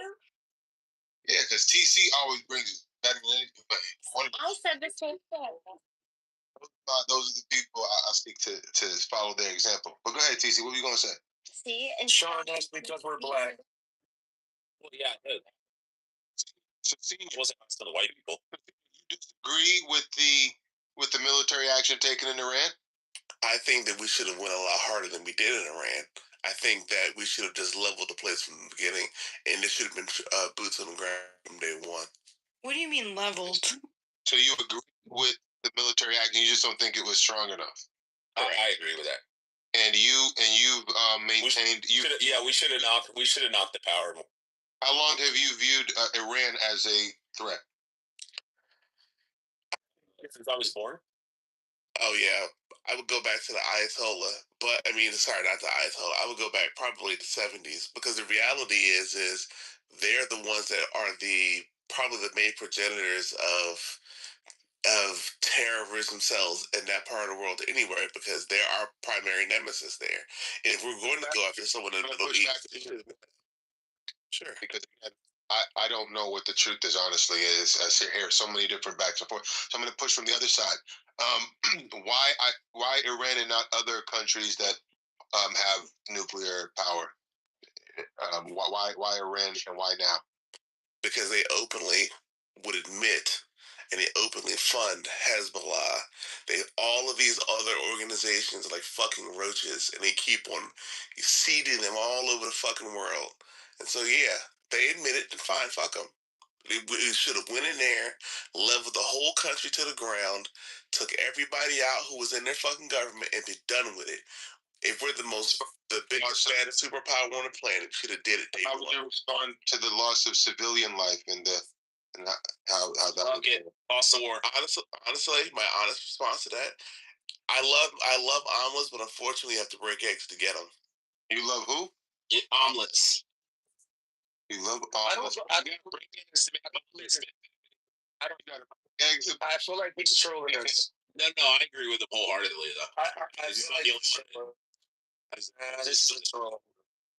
I mean, I'm really, honestly, I'm pissed off that Trump didn't knock out. I mean, it's going to garner more fucking hatred for the United States, and you're going to get more people that are going to become politically aligned with the IRGC if they were to knock out the fucking water and they were to knock out, the electricity in Iran. You're going to have a bunch of people that are going to switch teams and be like, that was going to make America fucking. Should have done it by now. Like when he first gave that first 24 hours or 72 hours, whatever. The second that it didn't fucking happen, he should have knocked it out. But I understand why they're not going to. That I agree with. Yeah, they should have. He should have. I got really pissed off that we didn't fucking knock the shit out as soon as we did. Right. So the power. Right. I agree. But he's talking about civilians. Like, nah, I draw the line with that. But I agree. Agree with that. But here's the thing. But can I comment on it? Yeah. No, it doesn't matter. We're going. Thanks, Rich. We're we're going to try to have an economic war with them as much as we can. Um, and if we force them to cap their pipelines, I mean they are royally screwed. They're holding on, but I think that that's the direction he's going. And I was listening to a podcast where they talked about kind of what Trump would want to do, he can't because we bootstrapped ourselves 80 years ago with restrictions on how we fight wars and what we can destroy in a country and what would then be considered a war crime. um, and there's to go in and really take them out, which we have done in the past as a warring force. We've limited so much of what we can and can't do, if that makes any sense. And it limits our warfare. So going in and taking out their train stations and their um, you know uh, communication systems and really decimating them and really bringing them to their knees where it's a war crime where this is how we won wars before. It's how you win a war, but we're limited. So he has to take the squeeze them economically in the approach to win this. Yeah, if that makes any sense. No, I don't disagree with you. I was just like listening to someone pretty wise about this, and I think it makes sense. I don't think it's a munition issue that Kelly is talking about as much as what we can and can't destroy. And instead of does that make any sense? What I'm saying? Yeah, make Abby moderator again. So here's where make some progress on this. There, you could definitely target civilian infrastructure that's being used for military assets and that's being used for logistics and machinery and that type of thing. Anything that's fuel to use legitimate military targets itself becomes a legitimate military target. And so I think under the auspices of that criteria, I think a lot of these power centers and factories and things like that are in play. Now, would there be a measured application of taking out these civilian infrastructure, if you will? Yes, I wouldn't blow it all up at the same time, but I would certainly up the ante because at this point we're losing leverage. This is 100% a negotiation game, and if we're not making I guess it's the supreme leader. I don't personally believe there is a supreme leader in place right now, but whoever's pulling the strings, if it's the IRGC, whoever's pulling the strings over there, we definitely cripple them by limiting the effect they can have on control and command of what's happening in the Strait of Hormuz. And so if that means bombing the shit up heavily, then that's what we need to do. But it can't be described as a war crime because they're using it to fuel their military operations. I think what's really sad about this whole thing is really we have sent the world the message that we are not as strong and as capable as we have purported ourselves to have been for the past 80 years.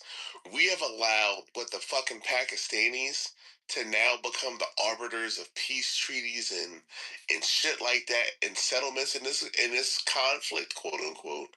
Like Donald Trump should have gone in there and destroyed everything day one. We had the troops, we had the capability to do it, level the whole fucking country. Because honestly, because when we have to go and fight the fucking Chinese, because now they decide, oh yeah, fuck Taiwan and fuck North Korea, because we can do all that shit. America can't do jack shit. That's when we're gonna say, oh, we shouldn't have gave them the heads up on that. So if the people that live there believe that their regime is failing and they're hemorrhaging cash and that it's weakened, which was the message we had in the beginning of this war, that was a pretty strong message that the regime was falling. And it seems like that message is kind of going away a little bit. but it was, if you remember in the beginning, that was what we all heard. You have to have the people there. You have to squeeze them. You have to really squeeze this regime economically. I mean, hard, so that any chance of their production, or any revenue is gone, and then the people, ultimately the people will erupt there. But I mean, that's kind of how we part of the approach. But again, think about it. We can't do the stuff that we've done before to win wars. Well, I would actually push back. I said one, we could. I think the question becomes, but what are we willing to deal with in as the after effects of that? One, two, the fact that the Iranian regime still existed after all of the sanctions and all that shit. There is no economic consequence we could have given them that would have quote unquote destroyed their country. The only thing that would have taken these people out is a strike of some sort. And unfortunately, the president did not go in with enough strength to decapitate these people once and for all. I just want to clarify, when you say these people, are you talking about the IRGC, the ruling class, the mullahs, the ayatollahs? You're talking about the nefarious? I think he means the IRGC plus the 10%. So let's just let him answer. IRGC plus 10%. I am not saying mass murder every single poor Iranian. Well, that's what you were saying. I'm just trying to clarify what I will also clarify my point to also say this. If some of them happen to get, unfortunately, unalived in the process, I'm not going to shed a shit ton of tears, because guess what? If they had got a dirty fucking nuke in New York City, I'm not expecting people in Tehran to cry over people in Brooklyn. But they've lost their GDP for what, a year? They've lost their missile launchers. They have no navy. I mean, we've caused a lot of damage there. Yep. But they still exist. They fight on. Even though we've crippled them, and we've saying that we should have went in stronger and we should have just eliminated 100%. I hear it would have been war crimes, and it would have been people crying like they did. Israel did the right thing when they went against fucking Hamas. They just bombed the living fucking shit out of them. They caused a death of 80,000 people. Half of them are probably combatants, half are civilians, and they're gonna fucking be bitched at and griped at war crimes and this. That's bullshit, bro. But in the same time, the same breath, this is pretty much fucking done for. And they don't have to fucking deal with it. We don't. So, like, in the same breath, we should have done the same thing with the IRGC. We should have knocked out the power, knocked out water desalinization, and we should have fucking just laid fucking waste. We would have probably killed 100,000 civilians, and they would have cried war crimes. But Iran, the IRGC would have never fucking, they wouldn't exist anymore. But because something you just said, Rich, that you have to think about, they won't surrender. They will refuse to surrender. Yeah, this is different than. So everybody always says you can't destroy a religion like Islam. That's not true. If you destroy every mind that holds to the ideal of Islam, and you destroy every fucking mention of Islam, and you destroy it from every person's mind, then Islam no longer exists. You burn all the history books, you kill everybody that holds to that ideology, everybody and you kill them all, and next thing you know, there's no more mention of Islam. It doesn't exist. So you can't actually make statements like that on YouTube. Those would be considered hate speech and abusive rhetoric. However, if you attack the legal code of Muhammad, the Charter of Medina from 660, and you look at the gangsterism, the mafiaism, the terrorism, and what they did to the Jews in Saudi Arabia, the Muslim terrorists, the first Islamic state, it's right there in 600 AD. All you got to do is study the law, and thank God we have Abby here, a lawyer, who used to be a Democrat lawyer. Now she's a Republican. Mazel tov. Look at him. Are you familiar with the story of Genghis Khan? So, like, I think it was Genghis Khan, right? He was the one that they came in, they murdered like his whole village and shit like that, and they left like the women and children alive. And then he realized through them allowing him to survive that it allowed for that idea to still survive and thrive. And then he ended up like conquering like a quarter of the fucking world and populating like 20% of the world or some shit. And just he realized that when he would go into a village, instead of just wiping out all the combatant soldiers, he would just murk the entire area, go scorched earth, kill every woman and child, or he would bring them into his group and like convert them into his group. And that's how he did it. And I mean, that's what we should have done in Iran. We should have went in and just absolutely fucking laid waste to it. We did it in Hiroshima and Nagasaki, you know, and it stopped the fucking war. Had we just done regular, you know, storming the beaches and shit, that shit would have probably ended up either losing, we would have, or that shit would have lasted 30 years and we would have lost millions of people. But we went in scorched earth and bombed 2 cities and they surrendered. And that's what we should. I'm not saying we should nuke Tehran and Shiraz and stuff like that, but we should have went in a lot heavier handed. I hear you, but Trump inherited this system of restraint. You know, he inherited this. This is the new way of American warfare, and that's the reality.